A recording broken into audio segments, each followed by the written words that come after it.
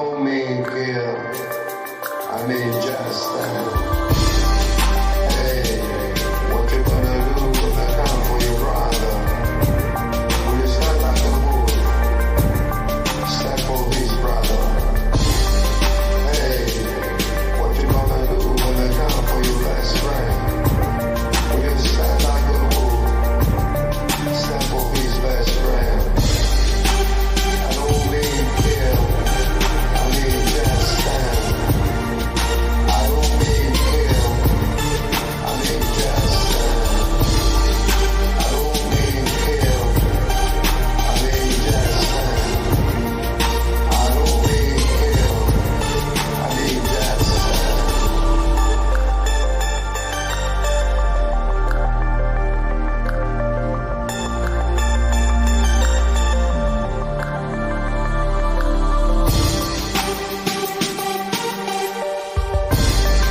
Hey, what you gonna do when they come for your wife? Will you stand like a bull? Stand for his wife. Hey, what you gonna do when they come for your child? Will you stand like a bull? Stand for his child. Hey, what you gonna do when they come for your brother? Will you stand like a bull? Stand for his brother. Hey, what you gonna do when they come for your best friend? Will you stand like a bull? Stand for his best friend.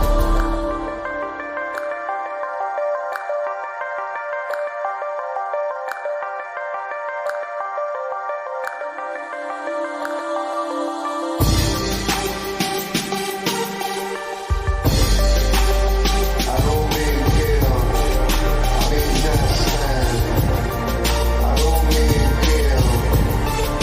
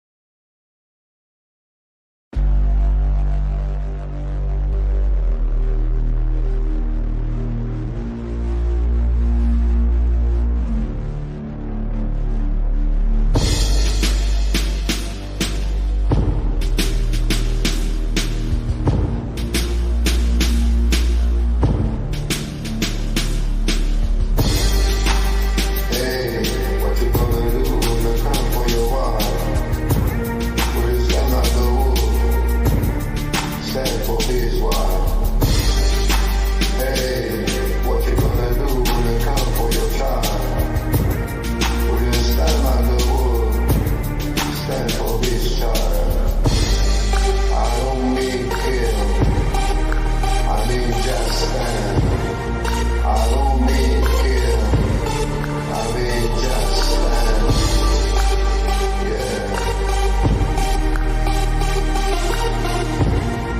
I don't mean kill, I mean just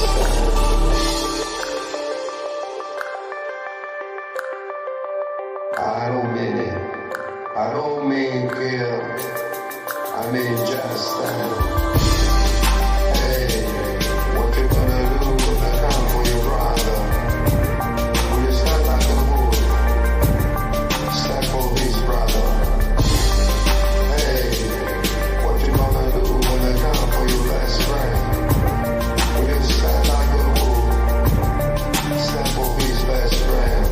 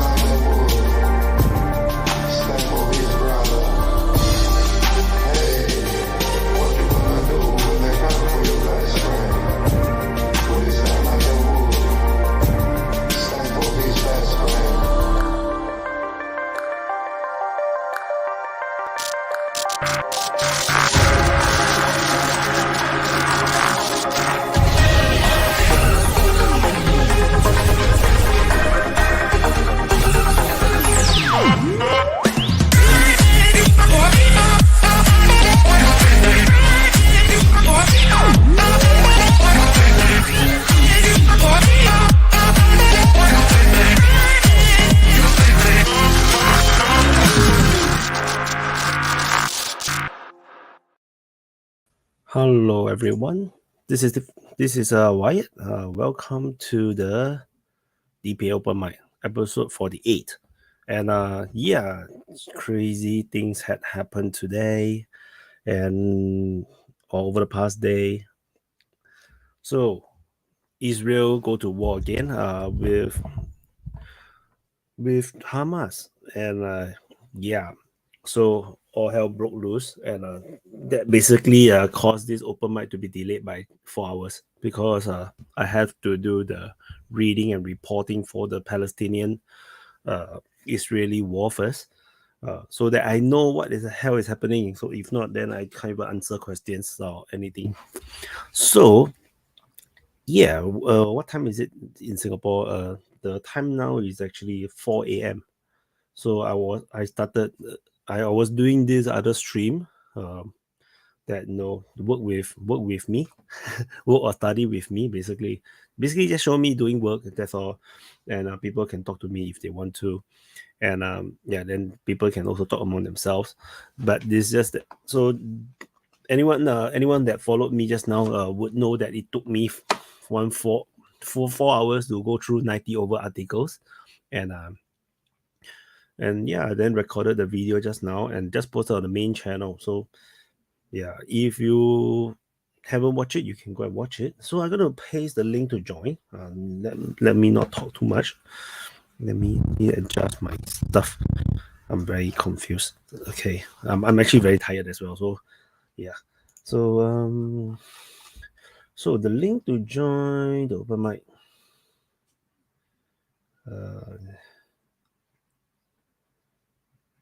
Okay, so I want to. So for those that are new or do not know, the link to join the open mic, to come up and speak, will be on the open mic channel, not on the main channel. So you will have to hop over to the open mic channel to join the stream over here. It will be in the pins. I dropped the link to join the open mic channel on the main channel's chat. And then now I gotta put the open mic channel link. Okay, so I put the StreamYard link. So basically the software is called StreamYard. Yeah, the link to join open mic. Now I gotta post it to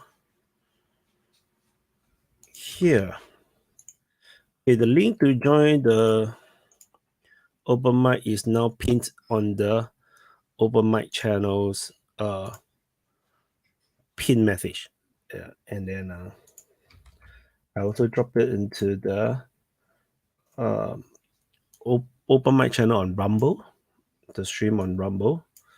And yeah, although I usually Rumble don't have much people watching, so oh, Prata Vaughn, hi. Separation between interests and the legislative body, but the economic interests are still there. Wait. So, like, in order to give the business to me, what the? I hear some voice. Where the voice come from? Is it me? Oh, that's probably me. Trying to move this mic. But it's fine, I presume. So people in the chat, do let us know if anyone's volume need to be adjusted. Okay. Can you guys hear me? Actually, is it good?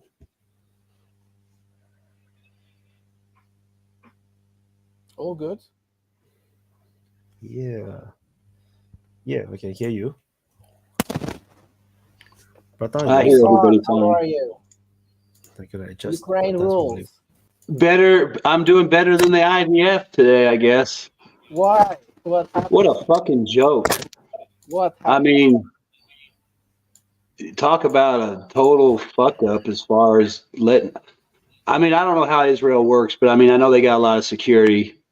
And from what I've been able to see over the last 12 hours or so, I don't even know where the hell the IDF was. It's like you would think as soon as that border fence was breached, every base in the country would have been on red alert. And then they catch all these guys in their fucking underwear.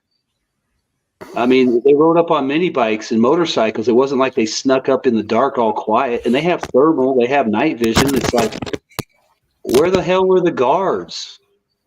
I mean, they're flying in, they're driving through the fence, they're swimming up. It's like, damn, dude, where's your army? I mean, they got, like Wyatt said, they got Yom Kippur today. Maybe not the scale, but totally caught with your fucking pants down, literally. I mean, that's pathetic.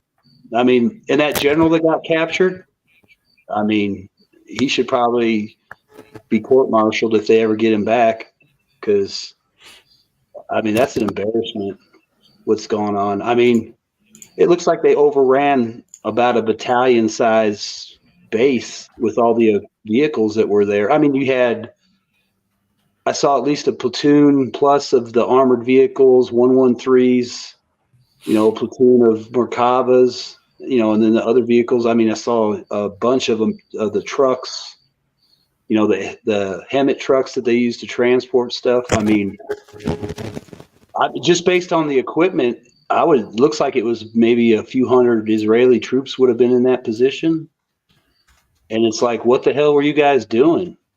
I mean, seriously, I mean, I'm not trying to be a dick about it. It's just like nobody woke up. Nobody got any kind of warning. I mean, that's just ridiculous, I think. I mean, it's like they just I guess they were all asleep or something. I don't know. I mean, it's just ridiculous how far they got in before anybody reacted. And then when they did, it was basically too late. I mean, there's dudes running around on the roofs and kibbutzes. There's dudes just driving down the street shooting anybody they see, and there's no response until hours later.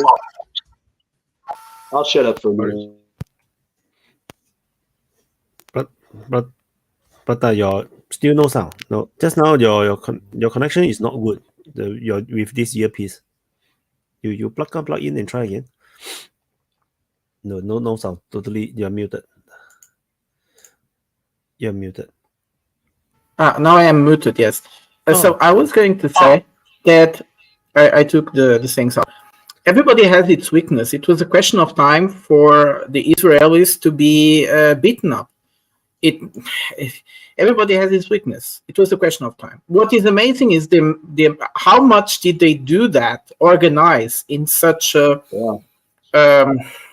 what can I say, informal way. It's very informal, everything they're doing, and this is amazing. And 5,000 rockets. Where did they got 5,000 rockets? Well, I mean, I know the thing between hey, I know like when they they have these big let's say clashes between Hamas and stuff, and they shoot off all their rockets, and then they have the ceasefire.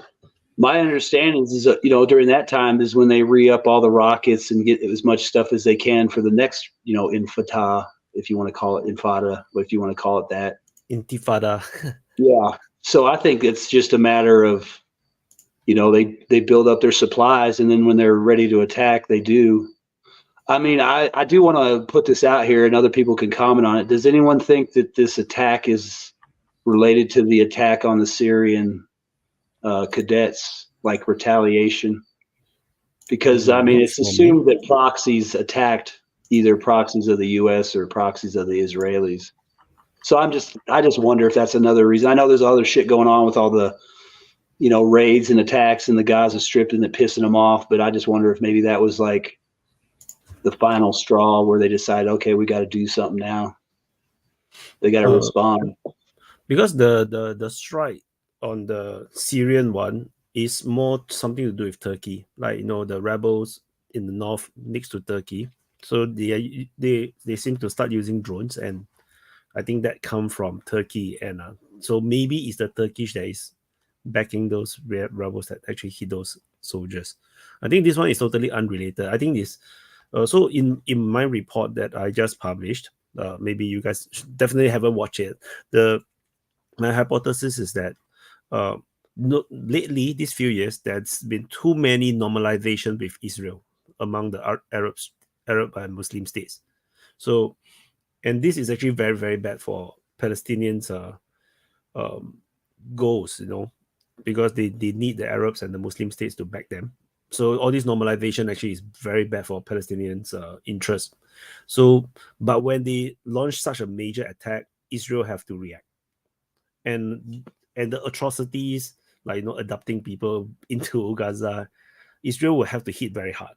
And when they hit very hard, then all this normalization with the Arabs and Muslim states is going to fall through, and then Palestine will have their win. So that was the reason why I wrote that this win is 100%. The Hamas is 100% going to win whatever they set out to do. They're not going to win militarily. They're never going to win militarily, but it is a political game that they're playing. Hi, Leo. The thing is that the two-state solution is a mirage. It's not possible anymore. And the Western countries keep, and most of the countries actually skip on pressing that button saying two-state solution. There is no two-state solutions anymore. This country, which is Palestine and Israel, have to come to a consensus, probably a federation, whatever. But the two-state solutions, it's not possible anymore. If you look at what happened to Palestine, Cisjordania, Palestine, on the east, it's like there are colonnades everywhere. That country, that state can never be a state. So I'm really sorry, and they should stop talking about the two-state solution and go and start new negotiations for a real solution where Palestinians and Israelis have to live in the same country, whatever solution they find. But until that's not done, until most of the countries which are should be responsible in terms of international resolution of conflicts, if they don't realize this, the Palestinians and Israelis will keep fighting each other for as much as they could. Of course, this perhaps might be for the interests of some countries more than others. So I'm also surprised that the Arab countries are not pushing into that, the fact that Palestine can never be an independent country, ever, as things are now. I was just going to say real quick, I kind of think it's getting to the point where Israel has a choice. They either need to negotiate, like you said, and form some kind of confederation or coexistence, or they need to just go ahead and grab their nutsack and go total war and finish this once and for all, and have a one-state solution. And it's the Israeli state, because they could do it if they want to, if they don't care about public opinion. But it's either, look, your choice is make peace with these people or wipe them out, because you're going to keep putting up with this shit. I mean, like I said, what I've seen so far over the last 12 hours, the vaunted IDF. I mean, there's a lot of good dudes in there, but somebody fucking was asleep last night, because that's a fucking joke what they did. I mean, they're coordinated and all that. I assume they were trained by Quds forces and the Republican Guard. I wouldn't be surprised if there was Iranians in the group, because they would be there as technical advisors, because they know what to take. I mean, we saw a video of a guy with a power drill. He's probably going to steal the fucking trophy system off the fucking Merkava. And then he's got, he can retire and send his kid to college when he gets a bounty for it. Or if they got Iranians in there specifically mixed in with them just to go in and grab stuff like that. I mean, the Israelis really fucked up today. I mean, heads should roll after this, but will we ever hear of the guys, the generals, the colonels in charge that, let this happen? Are they going to get fired? That can happen everywhere. It's a question of study your enemy. Everybody has weakness. Everybody has a weak place. Sorry. Well, like I said earlier, complacency kills, and I think they've gotten complacent. They've beaten them up. They sit in their bases and they think they're safe. And it's like you said, they can sit there for months and years and just watch you and figure out what building is what and where the guys go. And then they, like you said, they just wait for their chance when, they're at their weakest. But I mean, they're flying drones around and stuff like that. It's not like they can't map out these bases and stuff. And I wouldn't be surprised if, the coordination on that, coming in from the sea, coming in from the air, breaking a hole through the fences. I mean, I saw they had a freaking tractor there knocking down big panels of the fence. It's like you could have drove. And it's like, where, like those guys flying in on those paragliders, where the hell are your Apaches? You could have flown right up there and You wouldn't even have to shoot them. You could just use the downdraft of the rotors to collapse the chute. I mean, it's like they had no response. And then you hear about the road to the Air Force base where the F-35s were based. Hamas crossed that, so they evacuated all the F-35s. It's like, you know, where, like I said, where the hell was the IDF? I mean, that's pathetic. If I was the people of Israel, I'd be like, you know, what the hell am I paying for? I mean, because those guys were just running rampant through the streets, doing whatever they wanted. And you've seen all the pictures of the dead old people and men and women and all the other, you know, soldiers and shit. I'll shut up. I mean, I wanted, first of all, hi to everyone. I wanted to brought up a point because you said about the Syria. Actually, after the Karabakh, the third Karabakh war had begun, there was some not major, but some escalation in Syria because, you know, Syria is kinda also connected to Karabakh war and Azerbaijan because there is a Syrian legion in the Azerbaijan army, and pretty much maybe it's kinda. I don't think that all of this war in Israel began because of Karabakh, but kinda Karabakh war made the situation escalate in I Israel. think it's a moment. I think it's a moment that I think it's a moment that many countries with conflicts understand this is the door, the window is open. So they have to act now. We also understand, for instance, that this last attack in Karabakh, the final attack in Karabakh, was made a bit clumsy.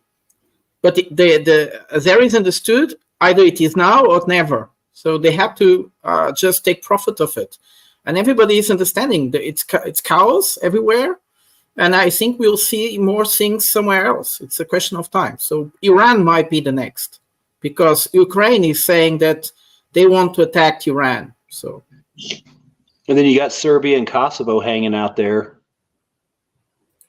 Well, actually, this situation also escalated after the Karabakh, because I think there was like a peace talks even between USA and Serbia, and the Serbian defense minister, he actually, I don't remember what he actually said, but that we are ready for war, but we don't want to escalate situation in Kosovo.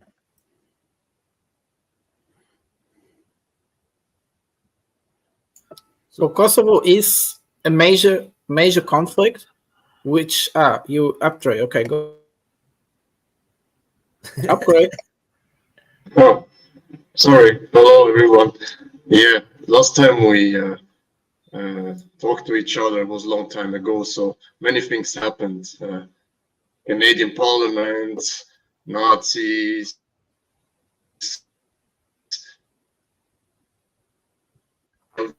Ukrainian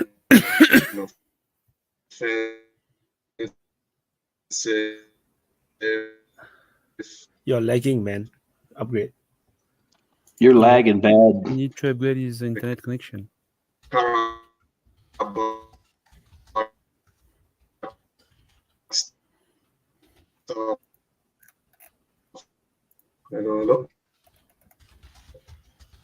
Not working.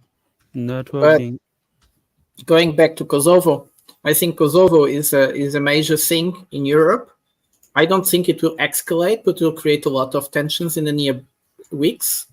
And it's quite interesting to see how will the rest of the world actually react in the case of Kosovo.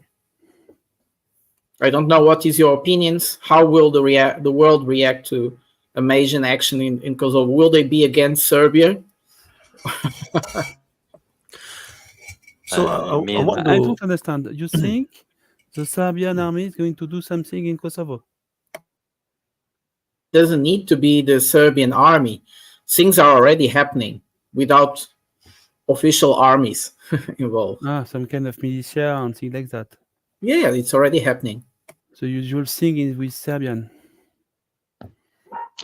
Does Syria anyone has a lot of think? militia everywhere. I don't know what they do, but Does anyone think if, let's say, the support for this attack firms up in the direction of Iran, that Israel would actually take a shot at Iran over it? I kind of no. don't. It would be too dangerous. Well, No, Israel. just they To don't. do anything, I they'd have to think bomb them, and they're not going to get this flyover rights. is a very good news for Netanyahu, this attacks on Israel, because now he's going to be able to, at the same time, to erase all the democratic opposition, because he can now show us that he has Israel needs a strong military and don't need the weak Democrats, and he's going to be able to erase all the Gaza Strip problem with train basically and bulldozer, because they are all criminals and terrorists. And he's going to solve two big problems with only one war. Yeah, and I did see that they declared martial law in Israel, so Yes. it's going to be locked down. I also saw that they opened up the armories for the civilians to get their weapons out, and it's like a day late. Yeah, I'm pretty sure they're not going to come back the same way they came in this morning. So because Singapore basically have conscription the same way as Israel, because we basically learn from them. The mobilization takes time. No, because every unit have their own personnel that will be in charge of calling up the people. So the mobilization of reserve takes time. So for one day, that's quite normal. But you have active forces that is always on standby. So the active forces are the one that will go to fight first, which is probably what we are seeing now. And then the reserve will come later. The same thing happened for Yom Kippur War as well. They took them around 2 to 3 days to organize the reserve and go on the counterattack. So I want to highlight that this just now when Prata talked about there's something to do with the Karabakh, or is it Leo? Or is it Prata? Who said they talk about this? Oh, Leo, right? Talk about something similar related to Karabakh. Yeah. Azerbaijan is powered with Israeli weaponry, and when Azerbaijan wanted to go to war with Armenia over Karabakh, Iran was warning Azerbaijan not to do it because they say that they are playing into the Zionist agenda. And in the end, Azerbaijan went ahead anyway, and they captured the whole of Karabakh. So Iran probably is not very happy about it because, they prefer these two countries to be, in a mess. So now maybe they are just, So Israel start a war near to Iran. So Iran now start a war in Israel. It could be something like this. Might be related to this. There's so many things, like including like in my video. I have a question about the Israel situation. Did we know what the Hezbollah is doing in the north, in Lebanon or in the Golan? My understanding is they're waiting. I've seen people say that they're waiting for Israel to be fully committed in the south, and then they may try something up north. But I don't know if they would or not. But it's not working. Sharks smell blood in the water. They might all go in just to do what they can do with these little raids. But for Hezbollah, they're kind of screwed because now Israel's awake and aware, and I'm sure they're not. I'm going to give the Israelis the benefit of the doubt that they're not so stupid that they would not put forces in the north to counter any possible move by Hezbollah while they deal with Hamas down south. But then again, hundreds of Palestinian militants just walked into Israel this morning, so who the hell knows? I mean, it's kind of like the Russians doing the Ukrainians. You spread them out, make them react here, make them react there, back and forth, and just chasing these raiders, and they kill them, but they already achieved their goal. They broke into Israel, killed people, stole shit. You could see the reverse of the things. Maybe it's a good news for Israel because now the jihadists are in the light. They are no longer hiding in the darkness. And when you are in the light, immediately there is an aircraft with a bomb which is coming. Yeah. Plus, they're going to show all these pictures of all these dead civilians laying all over the place. So it's just going to turn public opinion more and more. But somebody in the comments was talking about this could cause some kind of civil war in Israel. I don't know if that's too far, but I could definitely see the population being pissed off about what happened this morning, and then the pretty Basically, pathetic response. destroy every democratic movement or opposition in Israel for at least 10 years. In fact, actually, Israel was almost in a state of civil war because of Netanyahu. This is also my hypothesis. But in my other video, when you all got free, you can go and watch. I talk about Netanyahu's political situation is actually not that good, and there could be a case where this war actually is very welcome by him.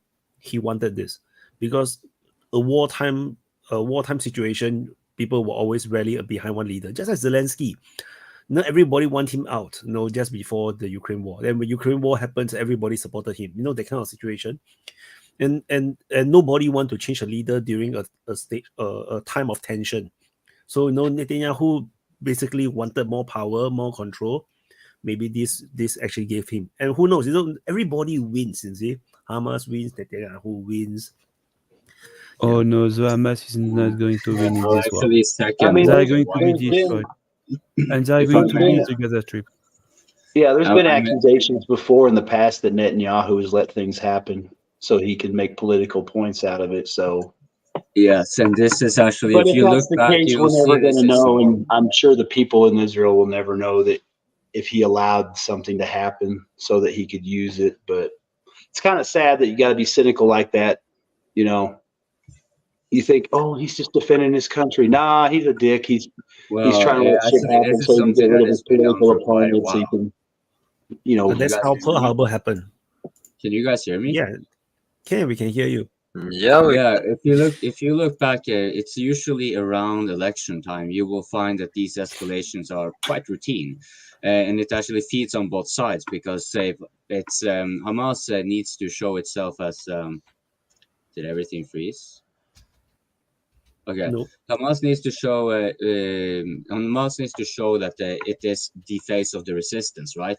Every time this happens, it gets the opportunity to do so. The same goes for the Israeli government, or rather, it depends on the administration and position. But like Netanyahu in particular, whenever he has an issue or a problem, he can sling a little bit of an escalation towards Gaza. And usually this is just a little flare in a drama, and that's it. What we're seeing now, this is unusual. This is very unusual of either Hamas or Islamic Jihad making massive incursions, like relatively massive incursions into Israel. What they usually try to do is making some kidnapping and stuff, but it's smaller operations. And this is the only thing that really distinguishes itself. But yeah, no, it's not going to cause a civil war. It's going to cause the opposite. It's just exactly what Wyatt said now. Now that you freeze the leadership, even if it's Netanyahu, well, fuck it, because now the Arabs are here and they're going to kill us all. Just look, and I guarantee you, the Israeli media is not going to be hesitant showing any videos of Israelis being beat of soldiers or especially civilians, how people are injured by rocket attacks and so forth. Naturally, of course, this is something that the Palestinians will be, or the Hamas and so forth, will be doing on the other side. This is going to be going on for a little while, like Wyatt said, and then the Israelis are going to be pushing the Hamas back to Gaza. But I want to point out why this is actually going to continue. And I'm not going to be being too technical here. We all know that the supremacy, the material supremacy Israel enjoys, is in part because it's very tied to the the biggest money laundering machine in the world called the Pentagon. And so its war economy is geared in a way where it's difficult for it to actually have incentive within its own elites to actually move away, not too dissimilar from the United States. But it is also because of its military superiority and its how it is kind of built up. It struggles to find any political will to actually detach from it, and this is especially noticeable among the religious population of the religious Zionists, which have been increasing in number, in part because of the government subsidies. And here you have the other reason. Now, most people would think, well, the Israelis could just wipe out the Palestinians, and this is also true in conceivably for some, but it's not conceivable for most Israelis. And so the political will for actually concluding in the way that where they could actually win it's not going to happen. And this is why Niger is going to win. This is why both have lost, and they will keep losing. Because for the Palestinians, they are facing an obstinate fact that they have that what they're surrendering is not going to provide a better option. They really don't have any other option but to resist, no matter how symbolic it is and bloody the retaliations. And every time they do, this is just going to instigate the Israelis to continue. So until they actually have fundamental societal shifts on how they view the conflict, that they manage to shed the dogmas that have consolidated for many, many decades, and I don't see that happening, just to be clear. This is why it's going to continue. And there's many other reasons, but I think for sake of brevity, I'll stop. Yeah, Vaughn, please take over. Oh, I was just going to say too, in relation to the hostages, they got that general, the commander of the Gaza division, soldiers. Another point to take away is there's another reason why you don't have women in fucking combat units. I watched an Israeli female soldier being dragged away on a motorcycle, pleading, and it's like, lady, you should have fought to the death or killed yourself, because you know damn well what they're going to do. And I saw them packing women into cars. They're, they want to trade them maybe for Palestinian prisoners or something like that. But you know damn well what they're going to do to them until then. And it's like I said, I really wonder what the Israeli people are going to be thinking about this, because it's one of those cute Israeli girls that, poses with an M16 on a TikTok video. And now she's getting dragged back into Palestine, probably to be raped to death, or worse. And, I don't know what, I'll tell you one thing. If I was a Hamas guy, I'd be sticking right next to that general or the hostages, because that's the only way you're going to stay alive. Because if they catch you walking around by yourself, or, I'm going to go back to home base and hang out. So, I think the only safe place for a Hamas guy is to be with the hostages right now. I have a simple question for you. There is 2 million Palestinians in the Gaza Strip. How many are going to die? As many as Israel feels like it takes to get the job done. Because they don't care. I mean, look at the buildings they're dropping. 100,000.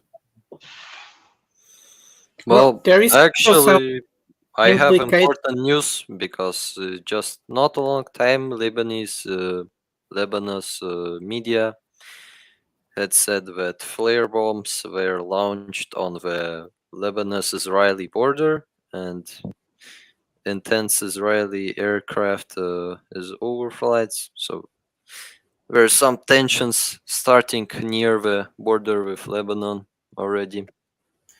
I think if it's just flares, then it's just militarily you fire flares so that you can see no one were there to move, because you can And see it everything. could be flare from the aircraft for the air defense system of Because the I did aircraft. see flares, not that kind of flare. It's the kind of the ground army flare where we used to light up the battlefield.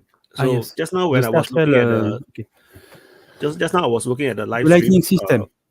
I saw the flares being fired at the most northern part of Gaza as well. So I think it's just normal. I think it's the Israeli just lighting up the battlefield so that they can see what is happening. Because not everyone have night vision. I mean, I never even touched night vision before in my time.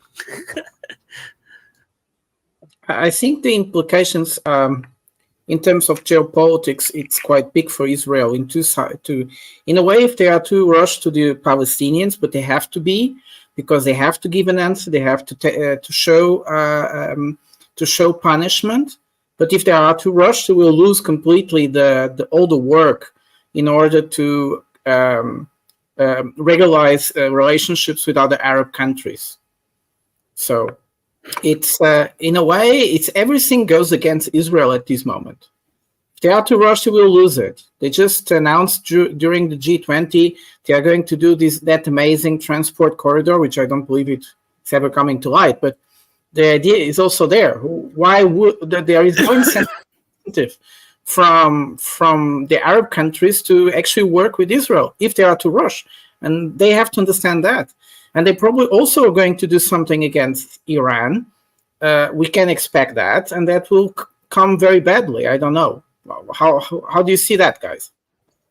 I think you are actually have put a salient point there that due to the diplomatic changes that are occurring, the normalization process, this is of course probably part and parcel why Hamas decided to make the attack. Not only because it's and also Yom Kippur on a round year, like the 50-year anniversary.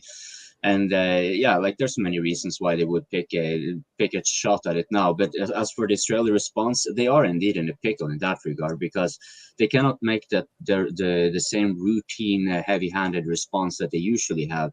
But they will definitely be. I mean, they've already started doing pretty close to what they usually do. So I think they will keep it up a little while. They're just not going to be doing much worse than what they usually do. But they will probably still do a little bit worse than usual, because they have to kind of cater to the domestic hawks. And yeah, that will be interesting to see the fallout of that. If the other Arab nations that have begun normalization would actually care about those nuances, or if they will just decide that, yeah, well, this has been going on for decades. Hamas did indeed initiate an incursion this time. We cannot actually be condemning Israel too hard for the response, and especially since we have decided to normalize despite all the prior responses. So yeah, it's a great zone. I'm not really sure about that one. I think Pata's idea about it was now or never is very good for these things, because if we most of the support for Hamas come from the Gulf state. Okay, Hezbollah is from Iran, but Hamas is from Gulf states. So if we think that Israel were going to be more and more friendly with the Gulf states, that means that the support for Hamas are going to dwindle and to become less and less over the time. So maybe it was their last time where they could do something heavy, important.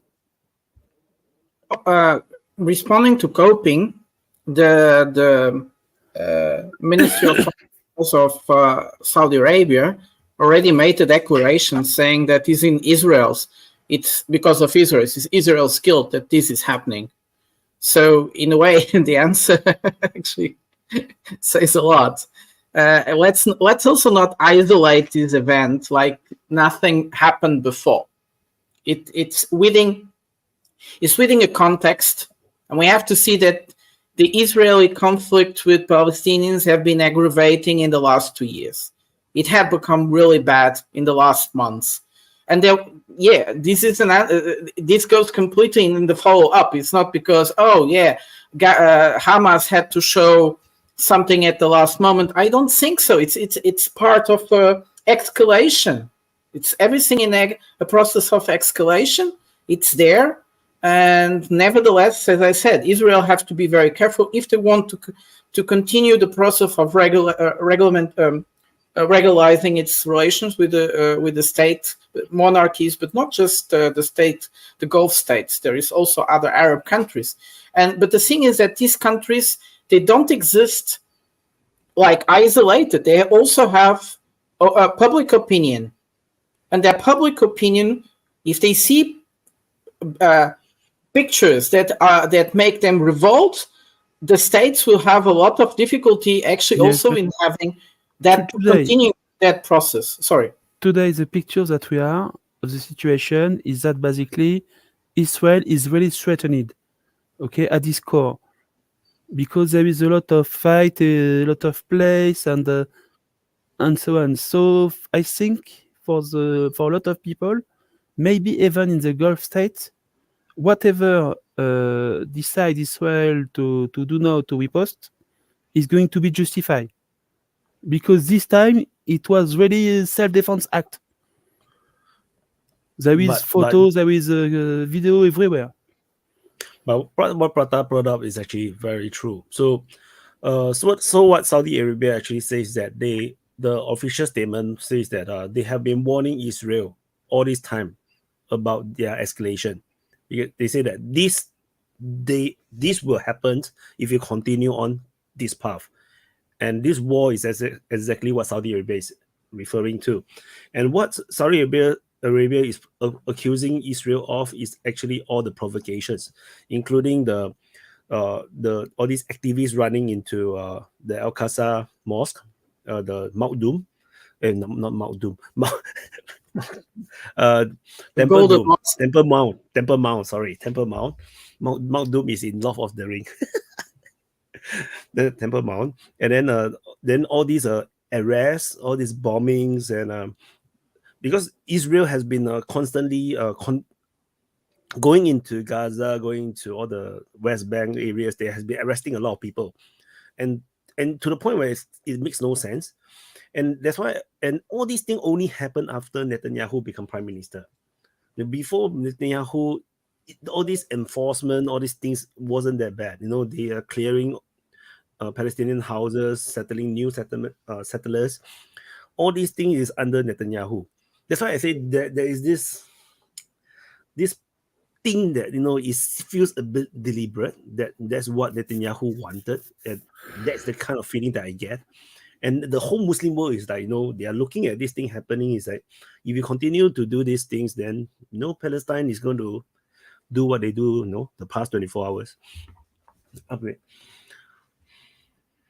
Yeah, but Saudi Arabia is at the same time bombing Yemen for how many years now? So I don't know if we should take Saudi Arabia's word very like, oh, we just don't want war. Yeah, you're bombing your neighbors for how many years now, and they don't have any chance because they don't have Don't any worry. equipment. Because they are not Yeah, Palestinians. don't worry about that, So right? they Just are worry different. about the other guys because we don't like them. So let's just blame them, So that's easy to do. True, but Palestinian rank higher than that doesn't invalidate that. You see, there is no incentive for the Gulf monarchies to wanting to allow the Israelis to get into their business. So they don't want. Yeah, I get that. But if you're trying, yeah, but if you're trying to lecture somebody, then you need to be clean by yourself. And Saudi Arabia is definitely not clean, So well, come on, it's easy. come on, It's easy to just. I can also say, yeah, well, you do that, and I'm doing by myself the exact same thing, So I don't know. Sure, you can tell them that. But that's not the point. The point here is Israel wants something from the Gulf monarchies, and they want something from them, and if they just need a moral excuse, it doesn't matter which one, just to say no. Because we are talking about a very rich part of the planet where Israelis are not welcome. Sure, and if you look at, for instance, that project that they wanted to create a transport corridor through Saudi Arabia, the Jordan, and Israel. This was never to open the doors for Europe. This is opening the doors for the Israelis. And the United States is the one actually sponsoring it, right?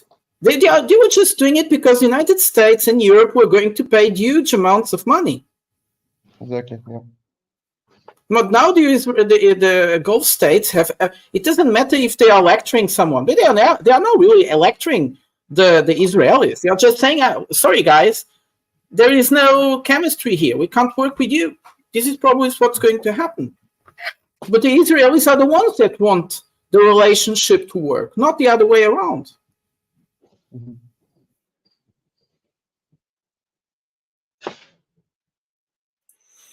I mean, anyway, truly I would say I'm pretty surprised that, like, not a long time ago, just maybe a few hours ago, that Israel had managed actually to kind of restore control over the most lost settlements for today, because the situation was actually really disorganized in the Israel military, and you could see it even in the combat footage what we have, because they was literally like walking in a columns of like 10-15 people.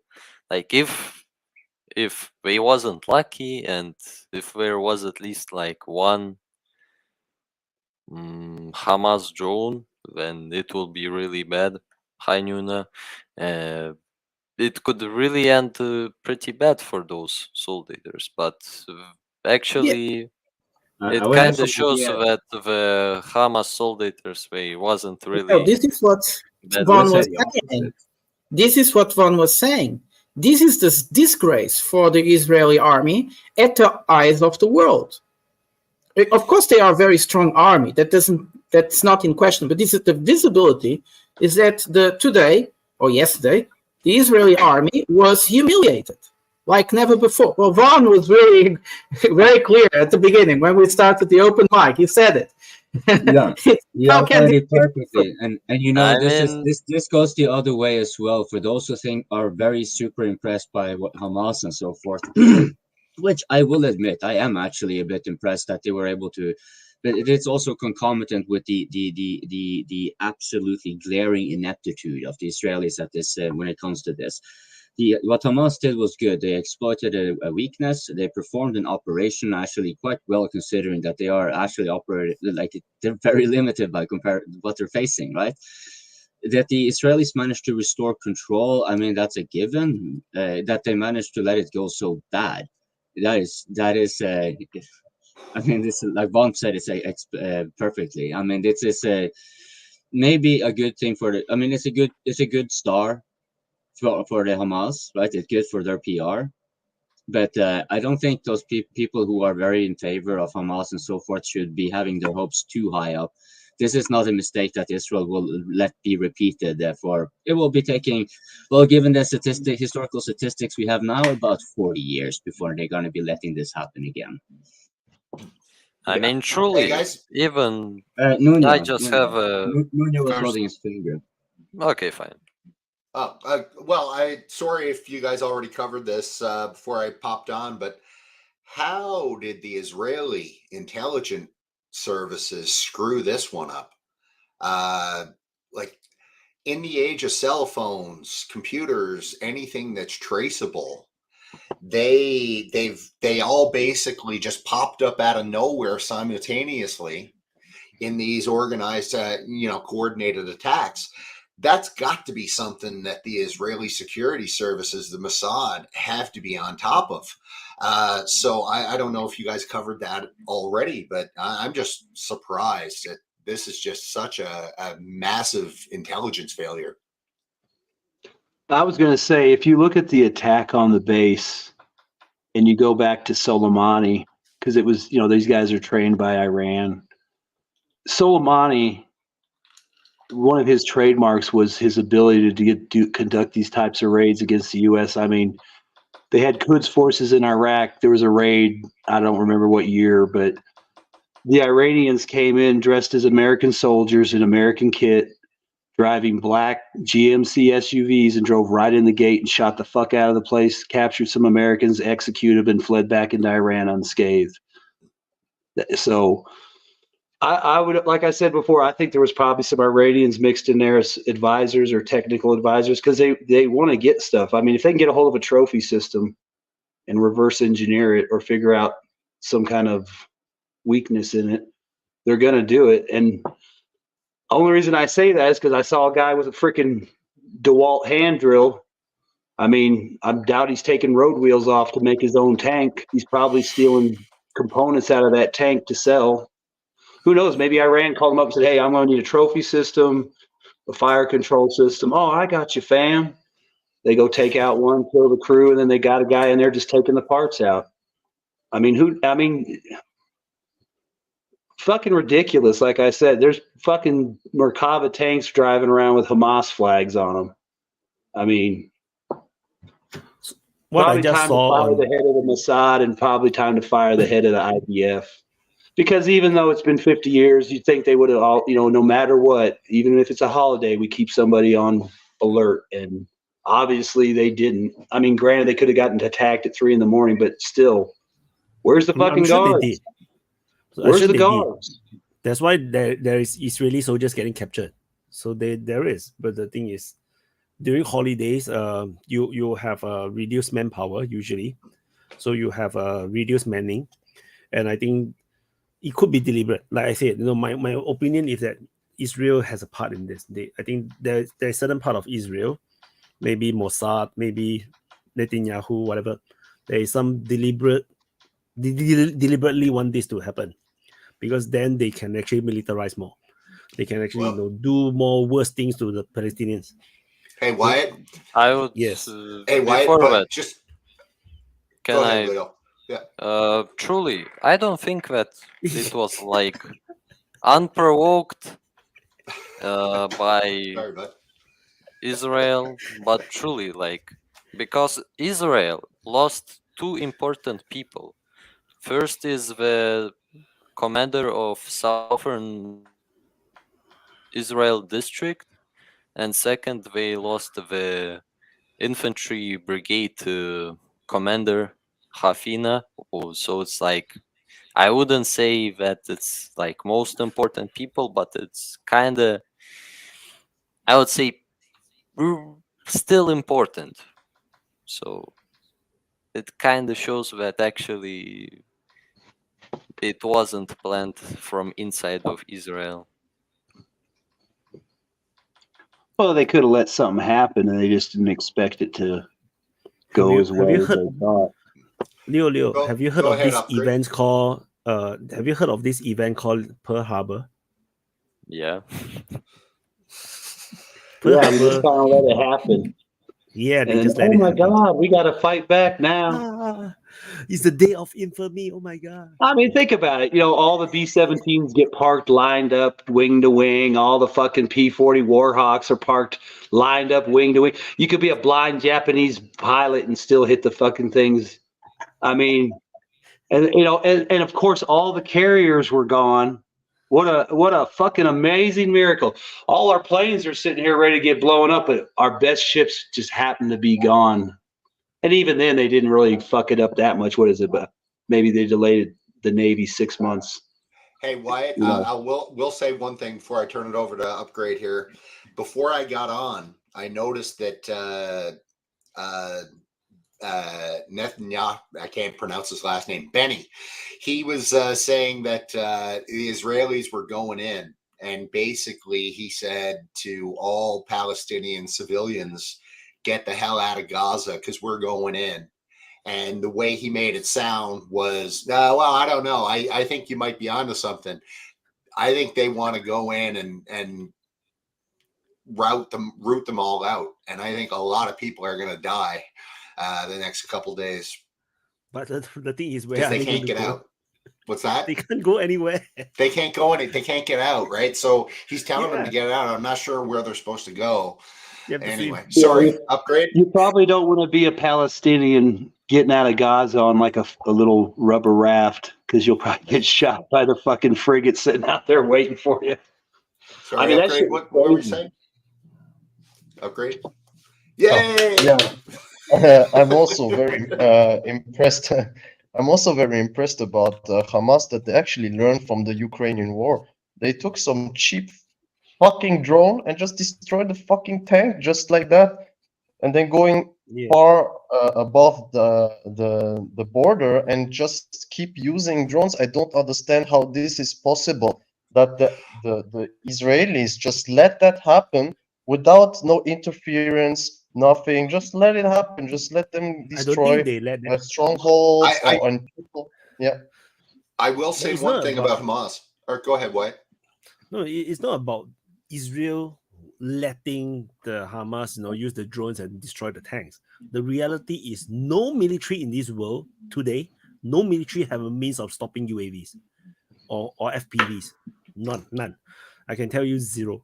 No one have the capabilities to take down FPVs, which is why in the Ukraine war, when they first started using all these quadcopters, no one know how to stop them. So even with all these fanciful drone guns, I can tell you it's fucking hard to use. The drone guns have limited range. Drones can fly freaking high and drop one mortar. And just now, because I wanted to say something, was because I was also looking at Twitter. I saw the footage that you mentioned. So they dropped one mortar from the drone and onto the front of the Merkava, and the tank is just disabled. And I was amazed, which means that in this war, we can also observe this change, the revolution of warfare, where tanks may become more and more weak. in the face of a cheap army, cheap army. Exactly. I mean, That's what I truly, meant. It's just crazy. Like you can just have a cheap drone that costs you a couple of hundreds of bucks, or let's say 1,000 even, like, right? Like let's go up, and they just destroy a million worth tank very easily. And that's crazy. That the technology nowadays goes that far that we actually make a revolution in warfare. Yeah, I mean, What think they about are it. That main battle tank probably cost about $3 or $4 million, and it probably just got wasted by $100 drone and maybe a $200 or piece of ordnance. And And I've seen before that RPG rounds are super cheap. But something even more scary for all navies around the world are the sea drones that the Ukrainians are also doing with very little money, and they are extremely dangerous. They are able to optimize a water motorbike, optimize it. How dangerous can that be? And you see that even with all the most modern Russian ships, they have difficulty in stopping those boats. So imagine on the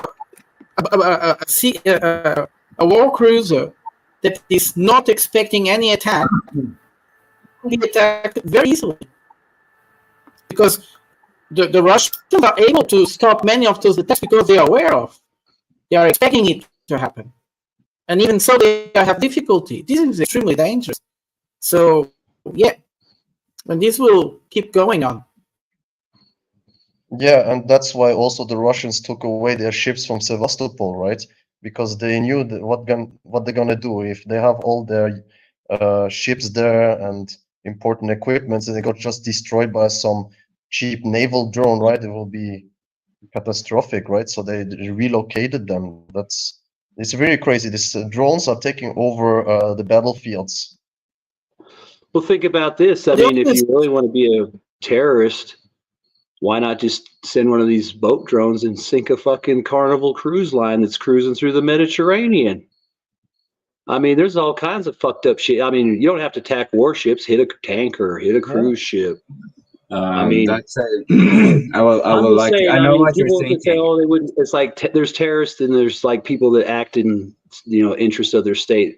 I'm just saying, all that shit floating around, somebody's probably, it's like whenever they lose stingers, oh, are we going to see passenger airlines shot down? I don't know, maybe with all the shit floating around, somebody will eventually get a hold of one that wants to shoot an airline down, just like eventually there might be a guy that gets a hold of one of these boat drones that doesn't want to fight Israel, just wants to blow up a fucking cruiser full of cruise ship full of Western people. I mean, well, I'll just point out the problem. the Shit's coming out Palestinians way faster than they can counter it. And then I'll again, just point out that the Palestinians are not very likely to do that, even though they tend to be taking similar tactics as many other jihadists and so forth. They are still very politically aware. They are keenly aware that they are quite dependent on the global support and sympathy and so forth. And taking out the cruiser is this is not like the jihadis in the Sahel. Just put it like that. So, but I get what you're saying though, because it's true. It actually does enable for paramilitary organizations to conduct terrorist attacks, and might be veering a little bit over to the conspiratorial realm. But like Wyatt was saying, maybe Israel wants this. Well, if you can easily discuss having some Arab-looking Israelis, or maybe just pay some Palestinians to send some drones at a cruise liner or what have you, well, there you have already kind of managed to give the pretext that you needed to continue. So, in one sense, what Wyatt was alluding to as a possibility that the Israelis let it happen, which would maybe be the best excuse the Israelis could have for having such a terrible intelligence error. But they could also take a more proactive route for the very same reason. They can, if they let it happen, they can also make it happen. And the drones would actually make it. This drone attacks that the Hamas is doing right now is in a way actually going to be making it somewhat easier for the Israelis to do a false flag of that kind. They could perhaps have, because think about this, they can make the drone seemingly come from the Gaza Strip. whereas they could not necessarily do that with a Qassam rocket. They would have to fire it in a way that it would be very self-evident that it wasn't the Palestinians, or very unlikely that the Palestinians did. And also, how are you going to use a Qassam rocket with enough precision? I mean, you might be lucky and hit that cruise missile, but right. But if you want to actually cause damage, well, this is the modern age we're coming into. Upgrade. Yeah, I think also innovation will solve this issue after a while, right? Because there will be things or machines or whatever, some technology who will counter that, right? After a while, not maybe in the couple of next years, but if everybody's using drones, there will be against counter drone, right? Some radars or whatever, some net or whatever, it will be invented. So right now it's a good weapon and it's pretty cheap, but let's see how long it goes, right? How long it will be that the latest useful. that I saw. It will go for a very long time, but you upgrade. You made a very good point. We open a Pandora box with the Ukrainian war, and nobody knows how to close it. It's not okay. The West might develop that technology to stop these little devices, these gadgets. What about Bangladesh? What about, like we see now in Myanmar? In Myanmar, the resistance is attacking the army with drones as well, ship drones. So it will be difficult. It means that we open the Pandora box of instability everywhere in the world. Whoever wants to make a political point can use a drone and make a lot of damage. The latest I saw is from Iran. They develop a drone that is anti-drone. So the drone basically go after another drone. So that's one thing. But there is also another development.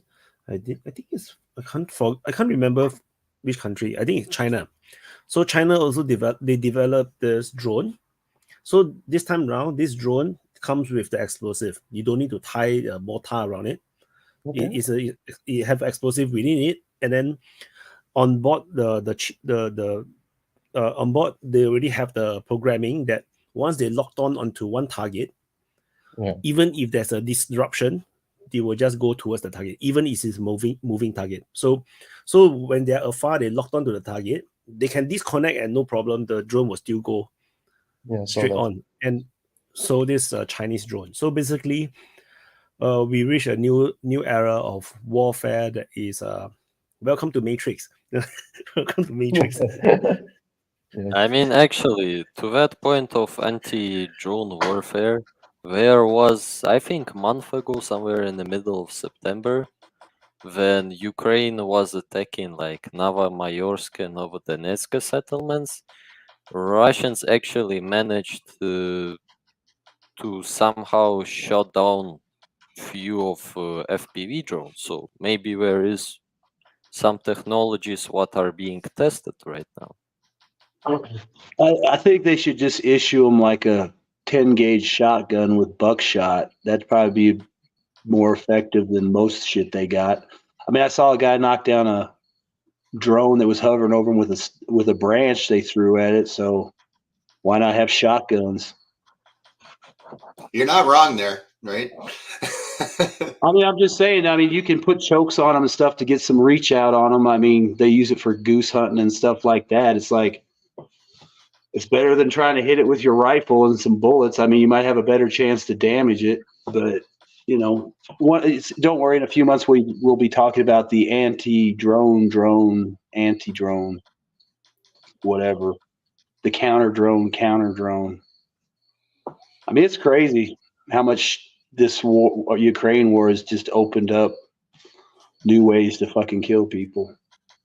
I mean, you got robot tank bombs, drones, killer fish. I think it's very interesting, the latest video from History Legends, when he talks about it's not just drones or whatever it's happening to those people. It's like the strategy of sending people to die.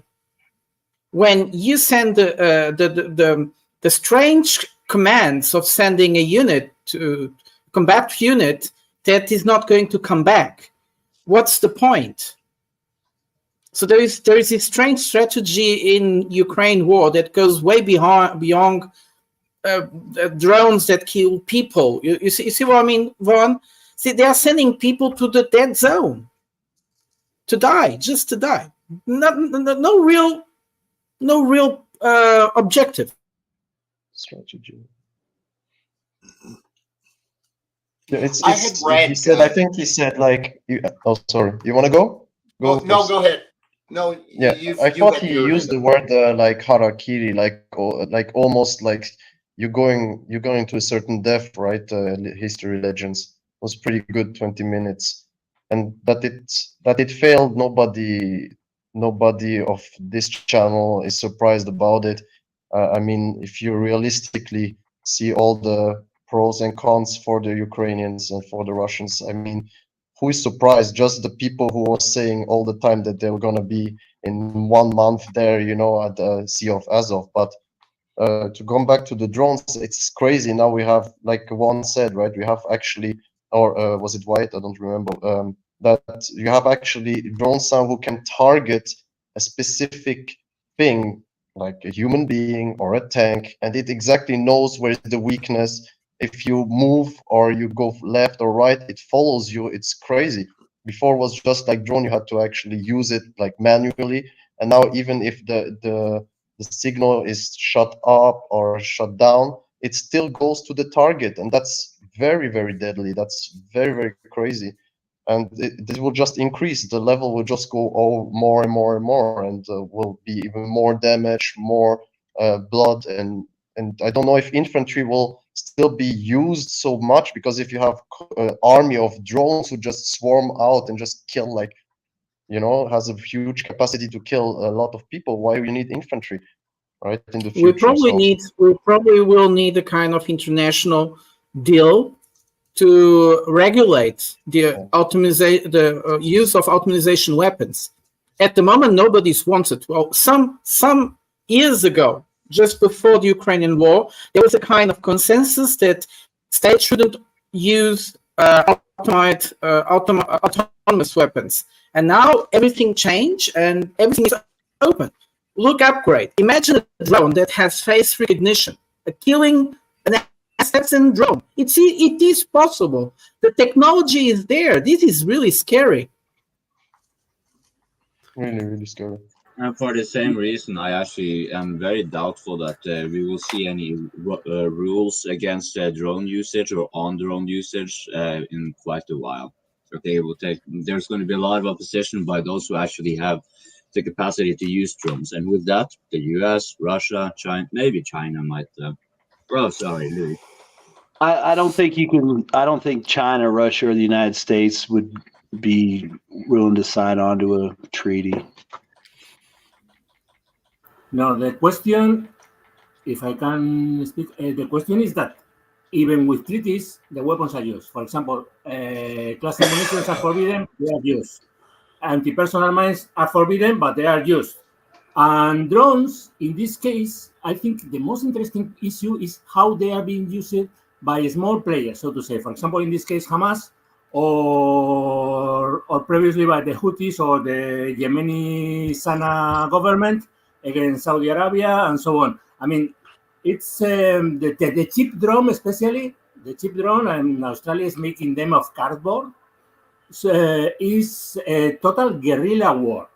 And the skills needed for that are video game playing skills. So every other youngster knows how, well, more or less, or is a skill to use them. So it's the drones cannot be really stopped. It's gonna be drones understood as semi-autonomous flying things, mostly controlled by joystick. They cannot be stopped. This is the total game changer. I think this just very similar to the appearance of firearms. It used to be that you need to be very skillful with the sword or the bow and arrow, to kill someone.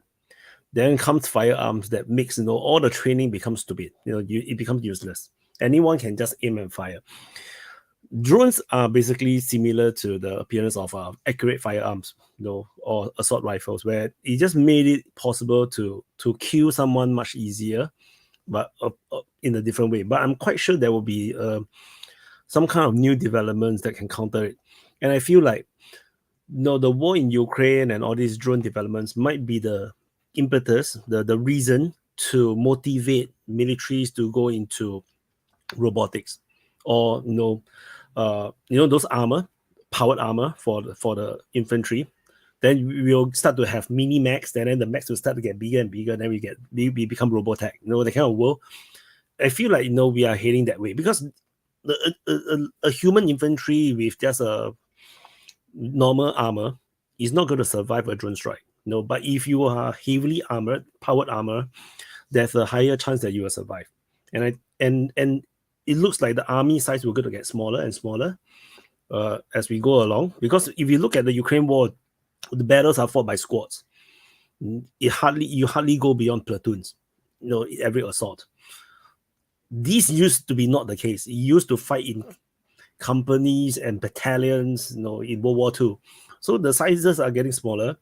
Eventually, we're going to get even smaller. So it's going to be like, getting closer to non-fiction to fiction movies where or Warhammer 40K kind of world where three space marine will kill everyone, that kind of situation. Then next time you'll be seeing Israel will have space marine type soldiers flying into Gaza and kill some of the so-called terrorists. Yeah, when you said that, I was thinking about Warhammer. When you said that body armor and stuff like that, I thought about exactly this. Like, you have some space marine going in, he has 3 lungs, he has 3 hearts.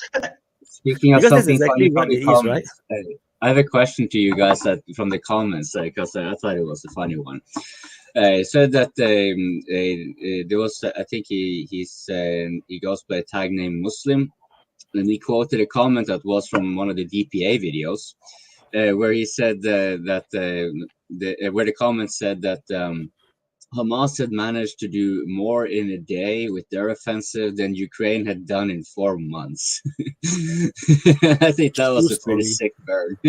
That's a pretty sick burn. What do you guys think? Not wrong. True story. Totally in agreement. Totally in agreement. Yeah, all you gotta do is measure the kilometers they made but from also Russia has not advanced anything since the Bakhmut. Well, they've doubled the Hamas size. has in just one night, a lot more. They've doubled the size of Gaza in the last day. They've now got twice as much territory. So yeah, it's a fair point. Well, let's see how long, right? So it won't be maybe long. Hamas can send a battalion of fighters to Ukraine to help them out and figure out how to do an offensive right. And then maybe Ukraine can send some Azov down to Israel to help the Israelis out. I'm guessing. That's weird, I'm guessing Israel's going to go in pretty hard. That was very mean. They're all friends. They can sit there and act like they ain't friends. I've seen those Azov motherfuckers in Israel. Why don't you go call your buddies out? I'm telling you, I wouldn't be surprised. There was some time ago, there was a lot of immigration from Ukraine and Russia Jews, and some of them were totally Nazis. So they had a problem. They had to curtail it, but I'm not sure how much they were able to do it. Anyhow, I'm telling you guys, Israel is mobilizing their armed forces now. They're going to go into Gaza hard.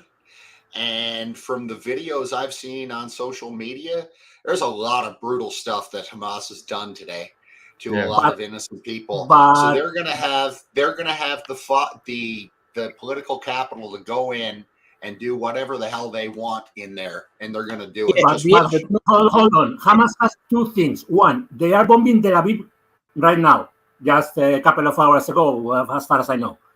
And second, they have got dozens of prisoners, including commanders of the Israeli army, and they are claiming that they have enough prisoners to swap them for the whole amount of Palestinian prisoners. So I'm they don't not have that many. sure Israel is gonna strike back. In fact, I was looking at Gaza live stream right now, a few minutes ago, and nothing was happening. There have been some bombings, but not the amount expected so far. So I'm not so sure Israel is controlling this issue. Just watch and see. Come talk to me tomorrow. Israel's going to go in and just blow the hell out of that place.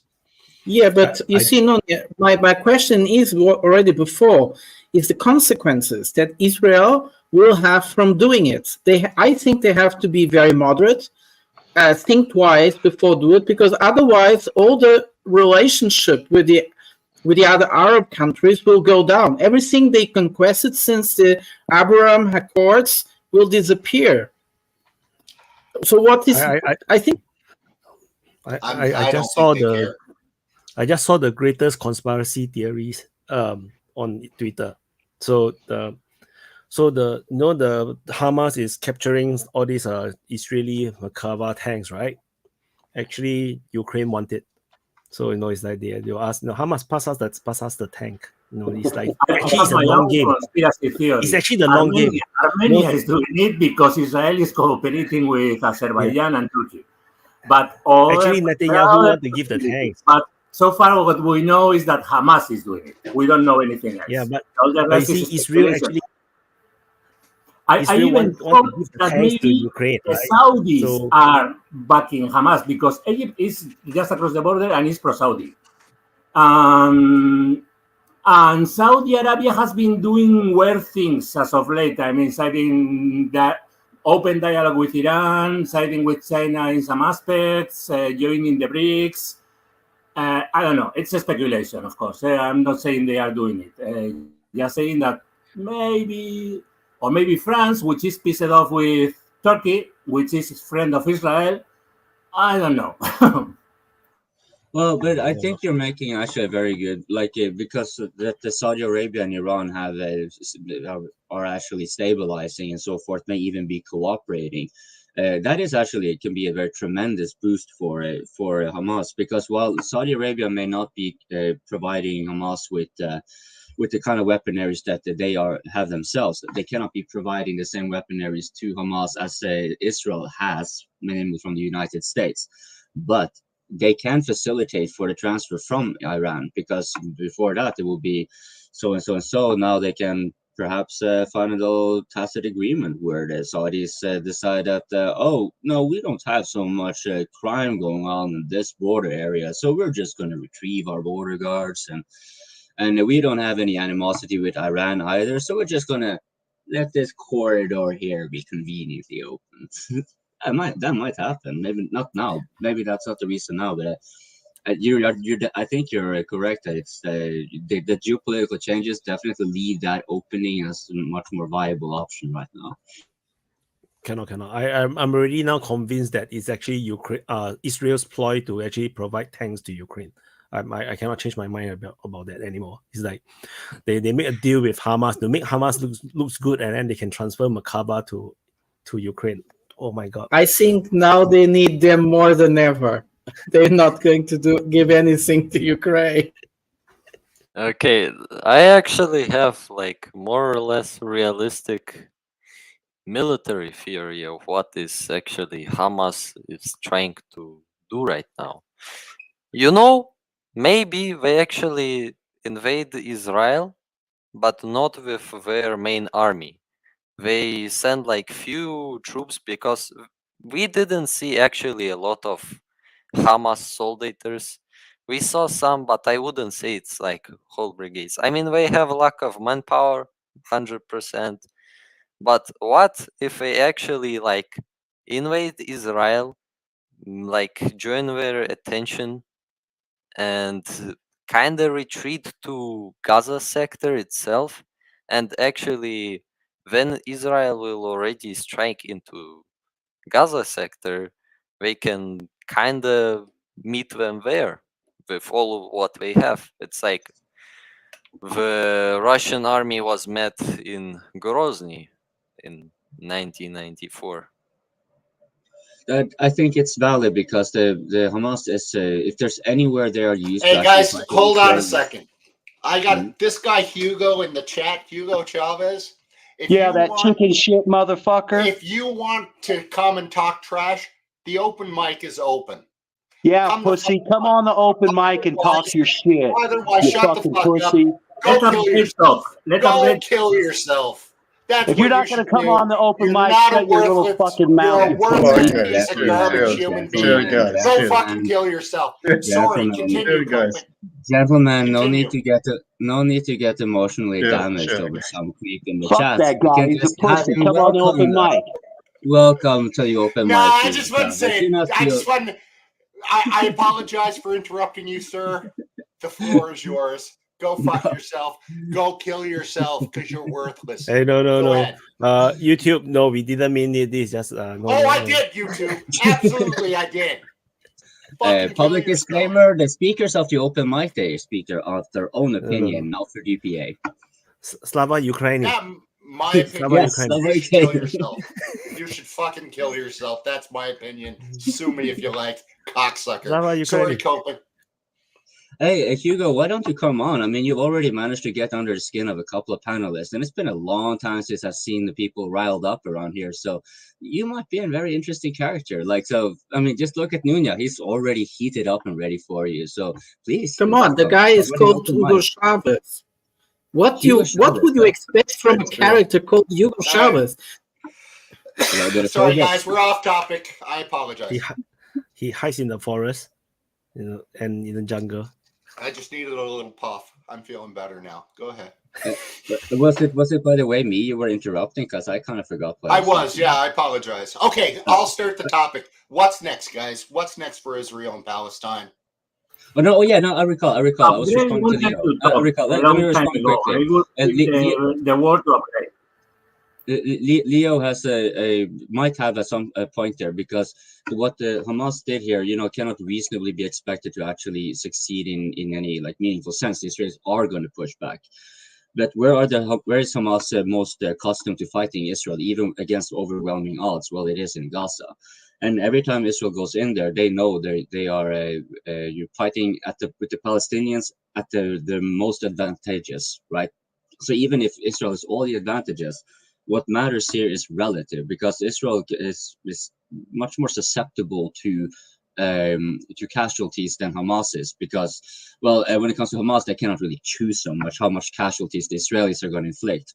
But Israelis can choose through their actions how much casualties they are willing to allow their troops to be suffering.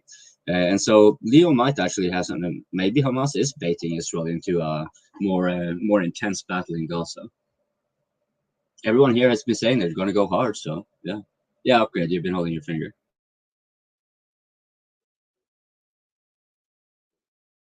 Oh yeah, I was just coming back to Saudi Arabia. I think they're very smart. They're playing a very good game. They are in OPEC, they're in BRICS, they're with the United States. They're everywhere. They're making like a Turkey, like kind of like this kind of, we're in all sides and on nobody's side. We just care about our things. But with the Hamas and the Israeli thing, I think it will not go so long, and obviously Israel will respond. And I think I just saw a video where they just shoot a rocket inside the building, and the building just collapsed entirely. Like already 300 people dead. Like, I mean, is it really useful to just shoot at civilian buildings? You don't even know if there is even guys there who do anything against you. So I mean, of course they attacked first, but like Prada said, you can just not shoot like randomly, like inside civilian places, just saying, oh, there will maybe some guys there who did something. I mean, a little bit of restraint must be there for sure. In terms of Saudi Arabia, I would like to say that I find it difficult that they would have any hand on it. In a way, we by saying we open a Pandora box, I was also talking about the so-called hybrid war, where these information agencies, spy agencies, they have their fingers everywhere. But it's not really like with agencies, more like with some corporation. The Saudi Arabians might have contacted Hamas, sure, but to realize that they are behind this attack, it would be too much, because the consequences, we know Israel, the consequences would be too large, too big to handle all it is like insurance companies. When the premium to be paid is too big, insurance companies engage several insurance companies at the same time, if I may make myself understand. So no country could ever alone have thought about all this, not even Iran by itself. So in a way, I go more for a kind of multifaceted connections with several information agencies, spy agencies, that might have helped Hamas, but without being the sole sponsors or the main sponsors on one side. And on the other side, we, as I said before, well, this is not isolated. There is an history of escalation. Hamas has the incentive to react, to make a counteroffensive, let's call it like this, and this is what they did. It was too rush, probably.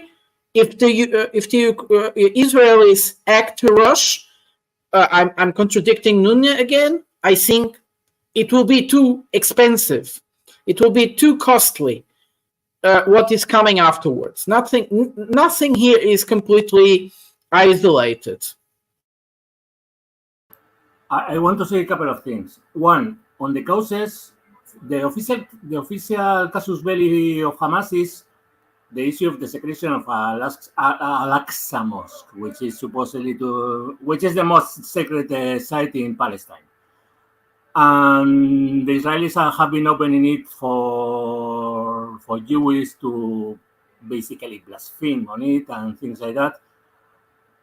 And it's that's the official casus belli. But also Israelis basically on daily basis or weekly basis killing Palestinians and arresting Palestinians and beating Palestinian kids and destroying Palestinian homes and allowing illegal settlements. It's a lot what the Palestinians are beating all the time. So causes for the war there are all. But anyhow, the other point is, if actually Hamas is bombing Tel Aviv, that's a game changer because it's very long distance bombing. It's enough long distance bombing. It's the kind of thing that Hezbollah did in 2006, and when they forced Israel to more or less surrender or negotiate in their terms or something like that. This is a big deal, including as well as the hostage or the prisoners that Hamas has got, because they are including Israeli army commanders. So it's a big deal too. That's why I think Israel, even in spite of all the blah blah blah, they are containing themselves because the Hamas has got a very good hand, so to say. We'll see, but that's my take. Luis, sorry. Israel is a tiny country. It's very, very small. Tel Aviv is not far away from Gaza at all. Yes, but in the past they couldn't bomb that far. They bombed Ascalon and places near Gaza only. But now they are reaching Tel Aviv, which means that the Hamas has got much better rockets. But you see, Luis, if they have a very good air defense system, but the air defense system is not. No. It's the Patriot junk. I'm not saying totally useless, but they only catch some systems. And also, what Hamas is doing is throwing thousands of missiles at the same time. Yes, exactly. Overwhelms the Iron Dome. That's what I said. Exactly, Luis. That's the point. But don't forget, exactly. So what is new here is the amount of rockets that the Hamas has at its disposal, and with that amount of rockets, the air defense system it can't react. It will just target a few ones, and many will go through. Oh, this is easy to make a count. It's mathematics somehow. But Tel Aviv, it's very near Gaza. But it wasn't reachable in the past. In the past, Jerusalem is Hamas just could not reach Tel Aviv. Hezbollah could, because they had much better missiles. But Hezbollah had only house-made rockets. Hamas. Hamas had only home-made rockets, and they couldn't reach Tel Aviv. They reached Ascalon. They reached that other place that is near Ascalon. I don't remember the name. But they didn't reach much far. It was just a few kilometers. Now it's 100 kilometers or 200 kilometers. I don't know. It's much bigger, and it's a hit direct to the essence, to the core, to the heart of Israel. And that's something I think is big. Israel is a very tiny country. Very tiny country. I look up at Google Maps. I feel very triggered. Because Singapore is smaller, so it's like you see when you say Israel is very tiny, I feel very triggered. Well, we have been talking about Ukraine with the front line of 1,000 kilometers, they say. Well, Israel is really I think the coast is something like 300 or even less, 200 kilometers, the whole coast. So it's a very small country, and it's like from Tel Aviv to the border to Jordania, it's 50 or 70 kilometers. It's a very tiny country. We don't realize it, but it has a lot of population. Can I bring that point that you guys are bringing up regarding the size and so forth back to the discussion we had regarding drones? Because it's like one of the things Nunya fronted here before he left intermittently was that, well, what's next, right? And I think the drones actually would apply a lot more, right? What capacity would Hamas have, for example, or Islamic Jihad have to utilize drones? They could because they can get drones to hit anywhere in Israel or most of Israel where it matters. They can get the drones from Iran, right? So this is their technological level, and these drones are good enough. We see them applied on the modern warfare battlefield here in Ukraine. So then comes the question: what will the Israelis do? Because we've been talking about them kind of having, for various geopolitical reasons, good reasons to be restrained. But they also have a dilemma here. They kind of have to retaliate. They kind of have to make some significant oomph. And so drones, with their precision, being used to take out leaders, taking out. I saw a video here, a short video where Hamas have been making small rocket batteries, their own kind of model, which is, one can say whatever about the accuracy, but when you have, I saw like they have plenty of them stacked up. I understood perfectly well how they could send thousands of missiles. Well, for the Israelis, how did they take them out? With super expensive jet fighter missiles, which will cause a lot of collateral damage and thus have the geopolitical ramifications that they don't want to have diplomatically. Or like the Ukrainians and the Russians have been doing, just send the drones in, bomb the little things here. Some are suicide drones, some are dropper drones, because they have air superiority after all. So it's going to be difficult for Hamas to take out all the eyes in the sky and so forth. What do you guys think about the after this conflict, as it starts winding down? What is going to be the likely next iteration of it? I mean, truly, the problem for Israel, they don't have those FPV drones right now, and it's kind of not problem of only Israel. It's mostly problem of all countries, like all over world. But if you ain't at war, or you wasn't at war, you don't have FPV drones, because like nobody, like who could have thought that such thing could happen to Israel? Only their government, but they come on, Leo, this was Leo, this was a question of time. A reaction, another Antifa from the, especially after the escalation that's been happening in Israel with Netanyahu. This was a question of time. What is surprising is how could, like Juan said before, how could the Mossad, how could the security forces in Israel not be aware of it? And they failed miserably. They have a question. They now have to. Many people here are thinking about the revenge, immediate revenge, and so on. No. The Israeli army now has to retreat and has to make a point of situation, think about it, and even their defense systems have to be reacquainted, readjusted to the drones, even to find new types of weapons that will allow to constrain these new types of dangers. And we were talking. Luis was talking about the Iron Dome, or more or less, and the Ukrainians wanted it. And the thing is that the Iron Dome will protect the city, and that's it. Their ability to protect is actually small, and it is just possible because Israel is a very small country, and secondly, even within Israel, and this has been talked about so several times, is that the Iron Dome protects a part of Israel where the security information systems recognize there is the bigger dangers in that area. The Iron Dome keeps moving around the country as they perceive danger at certain times. Sorry for that.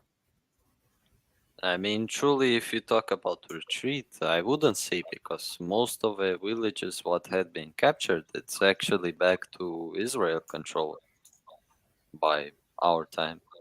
So, but the drone, I mean, yeah, it's kind of a question like what Israel have in their ammunition stockpiles, like most cheapest. But for now, FPV drones from like Israel's side, I don't think they have it. Well, Israel does have a fairly well-developed technical institute for developing, be it drones and whatnot. So Norway, for example, being somewhat on par on that note, I think. Don't quote me on it, but I know that for being small countries, both Norway and Israel are kind of far ahead. This is more for like bigger countries, but I kind of suspect that the issue for Israel is perhaps at first a matter of production, because it's likely that all of their drones are, acquired from either the US or China or something like that. Though I don't think it's that hard would be that hard for them to kind of. They already have a lot of some industry for advanced weaponry, so without knowing that much, I'm not a technical, I'm not an drone doctor, so to speak. So, how difficult would it be for them? Every incision, Israel does make drones, and they are selling them, for example, to Morocco. Okay. Not the only one. Turkey is also selling them, and now China too. But Israel makes drones. Oh, okay. So I guess that answers the question. Then they would probably be able to produce drones of that kind. Upgrade. But it will take time. Well, how much time, I guess, is the question, though? Just a few months? Because, first of all, they have the technology, but not of FPV drones. Yeah, they produce drones, but, I don't know, not the cheap ones. This is the problem.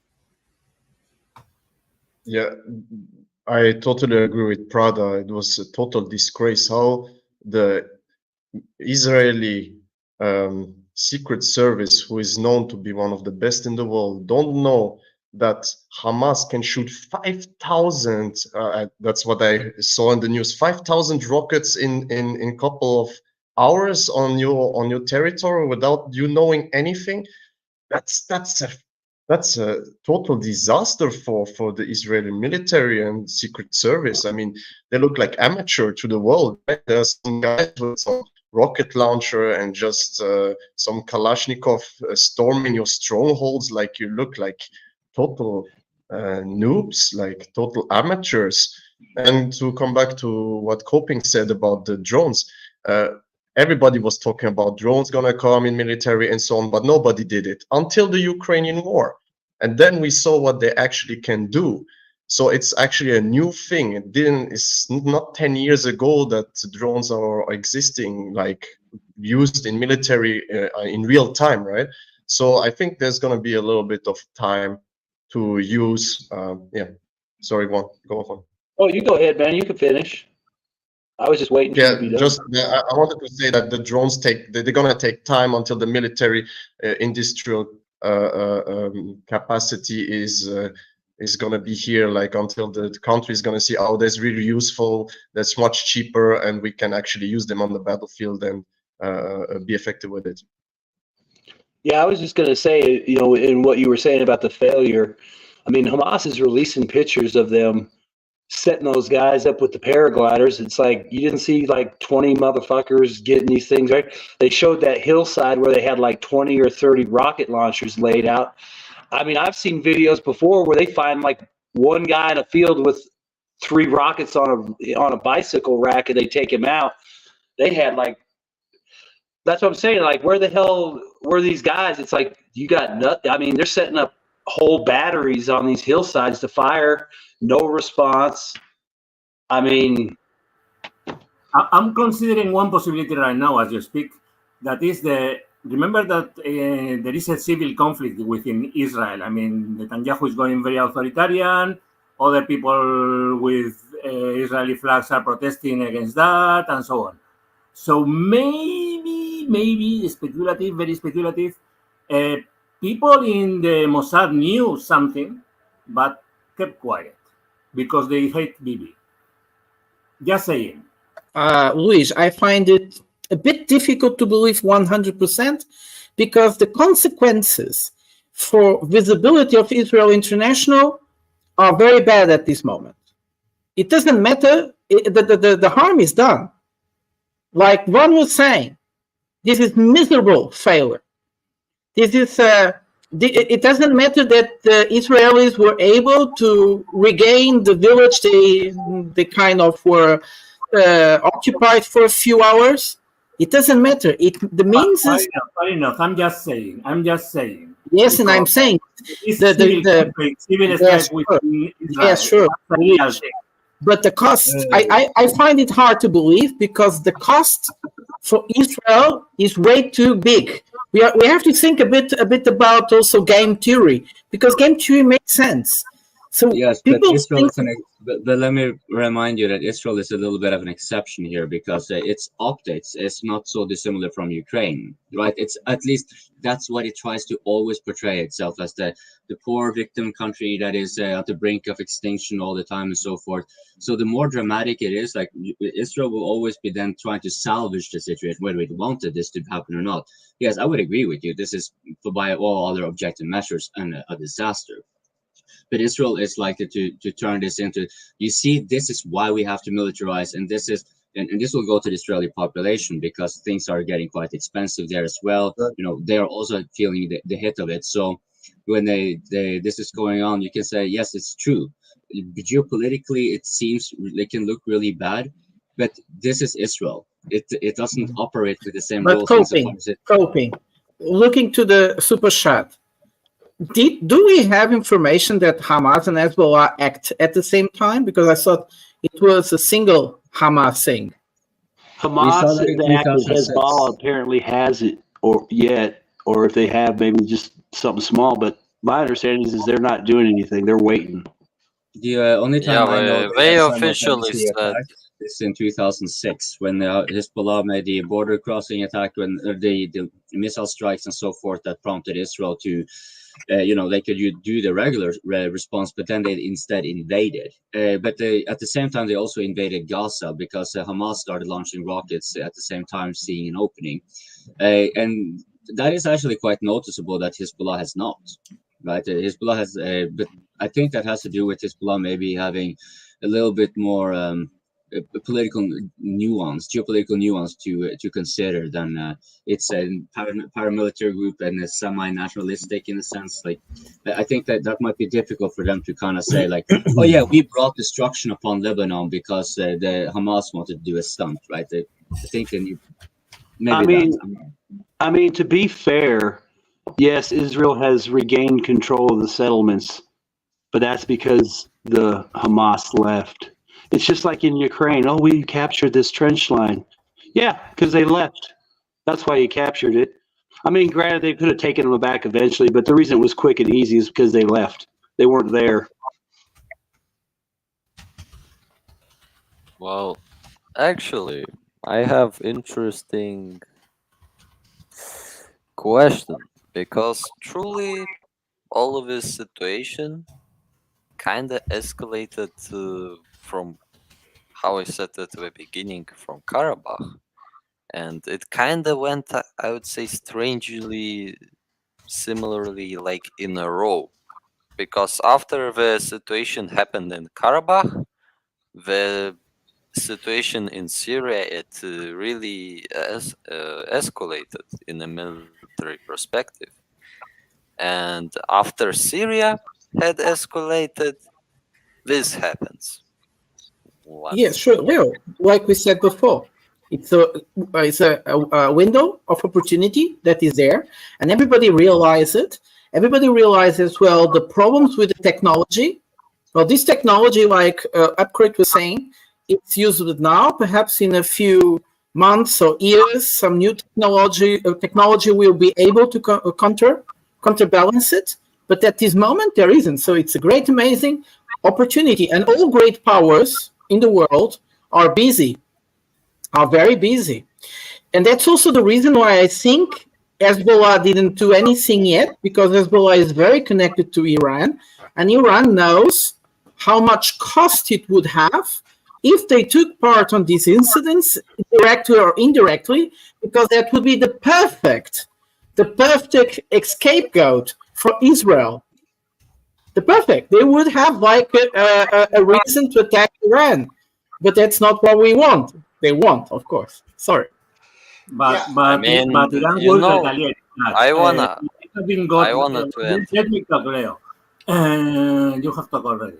There are 3 blocks in the region. The Turkish with Azerbaijan, Israel, Morocco, the Iranian one with Syria and Hezbollah, basically, and the Saudi Arabian with Egypt and the United Arab Emirates and so on. And the Turkey right now, in spite of dialectics, in spite of being ideologically similar to Hamas, they are all in the Muslim Brotherhood pack. They are too close to Israel to do anything but peace, brothers. Don't fight. Iran, Syria, and Hezbollah, which are more or less the same bloc, they are focused on Syria and Lebanon. They are not they are anti-Zionist, but they are not fighting in Palestine or Israel. They are fighting in Syria and maybe in Lebanon if things go over there, but they are not fighting right now against Israel. So I don't think there's going to be an escalation. There is going to be a degradation in the area because they have a lot of problems, like water problems, this organization of the state problems. I was just watching something on Kurdistan, and it can blow up even in Iraq, and things like that. But I don't see Iran intervening, really. Or Iran or Hezbollah is basically the same thing, because they are focused on Lebanon and Syria.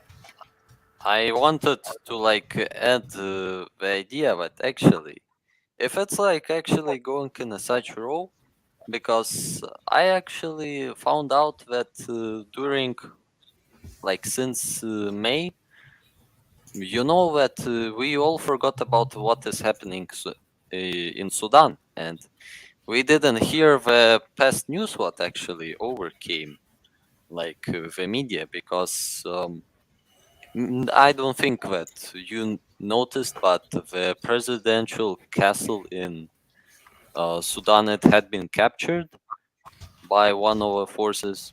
I don't really know, but actually the other thing is much more interesting, because during all of those 5 months when we just didn't hear anything about Sudan, so both sides of conflict in Sudan, they was actually buying all all weapons what they could from all over the world all of those 5 months. So maybe situation where can escalate, and because we understand for why those both sides of a conflict are buying so much weapons against, and it's just a question of time when all of those weapons will be used, and then Sudan maybe will be on I would say on the news again. So it kind of can go raw, but I don't really know. Well, it's very interesting you picked up Sudan, in a way. I'm so sorry, Van, because you have been asking to talk a long time now. But Sudan is in a way it's guilty on their own greed. They wanted to play in the world market of weapons, especially betraying the Russians, which have been supporting them for a long time. As you know, Sudan was under sanctions. The only country supporting them was almost just Russia. And they betrayed them and were selling weapons, were in a traffic network to supply weapons to Ukraine from Pakistan and from other countries. And somehow, well, perhaps someone was doing too much money and someone wanted a bit more of that part of the money. But it's a bloody war. It's a very bloody war. It's very complicated. There is not much to know about Iran besides they are killing each other. The geopolitical game of Iran is destroyed. So one thing in this global war is that Iran stopped being up for supplying weapons from countries they wanted to stay neutral and still wanted to make money with the war in Ukraine. So that hub is destroyed. So if I may myself understand, Vaughn, sorry, you wanted to talk for so long, and I again, so go on. It wasn't you wanted to say something, Vaughn. No, I said it earlier. I was good. I was just waiting.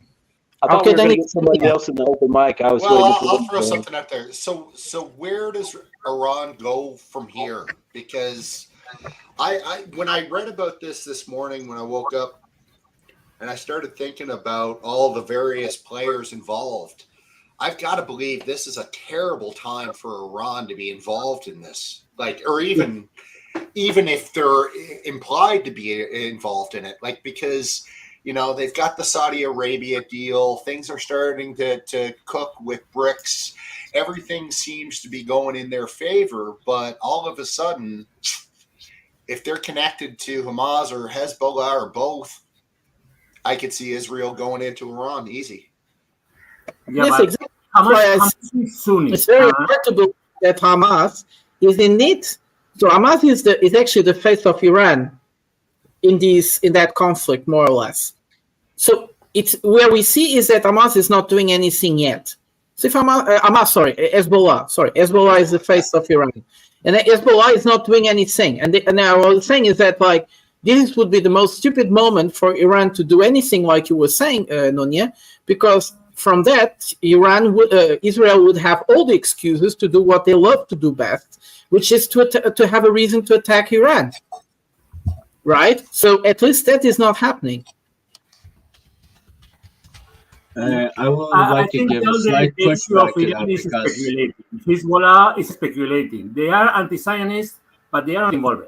They will protest, they will cry, but they are not going to intervene, almost certainly. Otherwise, Syria would have attacked the Golan Heights long ago, because it's Syrian territory invaded by Israel. And they are not doing anything like that. They are trying to keep Israel in Israel, or in what Israel claims as its borders.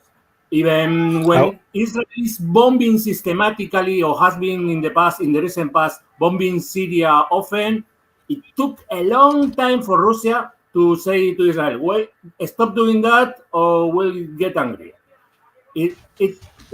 Syria is on the defensive. Hezbollah is on the sidelines, waiting and looking at Lebanon, Syria, and that thing. Iran has its own problems. It has a lot of protesting of women, especially against the hijab. And there is an uprising in Balochistan. There's also some uprising in Kurdistan. They have a lot of problems. They have been humiliated by China in the deal with Saudi Arabia, which is good, is sorta, but on the same side, to be stepped on some islands that they claim, and also. Louis, please, you're going quite broad. Can I just ask you guys a question, because I thought this of what of all is very interesting, of course, but just kind of staying on course. that this notion that Hezbollah would not do anything against Israel because Iran is holding Hezbollah back. Because as far as I can tell, Iran can be struck upon and stuff like that, but really they have nothing to fear. Even if they have deals with Saudi Arabia and so forth and whatnot with the BRICS, that won't. I don't really see them necessarily being so like, oh, whoa, no, Hezbollah, you cannot join in on this square dance here because we got so many. Iran can also bomb Israel to very me, it's badly. but wouldn't it be? Iran can bomb Israel very badly. Not with nukes, but with conventional weapons. Wait. Because what I'm trying to get at here is that because maybe my impression is wrong, that Hezbollah is quite powerful and semi-independent. Yes, it requires a lot of support and so forth, but it has a very strong foothold in Lebanon. It has its own kind of national interest to consider. So, like, I'm kind of more inclined to think that maybe they just see that this is not their time to kind of start irking on Israel. Maybe they're satisfied with just simply having Israel on the other side because they've already proven they can fight Israel. They don't need to prove it time and time again, and they certainly don't need to stir it up. Everyone have the nice super ideal of Hezbollah already being the fighter. If they join in now and let's say they're unfortunate and get them their asses handed, they can potentially lose more than, I would say they are the ones who could lose too much and would thus want to stay back. Agree. Not Iran saying you must stop. This is also what I think actually. So because Hezbollah has nothing to gain, and there is a lot of stake. There's a lot of stake that Hezbollah is dealing with within Syria, because Hezbollah, they are helping to train and arm, and also they are also operating within Syria on behalf of Iran, and they are dealing with the Kurds, then some of the tribes. Then there's Turkey-backed terrorist groups, and then it's very messy, and they have their hands full. They wouldn't want to get the Israeli come in again. Because every time they fight with Israel, they're going to lose land. So there's no point doing that. It's kind of pointless. All these, and one thing we need to understand that no matter what, all these Muslim groups or Muslim countries, or organizations, they always on the surface will support each other, but in reality they are all rivals to each other. That's how it is. All the Middle East countries are the same, the Arab countries are the same, even all these terrorist groups are the same, or all these rebel groups are the same. They on the surface, if you look at their statement, they will congratulate each other. You just only started the operation. Congratulations on a great success, but they only just started fighting. That's what they do, and that's their culture. So I don't. They will just wait and see, and let them fight. Why you want to get involved, unless you think there is something to gain. So just like I always say that the Arab countries, most of the Arab countries don't really care about the Palestinians. They don't really care about the Palestinians. The reason why they even fight with Israel was to actually conquer land. That was the main reason. They already planned how to chop up Palestine or Israel during the 6-day war, and in the end everybody failed. So yeah, that's how it is, I feel. Okay, I want to interrupt. Just a minute ago, senior of U.S. officials say the administration is in a process of discussion with Israel about assisting Israel with its military needs. So I guess they talk about lend-lease. And I kind of that morning actually heard another theory, but I'd say not crazy, but not so much realistic, that all of this Israel conflict could be like a justification for NATO to completely stop lend-leasing Ukraine or US, because they kind of send it like over $320 billion for past half a year. So upgrade. Go on, guy. Yeah, Mister. I want to touch on the point from Leo, who said about Ukraine, all these problems who are everywhere in the world, all these conflicts are popping up. Who's the big loser for you guys gonna be in the near future? Like, is it gonna be Ukraine? Is it gonna be Taiwan? Is it gonna be the US? Is it gonna be Europe? So because there's so many tensions now everywhere in the world, America cannot be everywhere, Europe cannot be everywhere. So who's gonna be the big loser, for just as a question on the panel? Well, for me, it's definitely the big powers are the losers, since they don't have hands enough for all these little conflicts. So, like Leo was saying, we are seeing after the Karabakh, we have seen an increase on conflicts everywhere in the Syrian Kurdistan, in Syria, in one that is going to be can be quite big, which is Kosovo and Serbia. Which would bring Europe completely into chaos in terms of political, not military, of course. And yeah, and we even see tensions arising in the Turkish Cyprus now.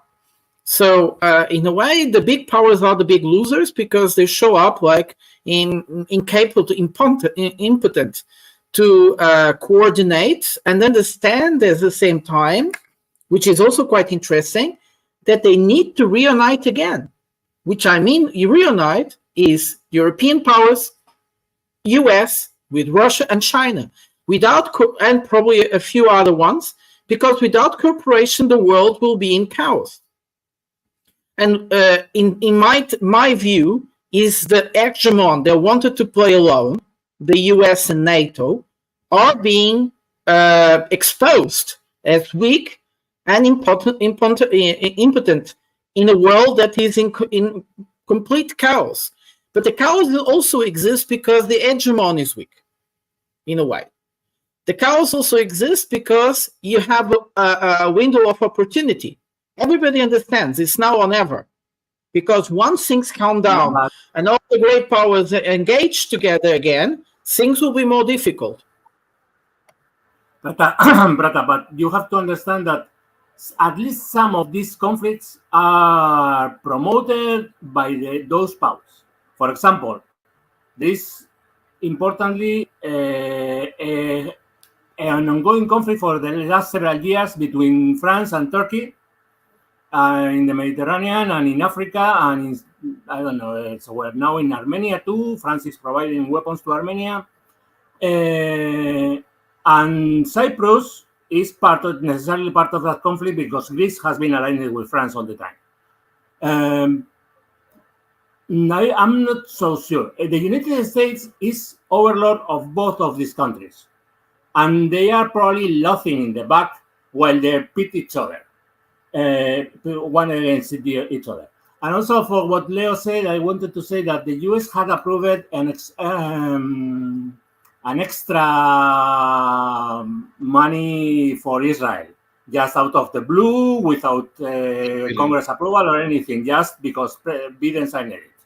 I'm not sure how much money it is, but it was pretty big. The question is that money cannot be turned into military effectiveness right immediately. 8 billion, apparently, Biden signed. Actually, Prata, you forgot about something really important because even the hegemony in the world is kinda, from your words, are weakening. Like, for example, the Karabakh war. It's not only interest of the local countries between Armenia and Azerbaijan. It is also a conflict from outside, from geopolitical perspective between Russia and Turkey or Syria. It is the conflict between the whole world. Yeah. So it's kind of provided. Leo, understand. Leo, understand. The middle powers are the ones understanding the window of opportunity. So the middle powers, like you just said, is Turkey. They are not great powers. They're just middle powers. They understood they have the possibility of making change in the terrain, because these are countries, especially between all these middle powers. We are talking about Iran. We are talking about Turkey and a few others all over the world. There are countries that were somehow in the course of the last 100 years were reduced in size a lot. And they want to revenge somehow. They want to rewrite history. Well, in the case of Turkey, it's more than obvious. They do want to rewrite their borders and their areas of influence. So I didn't. It's just like I'm not doing a monologue here. So it's great. Thank you very much. But I would introduce in my question my theory, if we can call it that, the middle powers, the middle great powers, like you just said, and they are the ones we should look at, and they are the ones actually financing a lot of the little things happening everywhere. So who is behind Kosovo? Is it really the US or is someone else? Somebody else that thinks it can profit from it? I mean, Prata, I thought you talked about not like the middle powers, like the regional powers. You talked like, I don't know, smaller countries like Azerbaijan or, I don't know, Hungary, something like that. But you notice that Azerbaijan could never take it out. Azerbaijan could never take it out, that attack to Karabakh or the second war against Armenia for it by itself. They needed help, and we know they had help from Turkey, from Israel. So many of these conflicts go alone. I would argue that because even the West provided assist to, not West, but Turkey, Israel provided technological superiority of Azerbaijan in the war. Pretty much they could still try it without this technological superiority using the artillery, or they could use the FPV drones. But yeah, it would be slightly harder, but I wouldn't say that even those powers, they like completely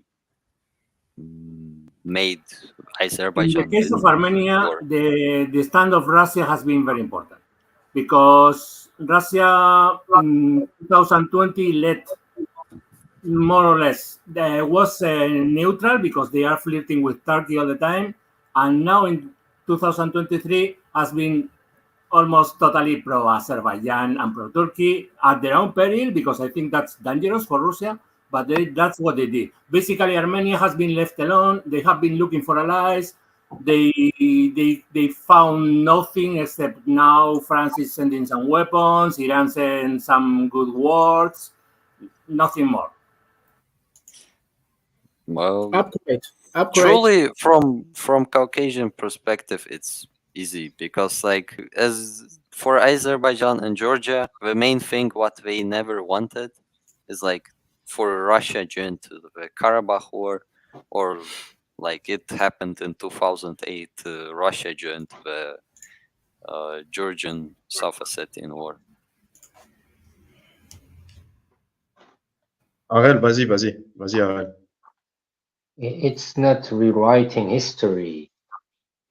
It's making history. Now you have side powers who want their piece of cake.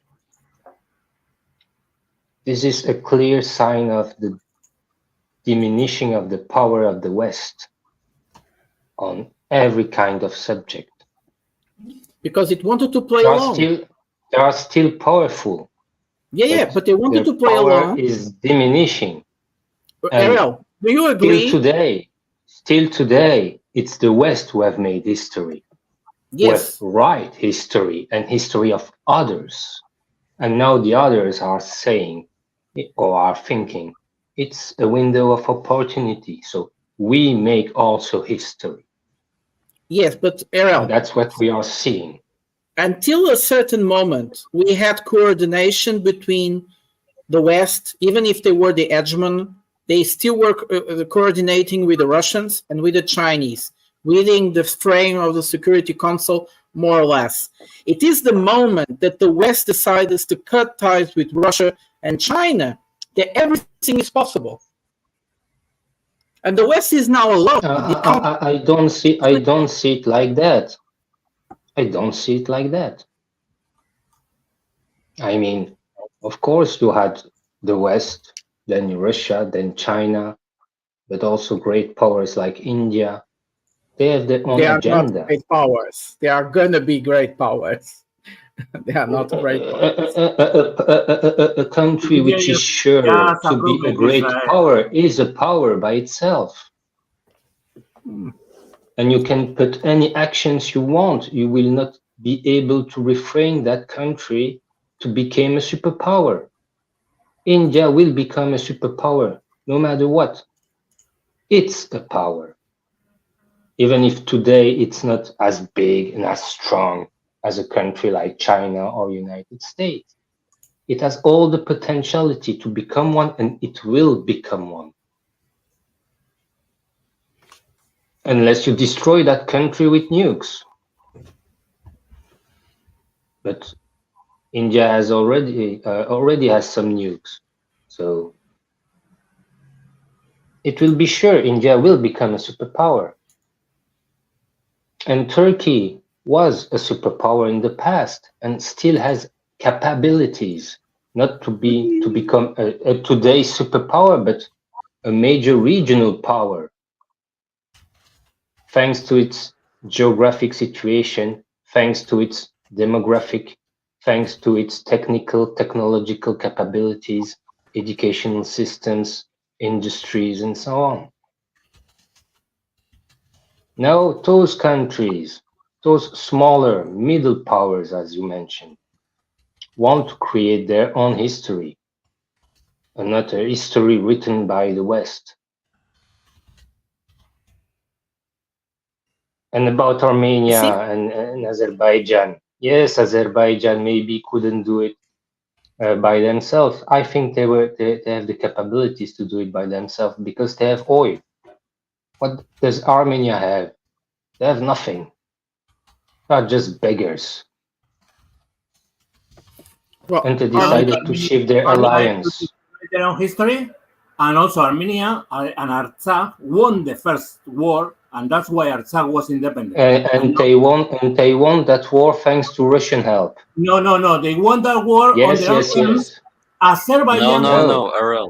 Russia and Armenia was on their own. Russia was just not intervening, but Turkey was weaker and was not under Erdogan. But I don't want to. I want to let Upgrade talk because Luis, wait a bit. The question about the first Karabakh war was who could get weapons where from, and Azerbaijan was getting weapons because after the end of the Soviet Union, in that place they didn't have weapons, and they created the black market to try to bring in weapons.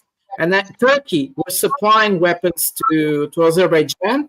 And like Erel was saying, the Armenians got the weapons from the Russians, actually, on the end. So there is a reason why they won. But nevertheless, the thing is that, going back to Leo, just to clarify things here, you see, Armenia, when Pashinyan was elected to the government through a kind of a color revolution, more or less.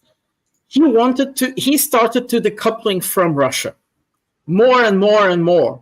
What we saw during the first attacks in 2020 from Azerbaijan is also a Russia that is not willing to engage with Pashinyan as well. He created that situation. It was him that was distancing himself and mining as well. Many of the institutions that were around the Eurasian custom unions, around the security treaty they have there.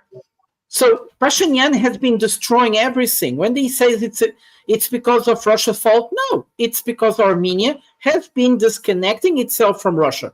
And when Pashinyan was resigned after the 2020 war, he was elected with 56% again. So the Armenians are the ones who decided this destiny for themselves. It has nothing to do with Russia. They decided they wanted to play with what is sad for me is because the other ones that promised something Armenia were never serious about it. And they let the country alone fall down. And this is really sad. Very sad. So we have someone there new. is there is something special about I wanted to add. I wanted to interrupt a really We got a serious new point person. because Why don't we let them introduce themselves? All offensive wars in 90s in post-Soviet Union was the lost one from the start. Like any offensive wars in post-Soviet Union during 90s had been lost because at that time the institutes and was only starting to form. The armies, there wasn't armies. It was militias mostly in Azerbaijan and Leo, please let the new panelist introduce himself and then we continue. Yeah. Right. Hello, my name is Elo Izo, and I'm joining the chat right now. So, hello everyone. Hey. Where are you from? It's like Austria. I'm from Austria. It's a German-speaking country. You know. Is it? It's a Nazi country, or Heile, the Nazi? yes. I didn't hear you. I was provoking. I was asking if Austria is a Nazi country or the Desnazified country. Don't be a troll, Prata. Middle You can Europe. be a troll sometimes. It's like midnight now. Hello. What is where in? Are you like from Vienna or like a populated area, or are you from the rural areas? Yeah, I'm from capital city. So you have like a ground eye view on the opinions of people in the urban centers, at least, or in the urban areas. I'm actually studying European cultural anthropology. Oh, okay. Is So like urban environments and stuff. You understand? It's Yes, like absolutely. analyzing different people groups. If I'm not migrants. mistaken, it's actually a slightly different branch of what Prata is, a sociologist, so it will be probably somewhat related. It's I close. wanted to ask you a question before someone else, because I know a lot of others would want to talk here too, but I have one question for you, pertaining both to, let's say, what we've been talking about today. It's always the Ukraine war, so that should be a given. The opinion of Austrians in Vienna, that as far as you're concerned, how has the opinion been, and how are they shifting? And also, if you could maybe throw in a little bit about what the general opinion of the Viennans are of the Israel-Palestine conflict, and especially what's going on. Well, maybe it's a little bit too fresh for people to have a opinion on what's going on, but yeah, please go ahead. Well, man, you're asking many questions. So first of all, the politics in Austria are more lean towards Israel, because we had a scandal half a year ago. There was an Israeli flag on some building, and there were then protests in Austria by Palestinians, by Turks, by Arab people. And so on political side is like more towards Israel, but on the social side it's 50-50. It's not that clear. It's not a clear picture, because we have a lot of Muslim migrants that don't like Israel that much, and we only have like 16,000 Jews in Austria. Like you know, the Führer did the job. You know, like it's not funny, but you know what I mean. We don't have that. So what about the perception of the war in Ukraine? It's a sensitive topic, but there is like Schwarzenbergplatz is like the conjunction of the 10th district, the 4th district, the city center. It was painted in Ukraine flags. It is a Soviet era, like 1945 memorial. It was painted in Ukraine flag, so you know, it's not great there, you know, and Ukrainians like they driving new cars in our city center. I don't see any poor Ukrainians, and if they're poor, like they're getting help there, like so much. We have nearly 100,000 Ukrainian refugees, like maybe 80,000 on the low edge, but yeah, 100,000. I presume so. Yeah.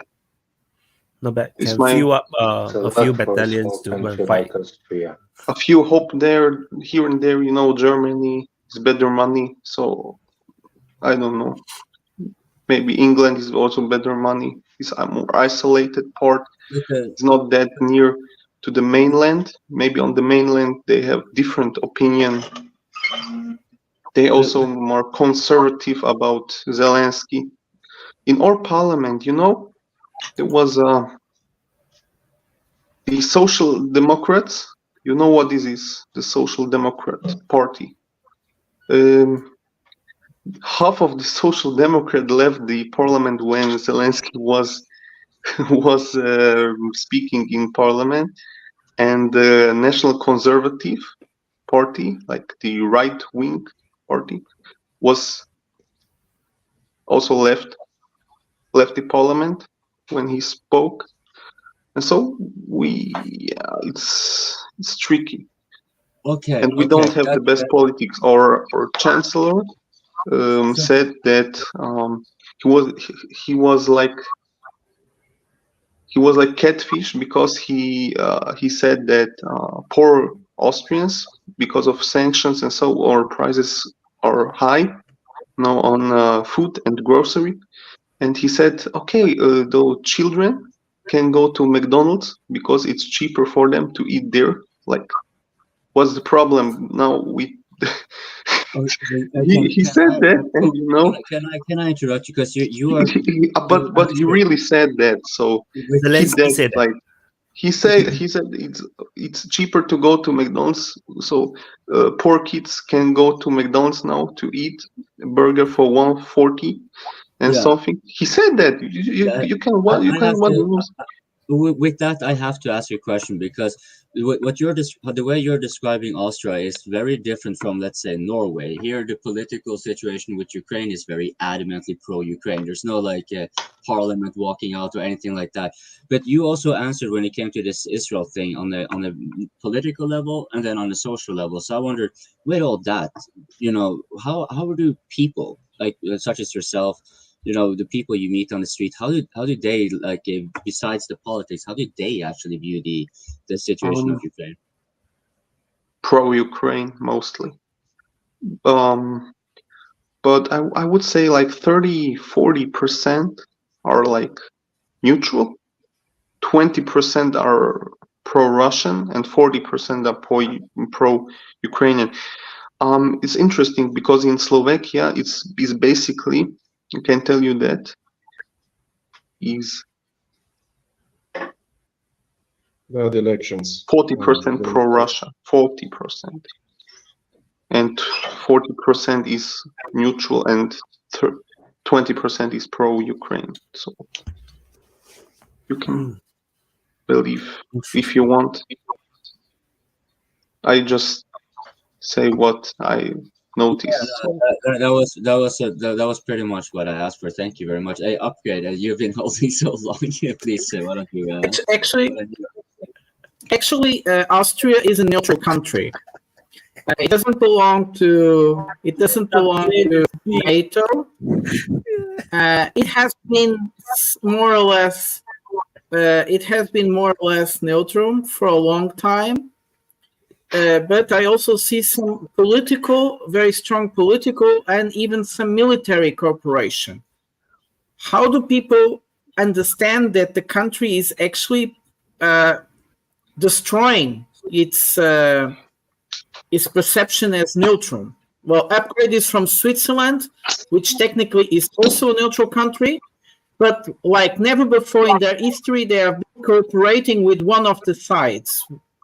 So how is it? How does I would like to see both you guys talking about it, because it would be very interesting. How people perceive this cooperating neutrality that you guys should have are pursuing. Austria was a lot pro-Croatian in the Balkan War. It was a very much interventionist action by Austria. Thank you. No, yes, I know. The time. You know, somebody's been holding their finger up for like 20 minutes. Let them talk for 2 seconds. Yeah, with Napan, we are neighbors actually with Austria, so we are both neutral, and we have the same problem, like our new colleague said.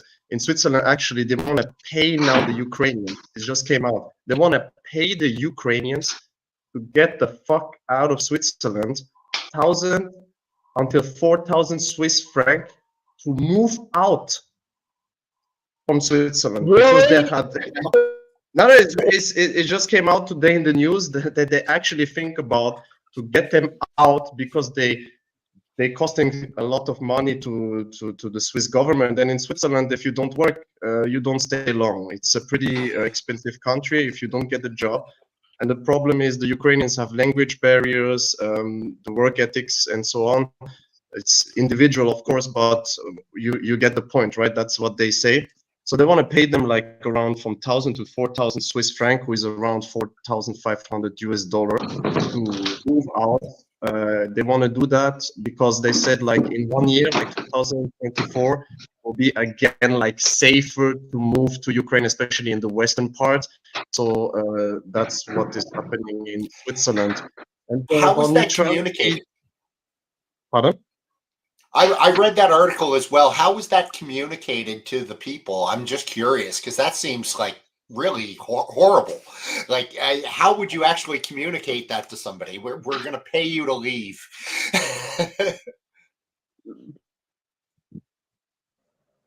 Listen, the thing is not up to the Ukrainian people if they can stay. It's up to the Swiss government and the Swiss people. We are a sovereign nation. We take people if we need to, and if we don't want them anymore because of X and Y reason, there must be a way to tell the people that, of course, we helped you now. It's been 2 years, but you need to go back, especially people who live in the western part of Ukraine, like Lviv or stuff like that.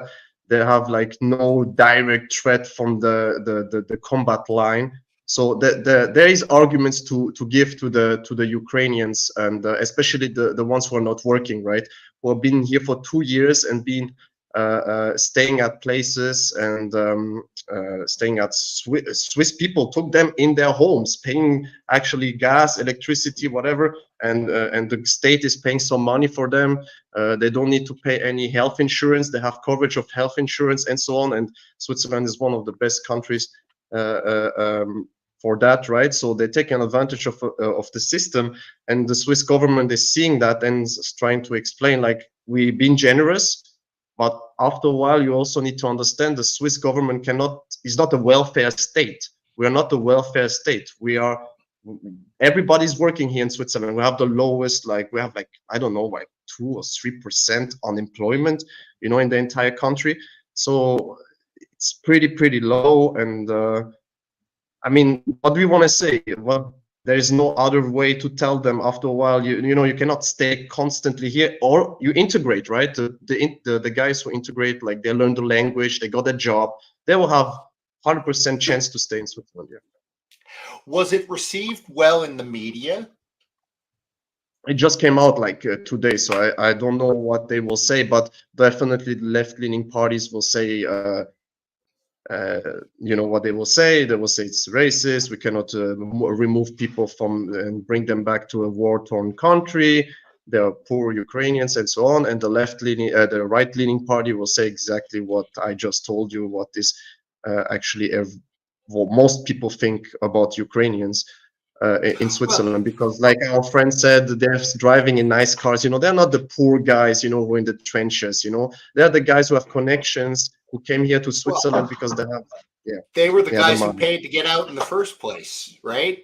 Exactly, So exactly. you know, to have to go back, you know, when they probably paid more than 4,000 to get out in the first place, that's one thing.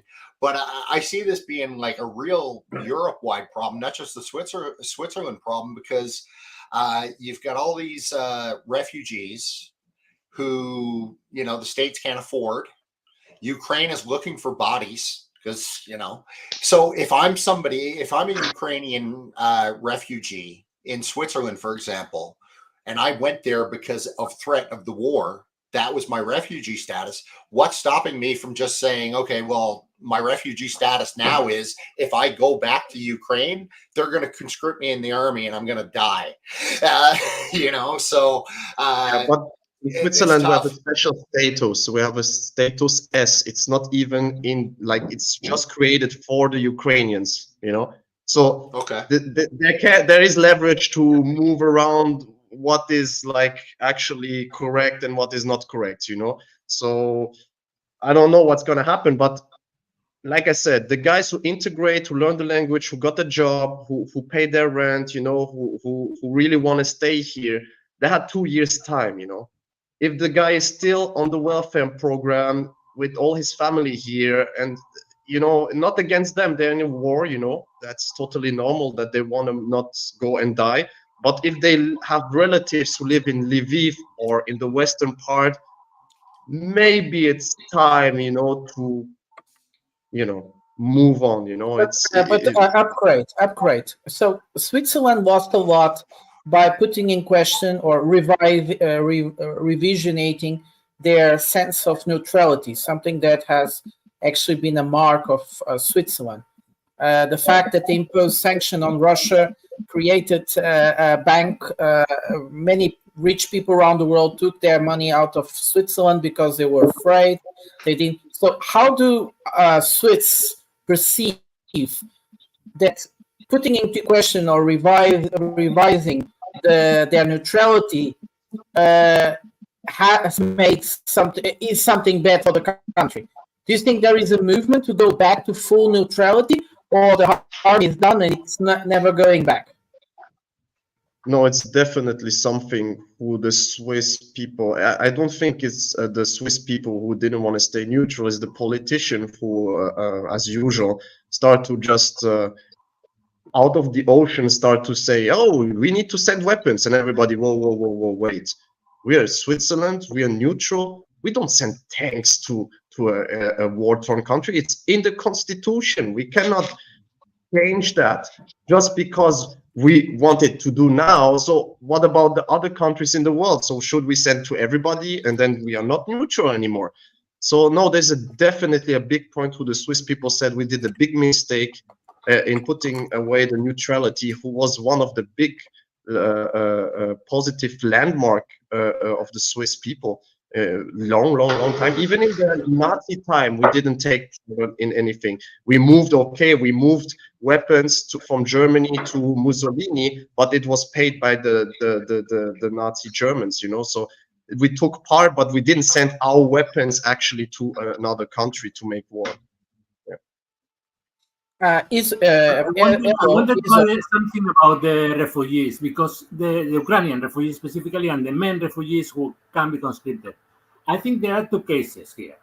One, the ones who actually are against the war, and those would be constitutional objectors, that they should be granted asylum, in my opinion, and I think according to most understandings of international law. And the other category, in the case of men especially, is that of people who is for the war, who is here in Ukraine all the time, but don't want to fight. That's which may be the majority. And those are pretty murky case. And then there is also the women. Probably most refugees are women and children, right? I would like to get back to the question that was posed to both Upgrade and Elo here. And Upgrade, thank you so much for answering regarding both the perception on the Ukrainian refugees and the Swiss neutrality. And this is where Austria is actually a fairly special case as well. It is kind of politically sworn neutrality. And I wouldn't be surprised that you also have, because let me put it like this, up in the far reaches of the far north where I am, even we have plenty of Ukrainian refugees in my hometown. So, yeah, could you please explain a little bit what you think about what you and the Austrian people think about this seeming breach of the historic neutrality of Austria, which is sure not nearly as long-lived as the Swiss one, but it still having some very poignant historical precedences here. Like you said, painting Ukrainian flag over Soviet memorial and stuff. Yeah, could you please give an Austrian neutrality and the people's perception of the Ukrainian refugees, please? I would say that we like the refugees. We have refugee nation. What do you like to hear? We have Syrian refugees. We have from Bosnia. We now Ukraine. So we are used to it. But we say that Ukraine refugees are like more than refugees because they're European-looking refugees.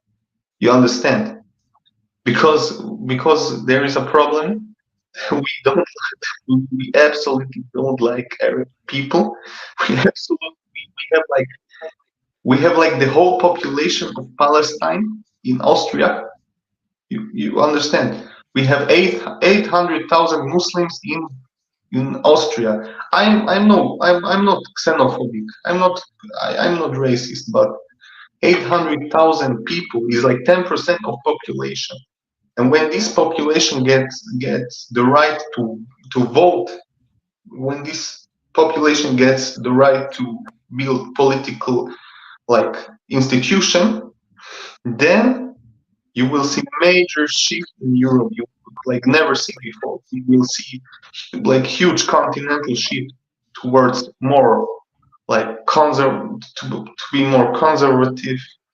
Liberals, where will they go? They will go to Israel. Where's the money? No. And also Zelensky, do you think he will not win the war? I can tell you. Russia will also not win the war. It's about money, you know? And of course Russia will win some territory in the end. It's maybe they will like keep Crimea, maybe they will keep this region, maybe they will keep that region. But in the end, even Ukraine will like lose. They will lose more than just losing regions. They lost like, I can tell you now, they lost like a third of the population now. They will never recover from this. So if I can and even if they go to the European Union as a state, as this current state in the European Union, they will not have enough votes to actually do anything for, in their will, you know. Every European nation will dictate in which direction Ukraine will go. That's the tragedy of having a president that's funded by foreign money. I don't mean to cut you off. Okay.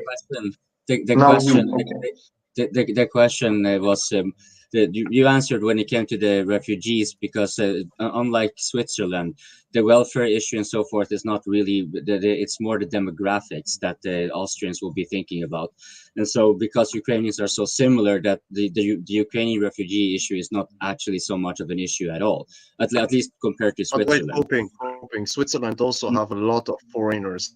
We just integrate them differently than in Austria, maybe. Don't forget that in Switzerland there is a working culture. I get that. Deny. But the stark contrast here is that you mentioned where the Swiss government would want to pay to get the Ukrainians out. Yeah, because we have money to pay, but the Austrians don't have money.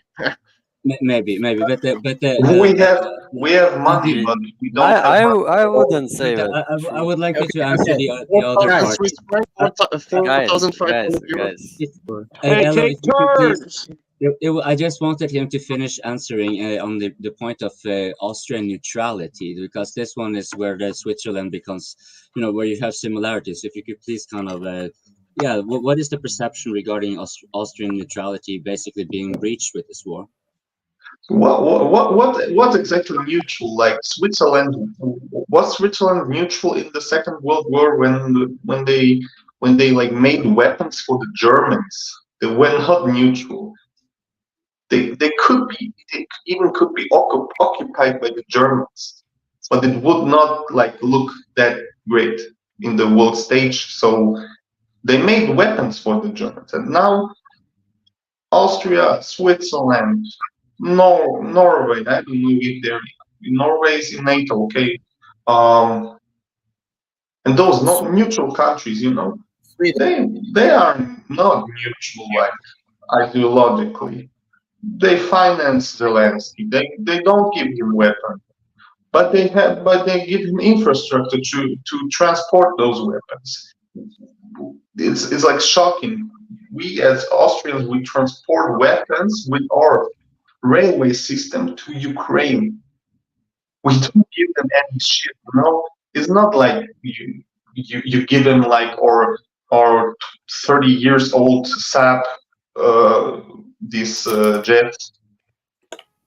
It's like we give them money, and maybe they give us like, I don't know. We have a big problem right now with old people, care for them, and maybe they're going to work for us. Every coin has two sides of the medal. And if people notice those two sides of the medal, then they can understand. But if you just look on one side, if you just look at we are neutral and blah blah blah, it's not going to help anything. You wrote something in the private chat that you said that the Slavic community, it's in Austria, it tends not to support Ukraine. Why so? I don't know about the Slavic community. Okay. I don't have that like insight, but I would say like the Slovaks, the Poles, like the closest neighbors to Ukraine are certainly supporting Ukraine. That's out of question. The older generation is more biased, like 50, 60 plus is more like, okay, we are neutral or we are pro-Russia.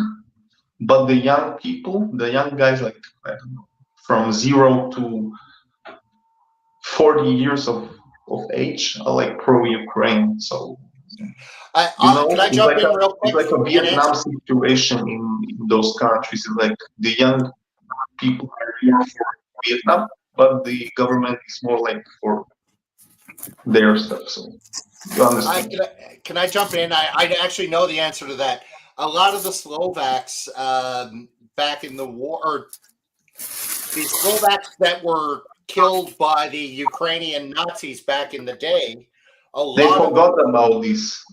Forget about this historic stuff. I know what you mean. I know Bandera, and yeah, we have those stories, and that's why they don't like them. Anyway, I know. But the problem is people tend to forget. Also Germans forgot about the atrocities done by their relatives. It's not a question about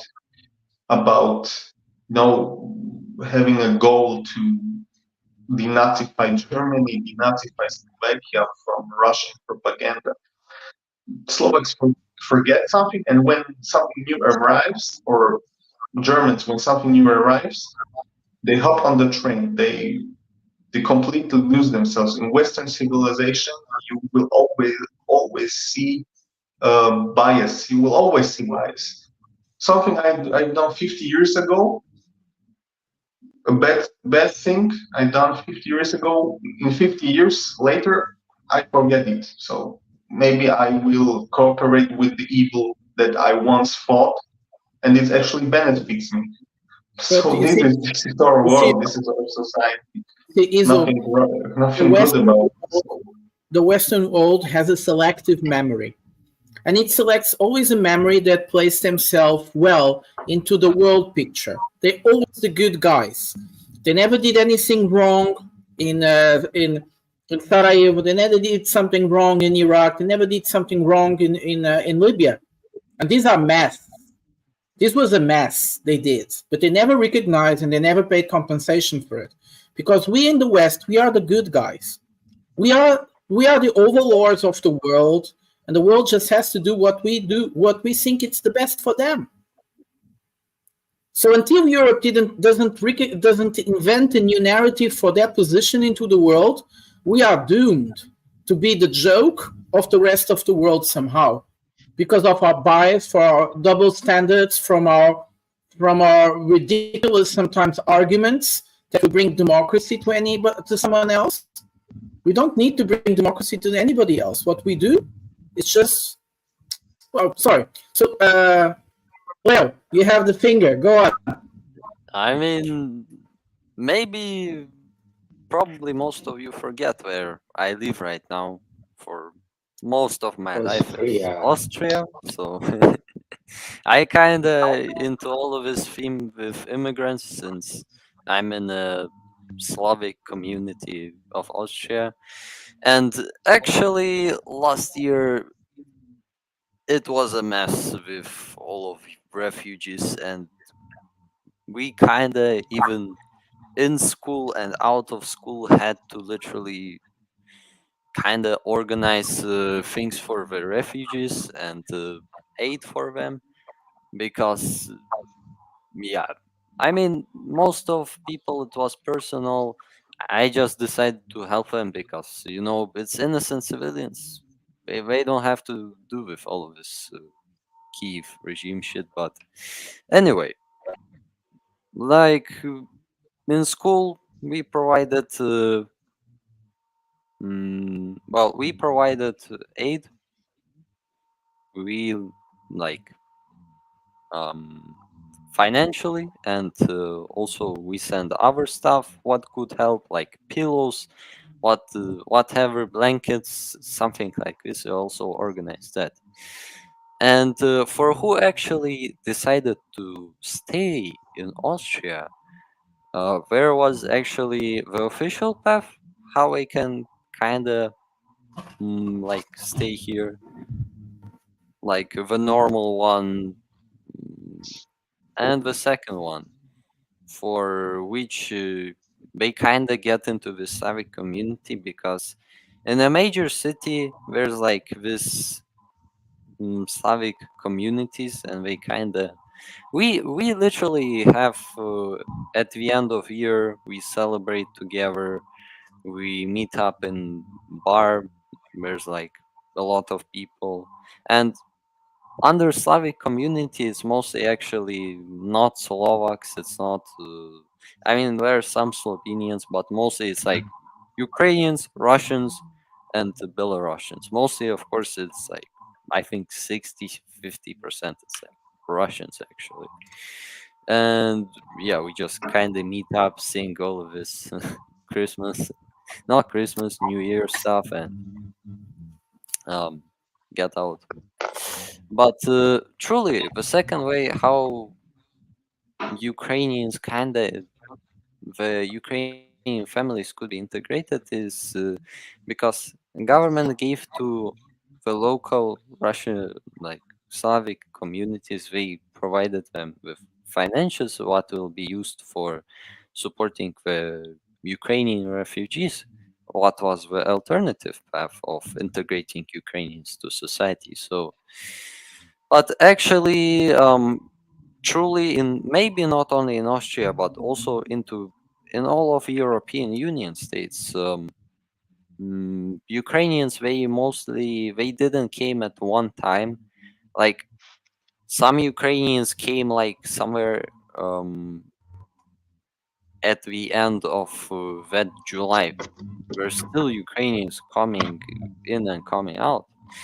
So there's such thing that Upgrade said that it's their problem that they didn't got integrated for a year and a half what they had.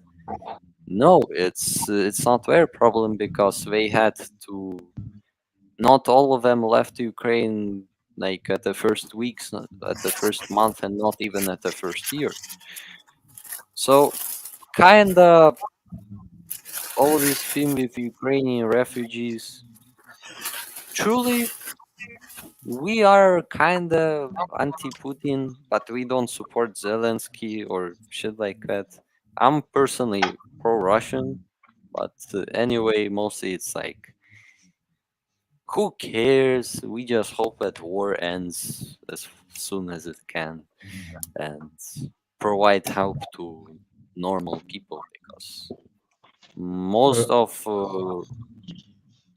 Russian families here, they actually here from a long time. But anyway, pretty much with Slav community in Austria, it's kind of like this. I wouldn't say it's the biggest, but it's like fifth or fourth by how there are. So, Leo, I think it's very bad of you to discriminate the other Slavics like they don't exist, because I think the biggest community of Slavs in Austria is actually from the Yugoslavia, from former Yugoslavia, actually. But nevertheless, it's quite interesting. The refugees, the Ukrainian refugees, was a planned thing. Before the beginning of the war, the European Union did count about they needed 5 million Ukrainians in order to actually create an impact to the population. And as the war started, people start coming, and it was also the way of creating an empathy in the local population to support the Ukrainian war, which is still there. So the refugees didn't come by chance. They came intentionally, they were given money, and they were attracted with money to come to Europe. Most and foremost, there are many poor Ukrainians. They came to the richest countries like Germany, where they knew they would get an apartment, they would get Tagesgeld, money for everyday life. Yes, they were actually, it's like the poorest people came to the richest countries. It's not the case of Portugal, where I'm from, or from Austria, where actually people came to have vacations. Vacations. Perfect life by the sea. And the Portuguese have no place where to live.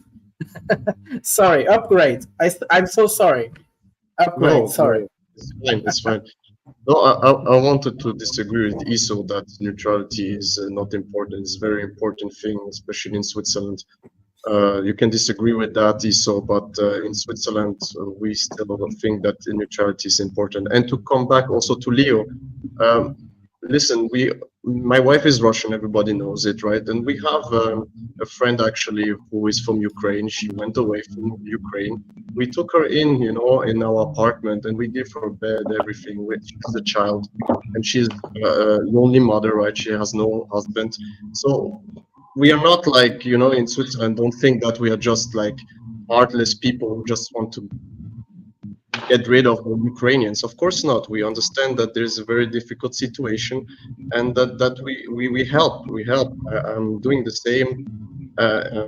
My wife also, she says what they can do. They came here, they got bombed, and now we need to help them, right? Because like you said, this Slavic community, it's still here, right? This kind of community around. We help each other. This is inside the DNA, right? Like they help each other, and they will go through thick and thin together, and that's something very beautiful. Because my wife, she's Russian, and her best friend now is a Ukrainian woman, and we give everything what we can, right? And I think this is kind of a beautiful thing to see, that the war is not, the war is just an ugly thing, and the people just want to be left alone and live their lives, and that's it. Yeah. I was just gonna say, I don't really see what the problem is if people are honest, to just say a lot of the Ukrainian refugees have worn out their welcome. And that's just the bottom line. They've pissed people off. They've taken advantage of the system. They treat their hosts like shit. They attack people that don't go out in the street and chant idiotic shit. I didn't say all of them. I just said a lot of them have worn out their welcome. And just like Upgraded said, get a fucking job and contribute. And if you're not, hit the fucking road. I don't have a problem with that. I mean, they've worn out their welcome. I mean, if you, like you said, if you want to integrate and be safe and live over there and start over, then go do it. But don't sit there on fucking welfare and then cry because the Poles won't go out and throw Hitler signs, or the Austrians won't go out and chant death to Putin. You know, you walk up to some kid in high school and beat him up because he won't fucking say Slava Ukraine. People are fucking tired of it. You know, so the ones that want to stay, get with the program. If you're going to be a dick, hit the road. Go back to Ukraine or go somewhere else. If I can just push back with a slight nuance, because it's not that I in principle disagree with you, Vaughn, but this is also a concept of dependency. The Ukrainians may be allowed to come into the country. They may even have a work permit, but that doesn't automatically mean that there is a job for them. You sounded like the job market is already for the population at hand, right? So when you have a large influx like this, you are basically any country that takes in such a large amount of refugees are going to by default converting a very large amount of them into welfare. Yeah, but what I'm saying is you're a guest, so be respectful. Oh, sure. Don't sit there and be a guest and then take advantage of people, and then expect them to just keep putting up with it. That's the thing. I mean, it's not the whole population of Ukrainians, but it's in a big enough segment that's drawing attention. I mean, I've seen it in Germany, I've seen it in Poland, England, everywhere the Ukrainian refugees are, there's problems with certain people in those populations. Yeah, you know, they're so hardcore, but they ran the fuck away from Ukraine, but they're hardcore. It's like, you're so fucking hardcore, go back to Ukraine. Why are you beating up some Polish high school kid because he won't say what you want? It's like, you're so fucking tough, go back to Ukraine. I mean it's real simple. The road. To pick up with what want to hear their fucking excuses. I mean, they were there for 2 years. If I was in America for 2 years and couldn't get a job, I'm a fucking loser. I'm a failure. I mean, I know they have low unemployment there, but you've been there for 2 years. If there ain't no fucking jobs, go to another country.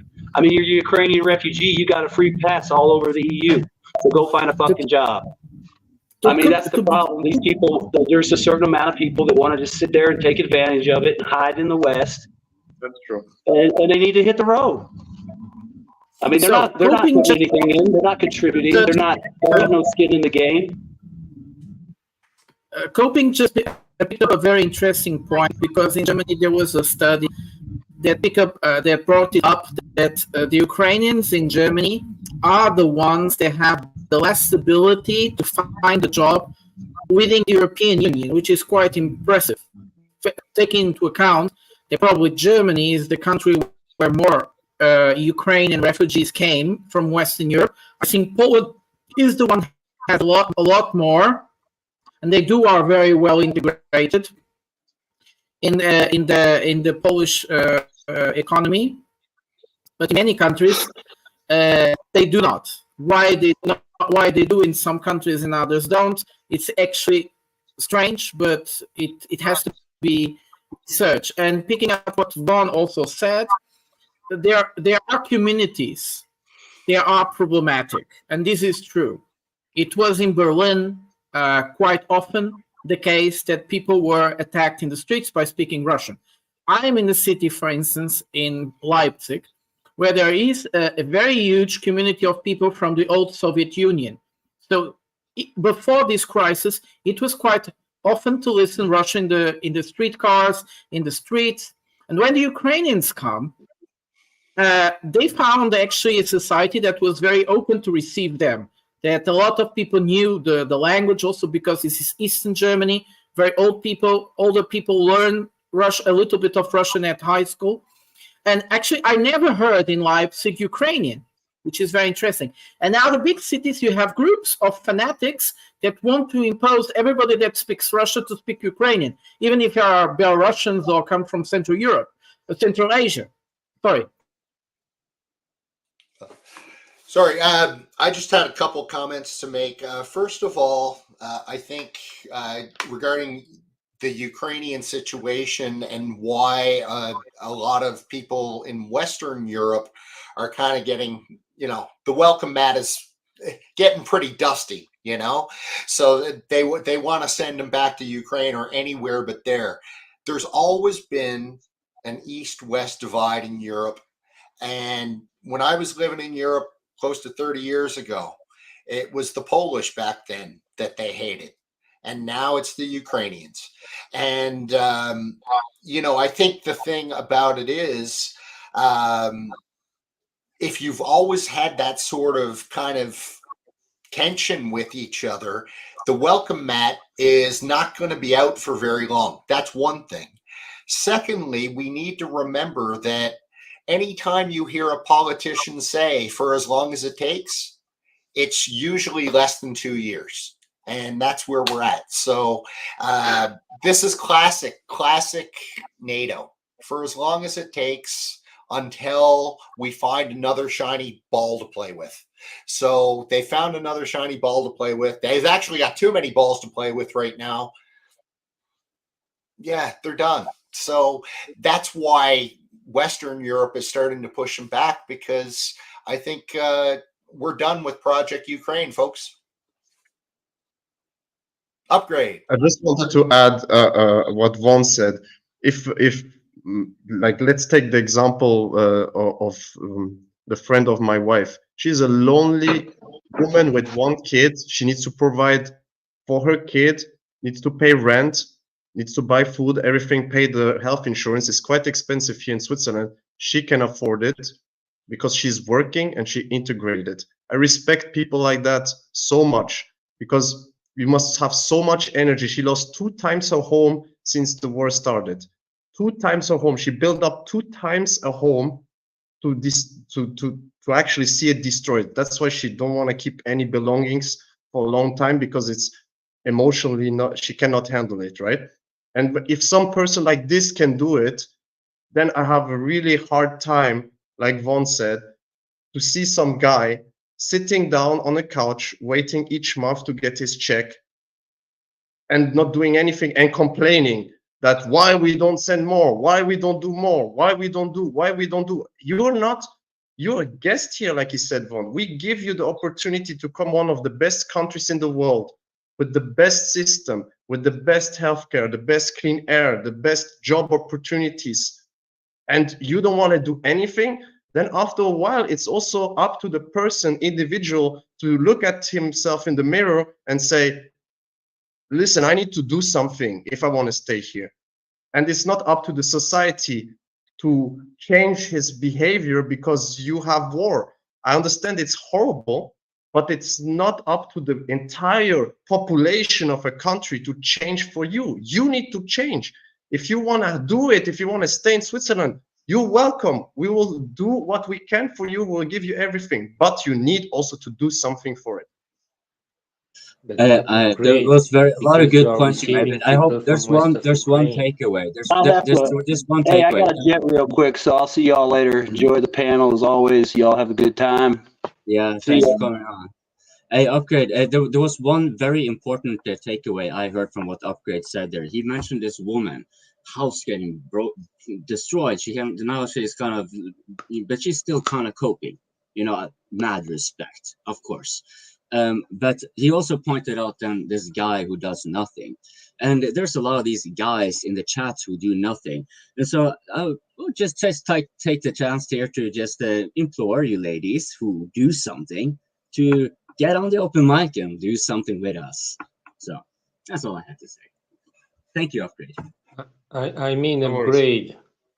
When you're talking about those Ukrainians who are doing nothing, if you look to where they are coming from, in which part of Ukraine they are coming from, you won't be surprised that most of them will come from west of Ukraine, a place which were never economically developed. So don't be, don't be surprised if they don't integrate.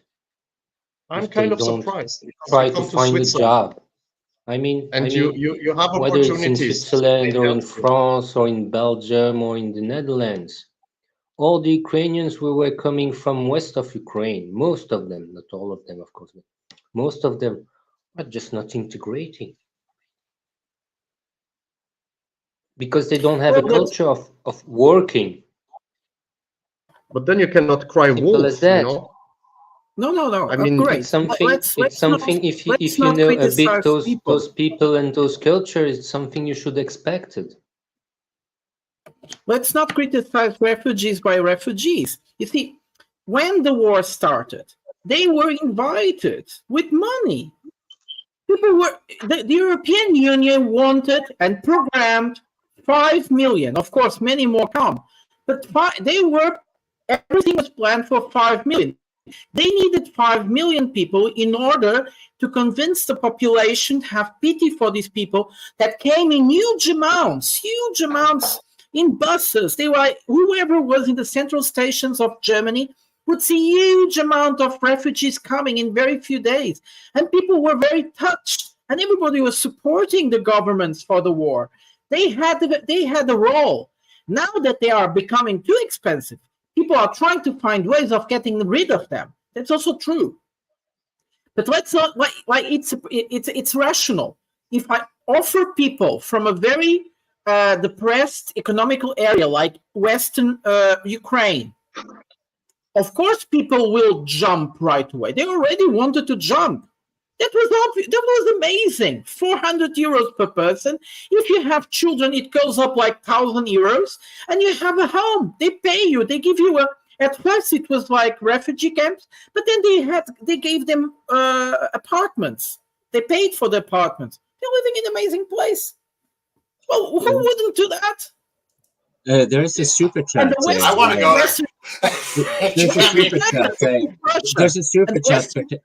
There's a super chat pertaining to this, and I wanted you guys to actually address it because it pertains very much to what Prata was saying here, namely the Ukrainian refugees being paid to come over to the West. Well, what about this? Could the Ukrainians be a part of a peace deal with Russia? I think what NGS is asking is that going to be an impetus for them negotiating a deal? Fresh blood. Ukrainians are from Russia. The refugees are from Western Ukraine. They are the Ukrainian ethnic Ukrainians. The Russian ethnic Ukrainians did not live to Russia, not to Western Europe. I think what the question was. Ukraine need fresh blood. But I think that's why they need all the Ukrainian refugees who went to the West go back to Ukraine. No, but what NGS is saying is the crisis or the pending crisis with all the refugees in Europe, is that going to be an impetus now for Western Europe to put the pressure on Ukraine / NATO / whoever to come to a deal with Russia? And I would say yes. No, I would say no. Look at all the refugees coming from the Mediterranean Sea. What about them? So the reason why Europe is going to the USA and to the policies and British policies and such, Polish, Swedish, is because the USA especially owns the economy of Europe. So they own the media, they own the banks, and they own NATO, and all what it implies of secret services and all that. And that's why European politicians, even those who may have been reluctant to take the stand of Ukraine at some point, have all moved towards that position because they basically have no choice. So the Ukrainian refugees are relatively irrelevant. There may be an issue in Poland because there are a lot of them in Poland. And Poland is now in electoral politics, and they have been playing the nationalist card. So we don't want Ukrainians, we don't want Ukrainian grain, and so on. But they will shift back to normal once the election is over, in my opinion. So, Eloiso. Okay, I just wanted to say, what happened previously in Nagorno-Karabakh. So what happened? What will happen to Transnistria? What will happen to Palestine now? Is all because in this time all the geopolitical questions are getting solved. You know, we just kill Palestinians. We just fucking kill Armenians. We don't want them on the territory. And even now, if the conflict in Ukraine will be frozen, for example, like North and South Korea, what will happen next? And I can tell you, it will happen the same way as now with Palestine. The Russian occupied regions will get fucked up big time, and but Ukraine won't get anything out of it. So Ukraine will be a pretty poor state.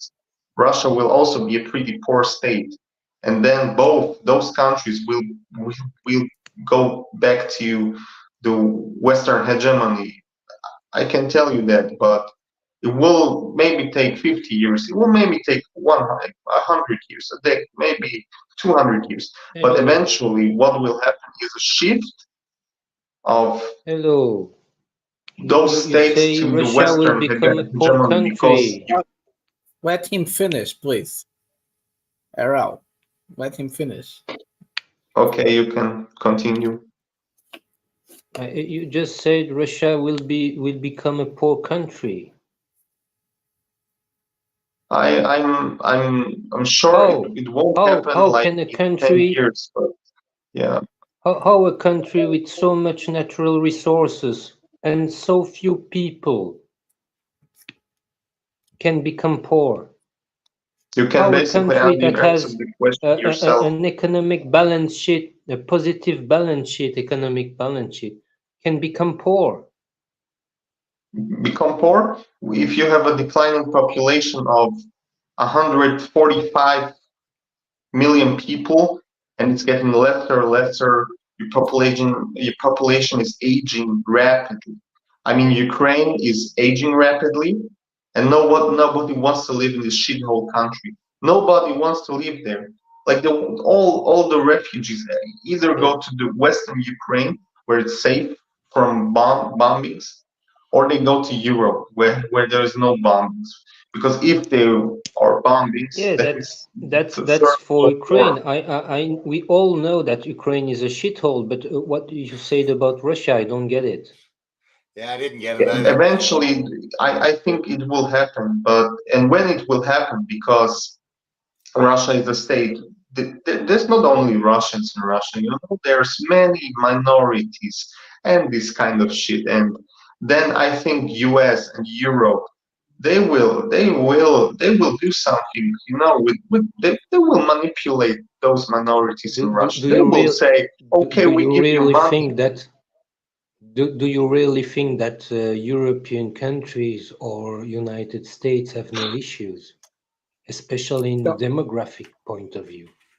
Do you really think? US is actually pretty good in demographics, but the problem with US, the US is growing a lot. Of course, there's demographic problems in Russia, but normally after a war, there is also baby boom. So actually, we could expect an explosion of yes. Sorry, we expected this explosion after World War II, and nothing happened. Basically, Soviet Union was like. But Russia nationalities. It was not Russian. It was just with the language, and it was just with the politics. But it was not like, you know, it declined. It's like in the 90s. Soviet Union, and the Soviet Union had the problem of having too many people, and they didn't have infrastructure for their people. So that was one of the goals of Stalin, some kind of reduction, so they could have. Because they didn't have houses for everybody. Actually, when Stalin dies, there is this huge program to have housing, and Russia has huge housing capabilities. Even today, I think last year was the biggest from many years that they built new houses, more than ever before. So in terms per year, Russia actually after the war is going to have probably baby boom, because we are talking about people that went to the war. They are not going to be integrated immediately into the economy. And the Russian economy is doing very well at the moment. They have very low unemployment. They are asking for Gastarbeiter from workers from everywhere in Central Asia. They are coming to Russia in big numbers again. And secondly, and also thing is the state financing for new families. They give you a lot of money. If you want to have kids, as more kids as you could imagine, they pay you a lot of money at this moment. They even after a few number of children, they even give you the house. So actually, I don't see that so badly for Russia. And also, I'm sorry about, you have to, of course, you're a younger guy, but you are interested, you're studying anthropology. So you should also focus a bit more in the ethnic composition of Russia. What the West has tried for many years is exactly that, to use minorities to induce conflicts, and they didn't manage, or not so good. So that is not going to happen. Russia is composed 80% by ethnic Russians. Okay, So, but I understand. Minorities live mostly in very little republics, or big ones like Yakutia. I don't see, Preta, I don't see a I know, baby well, boom coming. I'm finished, and then you can go along with your theory. So they did try many times to use the minorities. It's true, but they didn't manage. The little republics that you are talking about, many of them are organized within Russia. They would never think alive outside that system. So it's very difficult actually to make that manipulation due to organic situation that all these communities have more or less with each others. Even Yakutia, which is the place for us in the world. If they didn't have all the infrastructure that the Russia enables them, those places would be inhabitable. There wouldn't be any, I don't remember the name of the people that live there. I know that it's Yakutia or Shahar, but it's a big place. There is a big ethnic composition there. But yes, exactly. But there is no, they tried, they didn't manage. So I invite you to look at it. At this moment, the Russians are having a kind of national revisionism. Their literature is growing. Yes, you have political persecution. Yeah, of course you have. But once the war is over, if it is over, there will be actually a lot of things happening in that country. It's not doing bad. If a lot of things Guys, I wanted to interrupt. We have a super chat question. Unfortunately, here.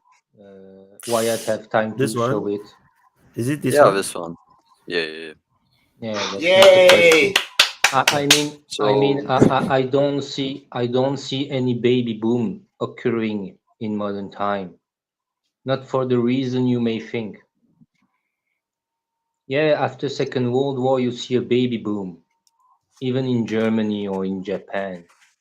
But today it's not the same as in Second World War or the end of Second World War. Because for me, baby boom can only occur in a country where women are not involved hugely in the economic and financial sphere, in the workforce. In today's modern societies, women are working like men, not in the same job maybe, but they are working. They also need to provide to the family. And because of that, you have a shrinking of natality in every country, no matter the political system. Even in China, they have a huge issue with natality. Of course, they made a one-child policy, but even without it, you see women not making babies because they are working. So in countries where women are integrated into the workforce, into the economy, into businesses, it's normal, naturally, to see to see a shrinking of the natality, no matter what the economics or social situation. Women have It has always nothing worked. to do Women, with, it's a myth that women have we not have worked. money, Women of the working class have infrastructure are always good, worked, very hard works, everything is and they have okay. children. No. The question is other. The question is that today, for example, we have a problem of extremely high cost of life in Europe, for example. I'm talking of Europe, but I think it's pretty much the same in the USA and other developed countries, probably even in China too. If things are very expensive, you cannot have children, not women or men. We cannot have children. Why? Because children are also expensive. And we are already with the even if the salaries are relatively high, so to say, but the salaries are always correlated with the cost of life. And the question is that cost of life is too high. You have to pay a lot for a rent or for a mortgage, or you have to pay now a lot for electricity and food because it's going up. How are you going to pay for children? Because it's about paying largely. Another issue, I wish there were women in this chat because they could probably speak better on their case. But another issue is that obviously society needs to acknowledge the hard work of mothers, which it doesn't. It leaves it to the private sector, and it doesn't even pay to social security. It's ridiculous. I mean, mothers should be paid by the state, in my opinion. Yeah, but that's your opinion. I mean, if you look at demographic statistic of Europe and you compare it to Russia, it's about the same. Yeah. Yes. Russian natality is I at wanna confirm that 1.6. Russian natality is at 1.6. The And same as in Germany. And if you look Yes. at Italy, it's 1.2 or something. What's What the about natality France? in You're from Spain? France. You're from France. And this is all over the 1.4, world. What about France? 1.5, Doing something fine, like that. or was doing fine I until mean, a few years ago. France has a basically vertical population pyramid. They are, every generation is almost the same as the previous one. Why? well, it depends. I mean, in each generation, you have very, very stupid people and very, very clever people. Yeah. No matter the generation, I mean, yeah. Even our elders, you have very stupid guys and very clever guys and very clever mommy and very stupid mommy. I mean, even if thanks to our new technology of communications, you never saw so many stupid youngers all spending their times on TikTok. Yeah, quite strange, isn't it? But that's the reality. Yeah. No, that's not the reality. That's just humans. Woman yeah, always maybe, wants to maybe. look pretty, want to be attractive because there's a natural urge, biological urge. But all that can I has point out something though? implications. Right, All that there's has something RL is implications. What is a generation which is looking at TikTok videos let for the me future? underscore what RL is saying What here it means? without TikTok. RL, let me back you up here a little bit, because what RL is pointing out, this is not TikTok just or Russia Pornhub or or Germany. YouPorn. I mean, or- what you want? Right, but you should point, but you perhaps may know this as well. We're not just talking about Russia or Germany or no, this is actually across the whole world with a few noticeable exceptions, and some of the exceptions, most of the exceptions are in Africa, but even there, the trend is also actually starting to shift over. What we are looking at here, and this is why Prata's assertion of it becoming a baby boom after war. Yes, before back in the day, and because there were a lot of historical circumstances that enabled that particular baby boom we have, but now things are backing up, and it's backing up so quickly Just look at South Korea, for example. Within just 20 years, they go from having like one of the highest, like 6 kids per family or something, to now being below 1. They're way below replacement rate. So their demographic curve, it looks like they are on an impending collapse, and they don't have any immigration either to buffer it up. And this actually goes a little bit back to what Ella was mentioning, what with the Austrians will be caring more about the cultural background, because this is actually a little bit irrelevant.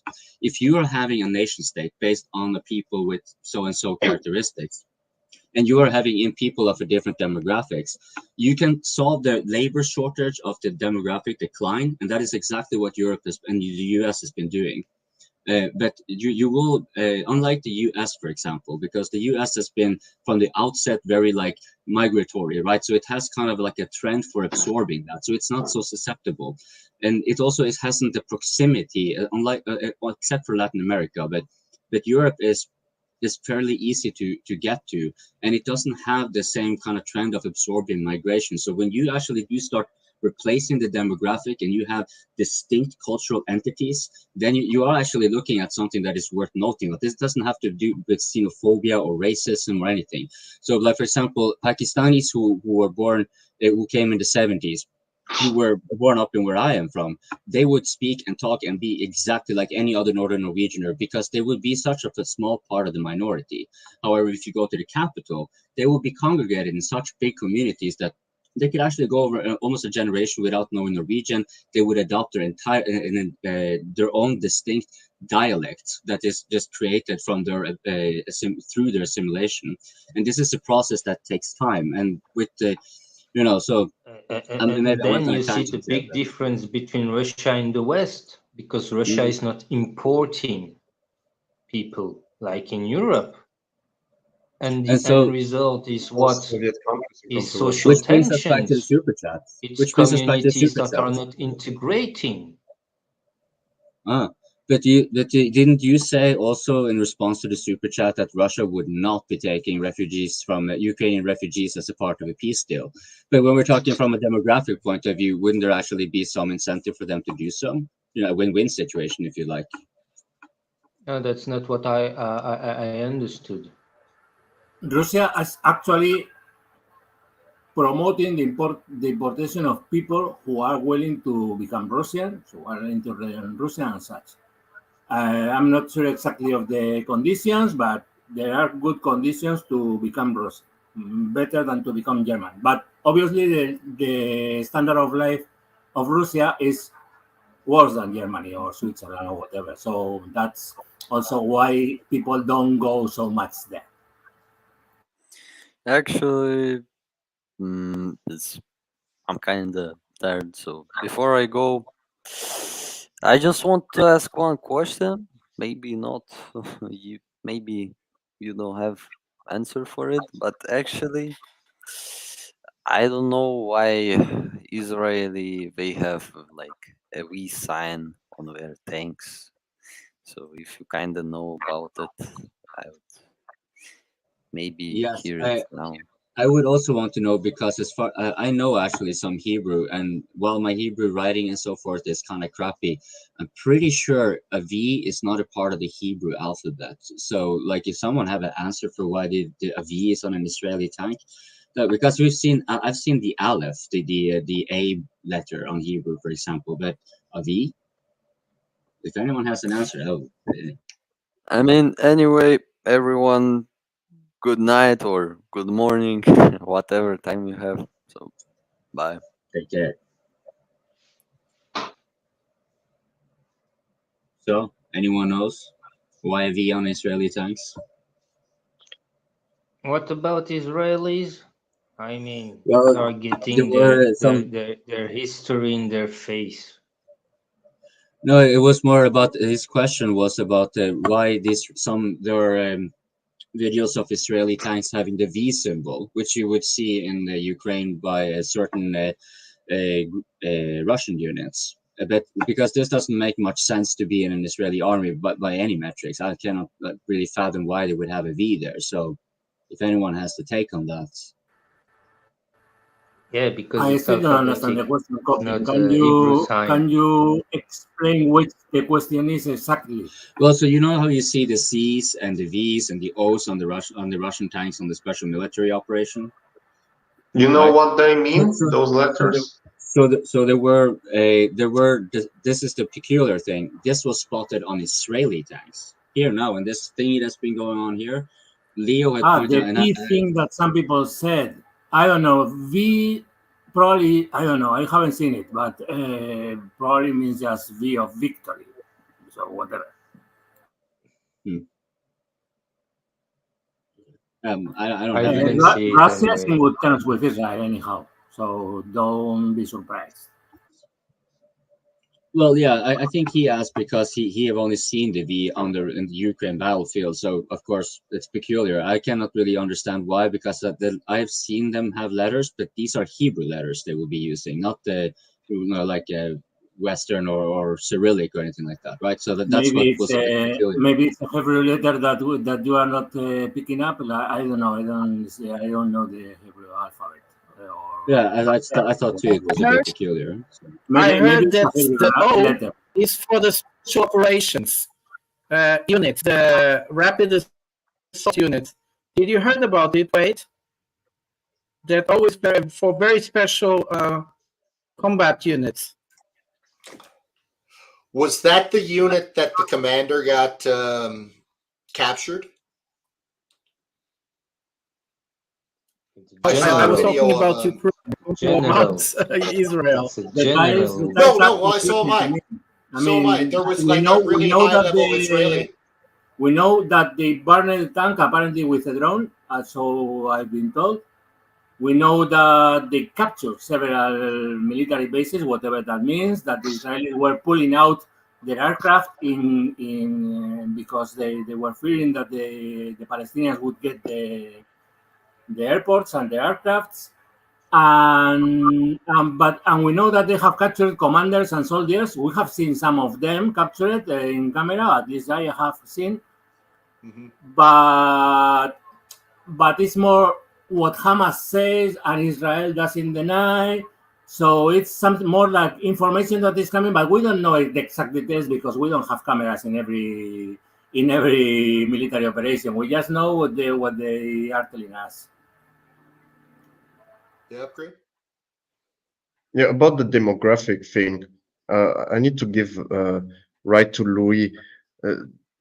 Cost is definitely something to have kids. If you want to have kids, you need to pay for them. You know, they are dependent 1000% on you. You cannot just give birth to kids and just be like, oh, whatever. You know, that's totally something who you need to think about. And also, it's a human evolution thing. You Kopin took South Korea as an example. How was South Korea before and now, right? Before they were like a very corrupt state, had always some problems and had war. So then usually as a human being, when you're poorer, you make more kids, and when you're richer, you make less kids. That's just something who is totally natural, and you can see it in the developed countries where the demographic is lower than in poorer countries on Earth. That's something totally normal. I think Australia are less rural and more educated, because a lot of these things about baby booms and population growth happened when the rural people moved to the cities and so on, and people were still with the rural mentality. Many were basically illiterate and things like that. So it's another mentality. In cities, you are very much trapped. If you don't have a work, if you don't have a job, or welfare maybe, but yeah, you don't have a job, you are in trouble, and you need stable jobs. Also, in the past, there were stable jobs. People were all their life working in the same job. Now you have to switch all the time, more or less. It's a bit crazy. Stability in jobs is also very important. And on that note, actually, because what we're really talking about here is that we're shifting. The woman used to be doing the household thing that made it, first of all, feasible to actually have a kid, right? Because not only do you have already a lot on your time, not too much time on your hand because you have to work and all so forth. But there's also this thing that you don't have an incentive. You don't have an economic incentive to have a child. So if you just scroll back 100 or 150 years ago, you needed to have kids to take care of you because the pension wasn't necessarily a secure thing. You needed some extra hands to help you around on the farm or just to get things done. So like you had the use for the kid, but now they're 100% pure expense. And they're likely, like you're going to try to teach them values that are totally irrelevant for them as well, right? So for you, like you're thinking like, I'm going to do this for the evolution and everything like that. Okay, cool. That's a nice thought. But those instincts, I'm not sure if you guys have noticed, if they were as strong as we tend to proclaim human nature to be, I don't think we would have seen these demographic downturns as sharply as we are doing, because it's just not enough that, oh, well, now, I mean, it's comfortable and so forth. Because for many people, there are still people who do have that biological drive. They will say, like, hell or fucking hell over any waters, I will still, no matter how much tougher this is, I'm still going to carry the bloodline, something like that. Maybe it's a religious thing. You know, it's a very subjective thing, but that's my point.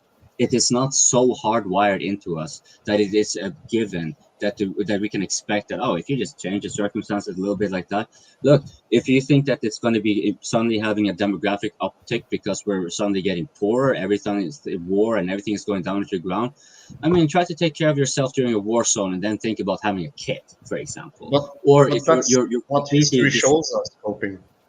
I'm just stating facts, right? When poorer countries have more kids and richer countries have less kids, that's just, you can go on each statistic and check it out. It's not something like out of the hat.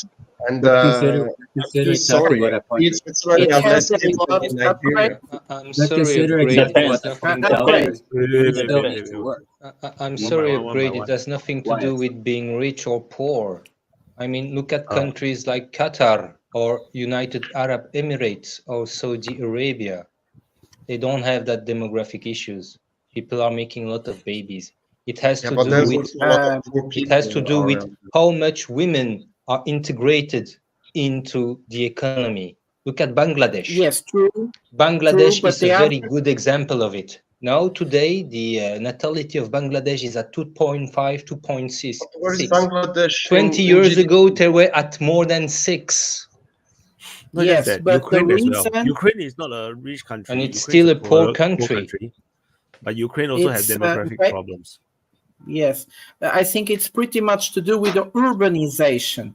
Urbanization is the main factor why societies start having less kids, because you have less space. You live in apartments, and the opportunities that cities allows families to live in. They also create the sense that a family has less kids because they will make those kids more special. So they concentrate in 1 or 2 children, and that's it. That's pretty much, it's not just poor or rich. Urbanization plays an enormous role at one side. On the other side, like Errol was also trying to say, there are some called religious, special religious phenomena that also increase birth rate. And this is the case for Israelis and Muslims. They do have a strong drive to have a lot of children. The Israelis, they have a huge amount. A family in Israel has a lot of kids, 7, 11 normally.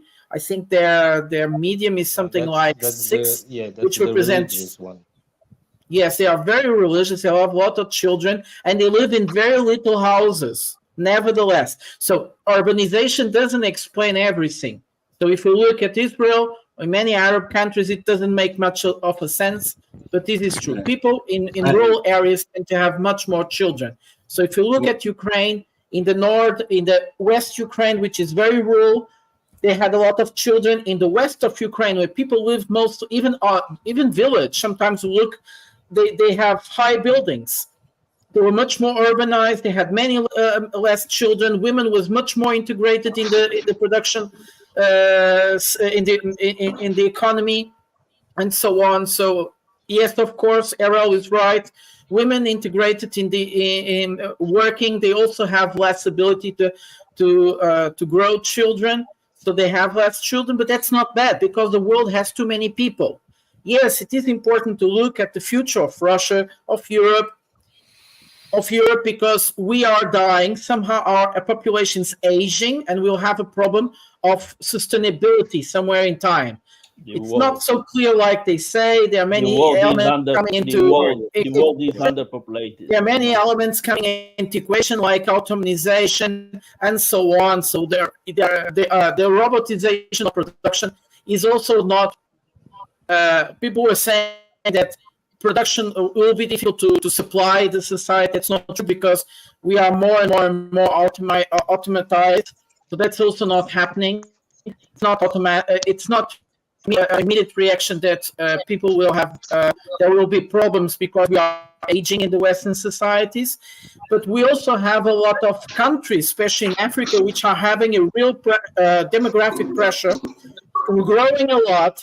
If these countries don't develop, we'll have a problem of 8 billion people in the planet. And 8 billion people in the planet will have problems with many resources. Of course, we can deal with that. If we use technology intelligently, we can deal with that. But mostly, 8 billion people in the planet will be a bit too crowded. Prada, I had to join because I heard you say something that just made me slap my face with a face palm. Did you just say that Israel is one of the most religious countries in the world? No. Yes, I said that many religions do have an influence in birth I had rates. to replay it 3 times before I joined to make sure that that's what you said. You said Israel is one of the most religious countries in the world. And my mistake, I didn't mean that. My mistake. Okay. I just meant that religion also is a factor in families having a lot of children, and I gave the example of Israelis and Muslims. But also Israel is one of the least can I just throw in one thing there, Prata? When it comes to Israel and demographics, it is by most demographical analysis an outlier. So it shouldn't be used as a generalizing example because it fits all the metrics for why it should be having a strong downturn. And even with the religiosity factor into play, it by itself doesn't actually explain why Israel is somewhat above replacement rate. So I'm just saying, like, not that important, but it's also Israel is a tiny country and doesn't really represent most of the world either. So it's not a very viable example when it comes to the demographic upturn and downturn and so forth. As for the religiosity part, yes, that's true. Those who are very religious, they are the ones who actually do have the tons and tons of kids. The average secular Israeli, they will be pretty much on just slightly above the average European. So, again, it's the outlier, and it's it's difficult to kind of compare that with the global trends which we are seeing, and the global trends change the demographic of Israel. Now, Yeah, today you have more and more Orthodox Jews. Well, You it's can like you see said, it in political sphere. Well, it's like you said, like this is a bigger thing. Like it's a global thing, right? It's not Israel. Israel as a tiny country is the only is an outlier. It doesn't work well. Oh, sorry. Let's change topic, maybe. I say we change topic because we're not going to solve the demographic issues of the world. Maybe we talk of Niger a bit. How was it in the You guys going one round and round for 1 full hour at least, on this thing, and I don't get it. What's the point? It's like Okay, I have a better then. I have a really good one. I came across this speech that Vladimir Putin had in Veladai or something, the 5th of October. Now, I came across some articles that were saying the same thing, but I haven't been able to actually get it verified. Thanks for super chat, Iranian Putin. Speaking of Putin, he had supposedly said that the WEF, including Klaus Schwab, was now a legitimate target. I'm not sure if this one is entirely true. I tried to get this out because I found only a video clip. Show me that. I'm very interested in that. Listen to that. I think he said their days are numbered. That's what I heard. He said something along the lines of their days are numbered. I don't think it was a direct threat or anything like that. Yeah, this was very interesting. I think it should But if you guys didn't listen to it, it's a pity. It's a very strange discourse for Putin. It's a very anti-capitalism discourse, a very anti-West discourse, but very well done, actually. Kopi was saying a bit, perhaps the side comments when people made questions, and the questions actually were, most of them, of low quality. I must also say his speech was short and is very interesting, and he's trying to show up a bit like the champion of the neo-colonial country, the countries that are victims of the neo-colonialism. So that's what we should understand from that speech, and it's very interesting, has a lot of content. And then he was answering questions as people were doing it, and the people making the questions, they were like intellectuals, because that's a kind of intellectual group, writers, old ambassadors in Russia. There's some journalists as well, but they were all the questions were not very high quality, and Putin was answering them as he could. So there, on the answers topic, there's a lot of things inside, and the content has to be, well, you shouldn't take that so much, that so much as a whole thought. That's what I mean. No. It was a 3-hour into the root of the problem. Well, the thing was a 3-hour speech. Meaning Karl Schwab is going straight to the root of the problem. I'm lost. What are we talking about here? It was this speech that Vladimir Putin had the 5th of October, where he, among others, referring to the Canadians as complete idiots for having lauded this Waffen-SS. That was one thing. Yaroslav Hunka. But more to the point that Vosh was asking, because what Putin had also said, I did not see a clip of that on the because I didn't see. Okay, I will try to give you that. But I've seen articles. I've seen articles that say that kind of Putin said in the speech that Klaus Schwab and the WEF were legitimate targets, and the quote was legitimate targets on all the articles. But I haven't found verification, so that was why I was. I watched the whole. Now, you know, because I watched the whole presentation. Well, the speech and the questions. I don't remember him saying that. It wouldn't be something typical from Putin, because he doesn't like to create those kinds of situations.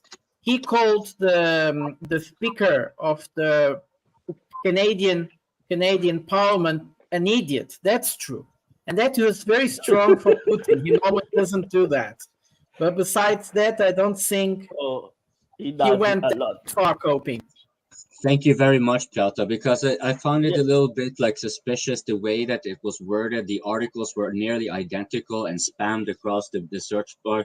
And I imagine that something like that would have also been taken a clip out of that speech. But I found mostly other clips like the thing with the Canadians so forth. So thank you, Piotr. And people at the DPA, if you read those articles and you don't find any verification, well, now you have it. You found it here. Yes. Did Elo ever get to speak? Is this the Hello, same topic? Toby. Is this Hello, the same Dan. topic with Israel and stuff? So I have a question for you guys. So we talk about like Putin attacking the WEF, right? And there's a lot of people who think that because Putin is at war with NATO, that maybe Putin is on their side against NATO. So this is my question. Do you think that the elites in Russia who wear suits and who own shares in corporations, and the elites in China who own shares and who own corporations, do you think that they want to dismantle the Western-dominated multinational organizations because they hate them? Or do you think that they want to dismantle them so that they can rebuild them so that they get a bigger share of them? In other words, are we seeing a war between elites to reshape the structure of elite rule? Or are we seeing a war between the common man and the elites for the sake of the common man? I'll say neither. Neither. I'll say neither. Both, Toby. killing I'll say one, neither. The killing third one is killing neither. several birds with one stone. So you think that the oligarchs in Russia that make up the United Russian Party want to I do away believe- with the corporate form? They want to do away with war for I profit. believe- They want to get rid of all multinational organizations, and they want to stop cross-border investment. You don't think believe that the they want to big build up difference is- multinational organizations like the Shanghai Cooperation Organization? You don't think I that BRICS is believe the trying to big- create a new OECD? I believe Let's the big give answer, differences please. between oligarchs in Russia and in China and the oligarchs in Europe and in United States, the Western world, let's say, is that in Russia and in China, it's the political sphere that has the real power, not the oligarchs. Contrary to the West, No, I think where the Toby real has a good power point. is in the hand of the oligarchs in the West. Spot on. Toby has a very Spot good on. point. Toby has a very good point because what any businessman in this world wants is security. So in order for you to do business, you need to be sure that contracts are fulfilled. There are rules that are followed. And what we had was the Western political using these trade institutions for political means, and they destroyed the belief in these institutions. We are talking about the World Trade Organization long ago. In this belief, we are talking about investments in stocks and changes, and what the big oligarchs in Russia or in China want is to be sure that when they invest their money, they are not going to be robbed. Right, Toby? Is it true or not? The same thing will be done for the Western elites. They don't want to be robbed, and they understood as well of Russia. So, Well, to answer your question, I kind of think that Oh my God, this is annoying. I take the view that Western elites were using the international organizations to their own benefit, and they were kind of breaking the rules, right? They were using it, as you say, for political ends, but also for economic ends. And so this was a club that wasn't treating all of its members fairly. It's like a country club where, you know, certain people are getting benefits and others aren't, even though they're paying their membership fees. And so what I see in the world today is the oligarchs of China and Russia. I mean, I just don't agree with RL that there's a separation between the political establishment in Russia and China and the oligarchs. I don't see that at all. He could be right. I just don't see it. I think that they're the same as the West. I wasn't The oligarchs talking about are the political separation. establishment. I wasn't talking about the separation. I was talking about who got the power. That's who got what, the yeah, that's what I end mean. word. That's what I mean. Like, to me, it's the oligarchs all over the world that have the power through the political system. So I see I the don't see context in the world I today. They might as- have, they might have been have, executed they in might have China. power. They might I have don't power see in Russia. Chinese I wanna oligarchs ask having Toby- the upper let me hand ask Toby a question. above the Communist Party in China. I don't see the Russian oligarch having upper hand on Putin. I see the opposite.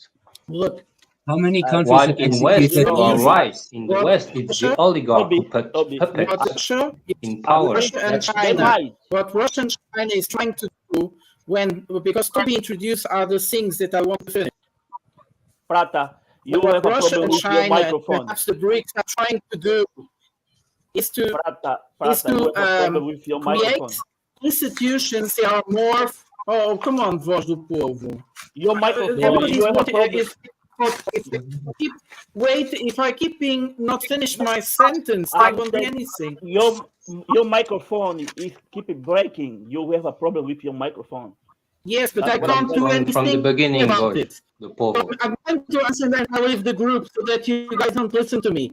So the thing is that what we see Russia and China and the BRICS and so on trying to do is to create institutions that are more secure. Oligarchs. And if they want to create new ones, they will. But they will probably trying to want is that the old ones are reformed to be more secure. Yeah, that's kind of my point. The oligarchs let me answer your question, Toby, and You're please. an answer for me. All these countries, including China, are capitalist countries right now. The structure of property is absolutely capitalist in all of them. Therefore, the oligarchs do have power. But in Russia and in China, in different ways, there is a national capitalist system because they have national. They are not so much dependent on multinational corporations from the USA or wherever.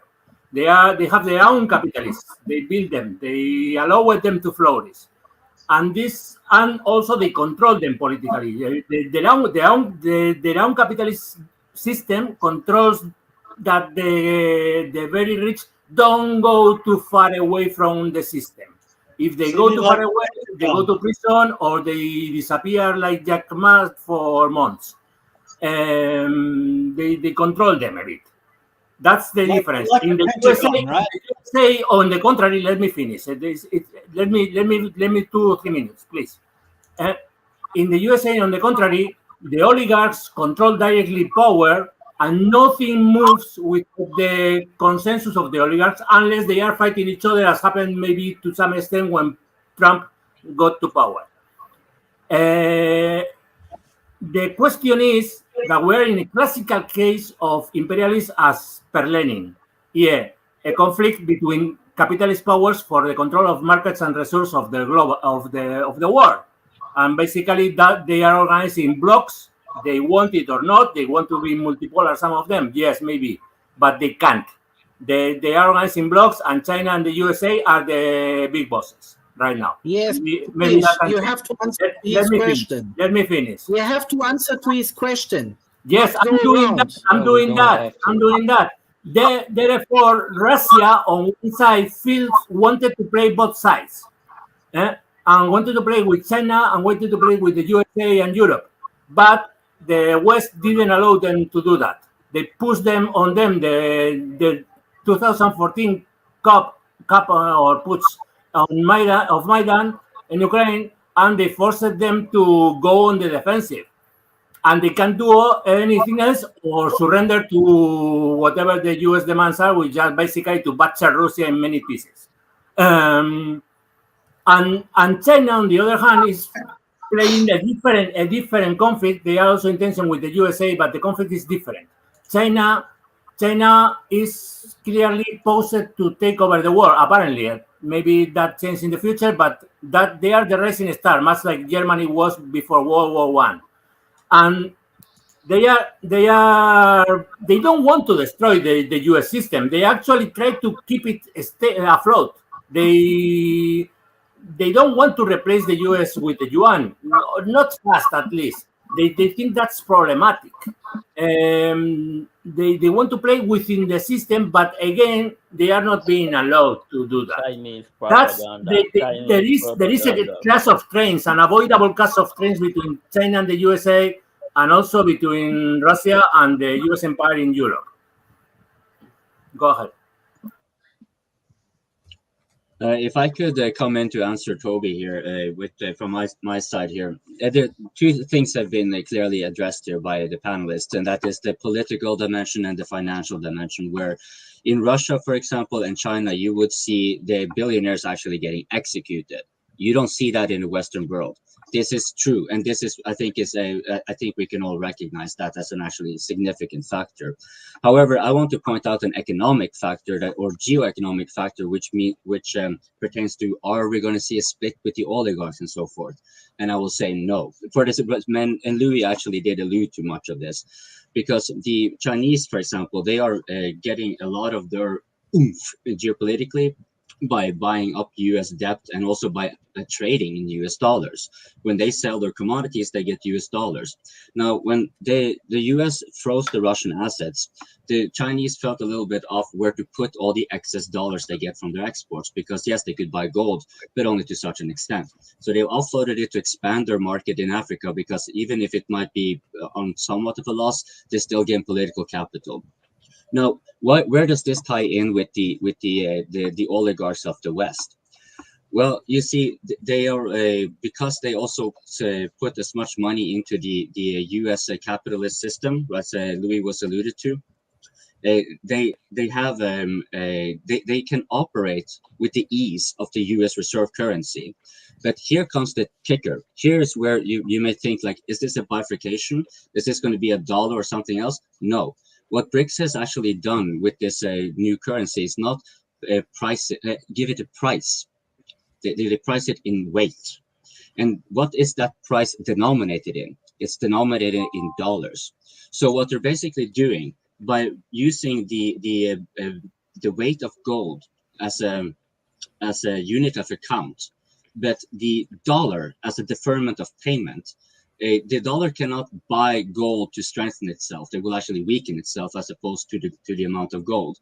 And so they are actually turning kind of the dollar into their own punching bag. No, they do not want the U.S. system to go down. They want it to just be the work that the dollar is doing for them to keep going, so they can go and take. But they have the upper hand, and that is where the political dimension comes in. This is where they take these decisions that are non-financial, like in Africa, for example, and these Belt and Road initiatives and so forth that are so.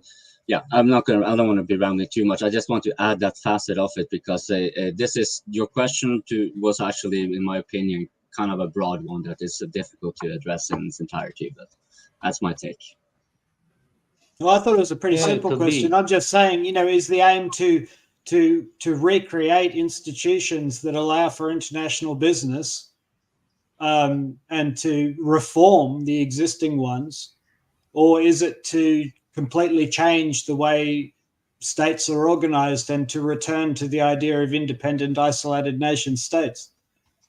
Because it seems to me pretty obvious. If you have a look at the BRICS, I see it differently. I don't see China or Russia wanted to change the actual international institutions. No, they are want owned by to the have West. They don't, and are not looking for making it more fair.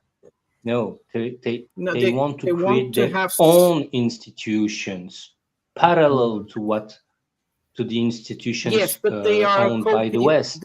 That's what you see with the BRICS. That's what you see. Let me finish, please, Prata. That's what you see with the BRICS. They don't want to replace or remove the West. They just want to create their own organizations with their own banks. No, I can see why you would say that, because you have the SCO, you have the BRICS talking this way. But at the same time, I wonder, because everybody makes more money if everybody's trading. And what you're talking about there, and I see why you say that. There's a lot of evidence for that as well. This is what they say. But that's a world of blocks. That goes back to the Cold War. And even in the Cold War, at the height of the Cold War, you had Kissinger go to China, and you had a lot of interest in trade between the blocks. There was always the imperative to break down the blocks and to start trading between the blocks and to globalize because of the potential profits. And given the economic ties between China and America, between Europe and Russia, and the potential for economic growth, I see why you say that, RL. I really do.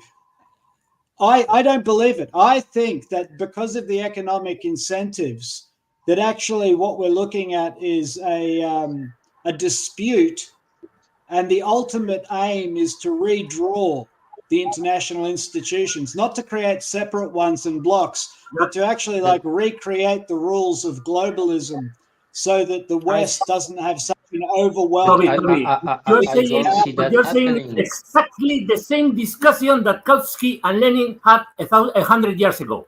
Kautsky said, well, not exactly the same. No, come on. The capitalists will get together, and they will get together because they have common interests. Lenin, 2 years later, in the middle of World War I, said, no, they will fight. They will fight in blocks for the hegemony, because it's like mafias. They may have deals, but at some point they also have mafia wars. That's it. So my point is that the BRICS are playing a game. They are everybody's playing a game, and the idea is it has been openly the objective has been openly talked. It's not really the case of Russia and China. because they already have a voice in most of the big institutions. It's about the whole world, the whole bigger countries, which are BRICS pretty much, to have a better, more saying in institutions like the World Bank and IMF. If they don't reform, they are threatening them to create parallel institutions. They are pretty much the same. Perhaps it will be more fair. Countries that are there have a better everything. So the West is confronted with two options. Either there will be parallel institutions that will compete with them and that will break the system, or and probably become more used than the previous ones, or they open the door and reform the system, and the system becomes more fair to different countries and less used politically. But what we have been seeing is actually the opposite. The countries, the so-called global South, have been asking for the reform.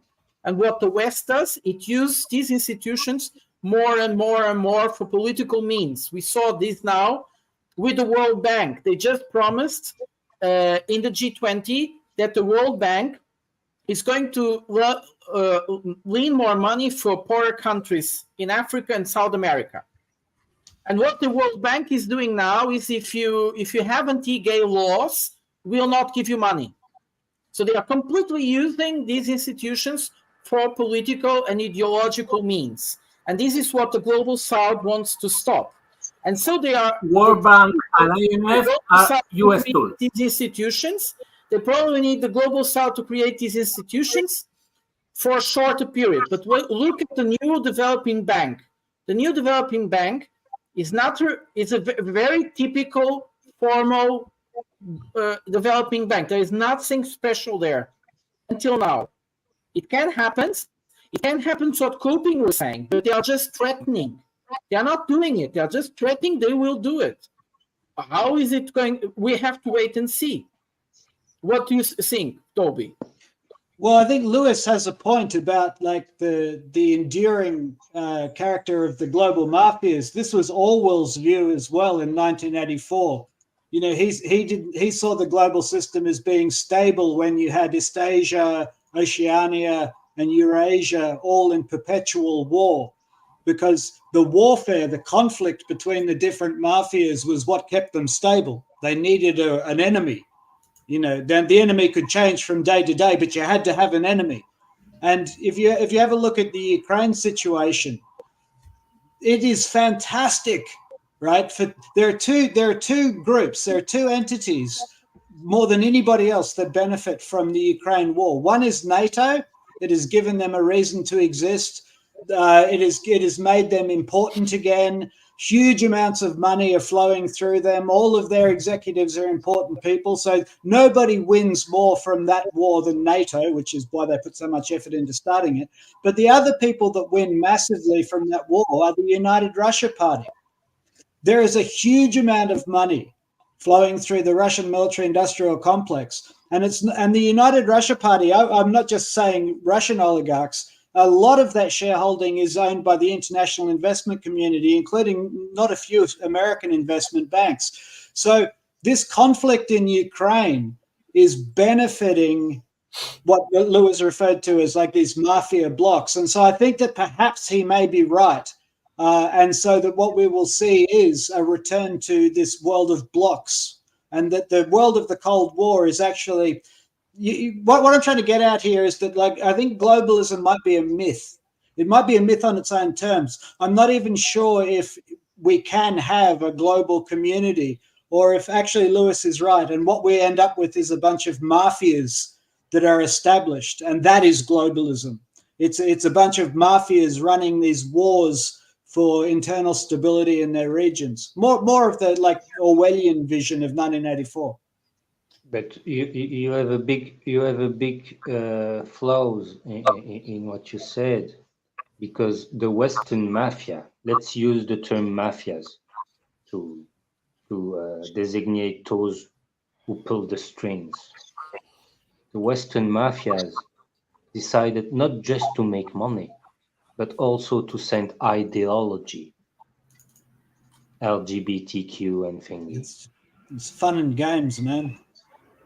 Oh, it's more important than you might think. Way more important. Mafias are decodifying. Mafias only want to sell. They don't care about morals. it's like that. If they say ideology, it's because it's a product to sell. If they say mafia are freedom of parasites. drugs, it's because they want to sell drugs. And if they say illegalize drugs, it's because they want to sell drugs and make more profit.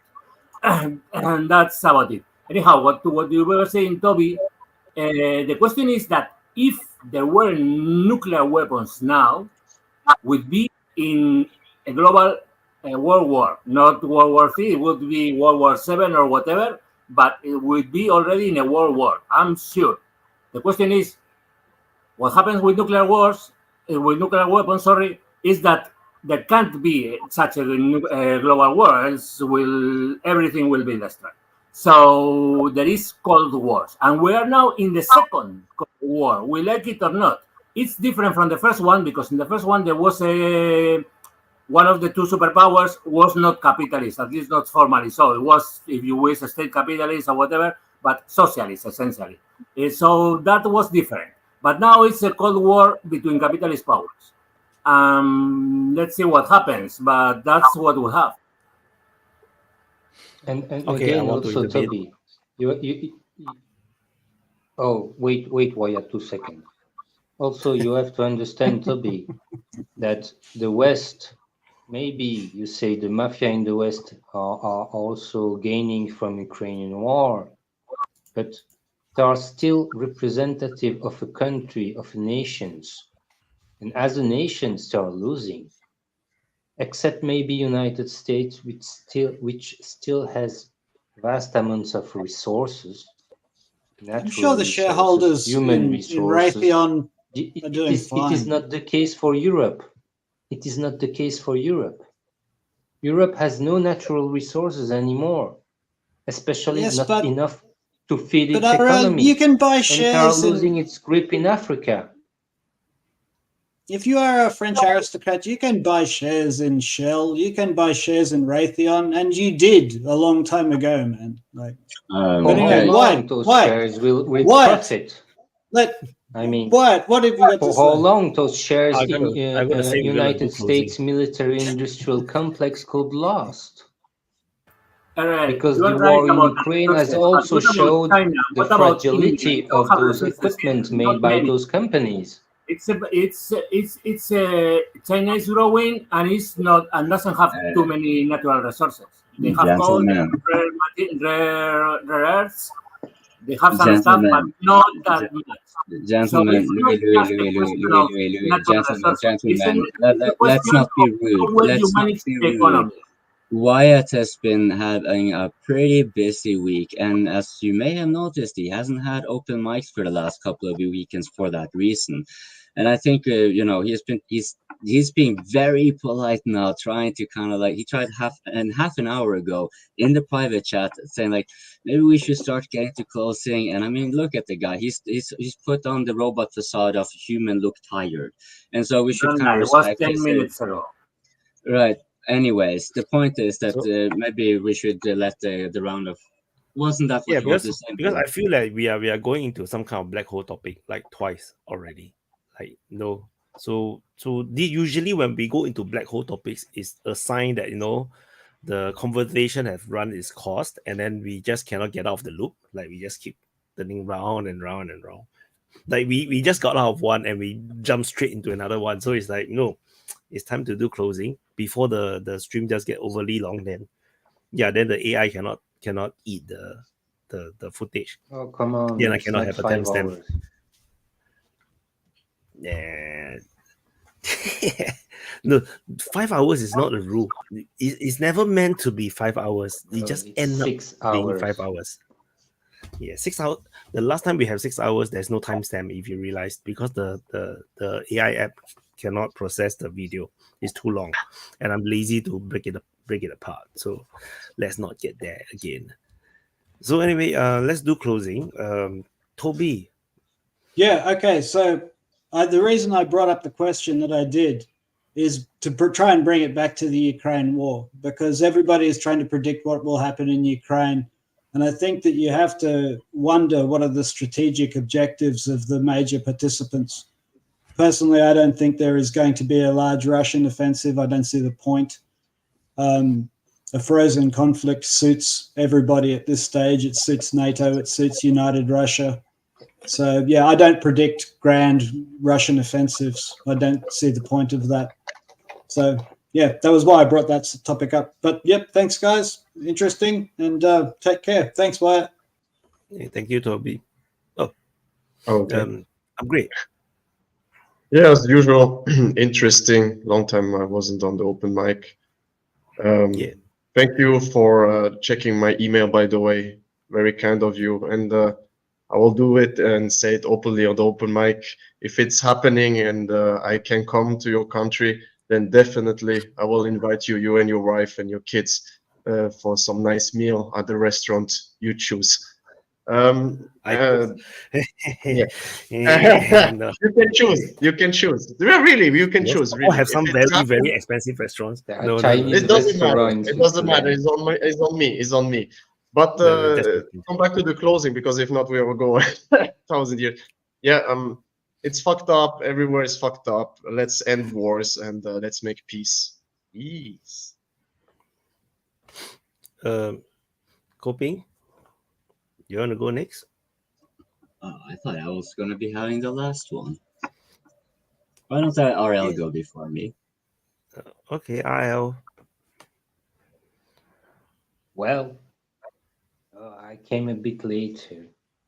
I wanted to talk more about Hamas and Israel and Hezbollah and all that mess. Yeah. That just blown up in the Middle East. But whatever. We talk about Ukraine. We talk about the big mafias. It was great. We saw new people. One. So, voila. Voila. Thank you, I'll. Yeah, Luis. Okay, I'm gonna close saying something about the very horrible situation of Europe, in my opinion. I'm gonna say that I invite India or China because they are similar in many ways. They are similarly sized to the EU would be, and similarly lacking resources, and similarly not needing to buy cheap uranium at such a discount as France did until now. We probably don't even need uranium. We should go renewable and all that, but whatever. But what we need is continental sovereignty. We need to get rid of the USA. We need to get rid also, to some extent, of the presence of Russia, which doesn't want a united Europe. And we need to get our own sovereignty. And that's going to be a very difficult road ahead, because we need to probably make a revolution for that. Best wishes to all. Thanks for having me. Peace. Peace. All right, Coping. So it happened again. I thought I was just going to enter the open mic for an hour or so, and then I was not going to lose any sleep. But thanks to Wyatt not actually sleeping, thank you very much, Wyatt, for hosting the open mic. You know, I'm a very big fan of it. I love having the characters on here and all the panelists. I also like the interaction going on in the live chat with you folks. And I would like to kind of make a kind request for you folks in the audience to have a little bit of a look on the video selections that are on the open mic channel. If you aren't subscribed, you should definitely do so already. But have a look at the video selection, because we try to make some focal discussions and cut up some clips from the mic. Apropos, if you think there are parts of this open mic that were particularly poignant, I myself have tried to make up a little list. Then please put it down in the comments so you can interact with us. And, you know, this is what the open mic is about, after all. It's a hard thing to sell, just a bunch of random dudes get together talking about nerdy shit like demographics and geopolitics overall. So you can understand the challenge, but you can also appreciate and love the nuances of people all over the world and these kind of wide topics spreading over. And sometimes you will get some pretty good heavy hitters. Yeah, I want to have more of you guys on. Like, I've had a pretty good round of recordings about African coups and Africa in general, and I have learned way more than I thought I would ever do. So, yeah, anyone here who is from Israel and Palestine, that would be an awesome discussion. I would definitely help organize that so we can have a focused discussion on not just like, oh, okay, the military facet, sure, we already know that one. But this is a long conflict, and who better to be discussing it than you Israelis and Palestinians?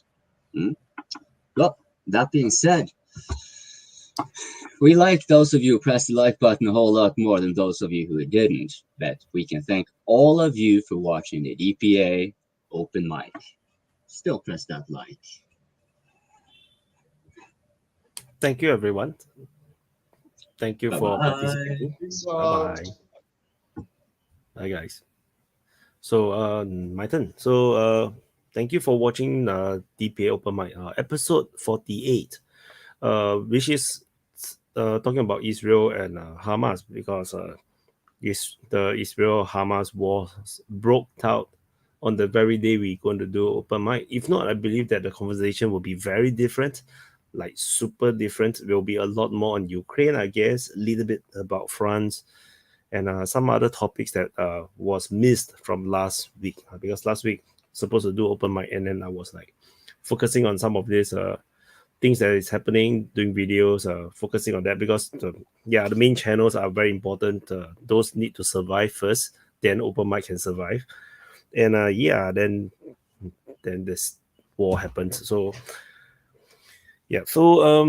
otherwise I have no idea what happened 3/5 into the video, after the introduction of what's the name, I forgot. The Austrian guy, Elo. So after his introduction about Elo, questioned up to ask him about things in Austria, then things just devolved away from Middle East into some black hole topics, which about women giving birth, birth rate and demographics, and it's like, then after we talk about BRICS, and this is so random. So anyway, so that's the Open Mic for you. So thank you for watching. Do press the like button, and of course, if you're not subscribed to the DPA Open Mic channel, please come over to the Open Mic channel and press subscribe. Because I have this new thing that I just started like yesterday, which I will be because I'm always busy working, and most 80% of the time I will be actually working on DPA stuff. So I decided to just put the stream on, mainly on Twitch, but I decided that YouTube need to have something, because not everyone uses Twitch, only a subset of population. So also on Open Mic channel. So I'll be streaming me working. Basically, it will be like a side view. I will just put on some lo-fi music. Then we can it becomes yet another space for people to just chit chat. You can ask me questions, and then but mainly I will be working to usually Ukraine mapping, and then I will do live recording. So for those that didn't want to spend money to support in terms of on Patreon or YouTube membership or coffee or locals or whatever, for the sit rep, the classified sit rep, you'll probably catch it on this kind of on these streams, because I will be recording live, and then after that so this is one way, but it's just a bit troublesome if you guys don't want to spend money. You have to wait for me to record it, and then sometimes I will be working on other stuff that's non-DPA, but I'll try to stream as much as I can in terms of me working, because when I stream, then I will be less likely to go on Twitter to argue with people and waste time, and also I will less likely to get distracted by YouTube, because sometimes I will put YouTube or I will put videos on, usually gaming stuff, nothing to do with Ukraine war. Then I will be doing the mapping and stuff, and then sometimes I get distracted, I get absorbed into the video, and then I forgot about it. Then I was like, so it takes more time to do the mapping, so less efficient. But let's see how this goes. Maybe after a while I will get tired and it's like, fuck it, I'm not gonna do it anymore. Yeah. So and I'm very tired. So I need to sleep now. I don't think I have much time to sleep. But let's see how it goes. So thank you for watching. Yeah, check out all the voice chat. Just now what Coping was talking about is actually the voice chat, the VC. So if you go to the DPA Open Mic channel, there's all these videos that is posted. These are all ground up initiatives. They do conversation, discussion, debates on issues. Then you can go and watch it. Maybe you can learn something. Maybe you will just find them talking rubbish. It really depends on how you view it. Yeah. Then yeah. So anyway, thank you for watching, and yeah, that's it. I will see you guys in the next update.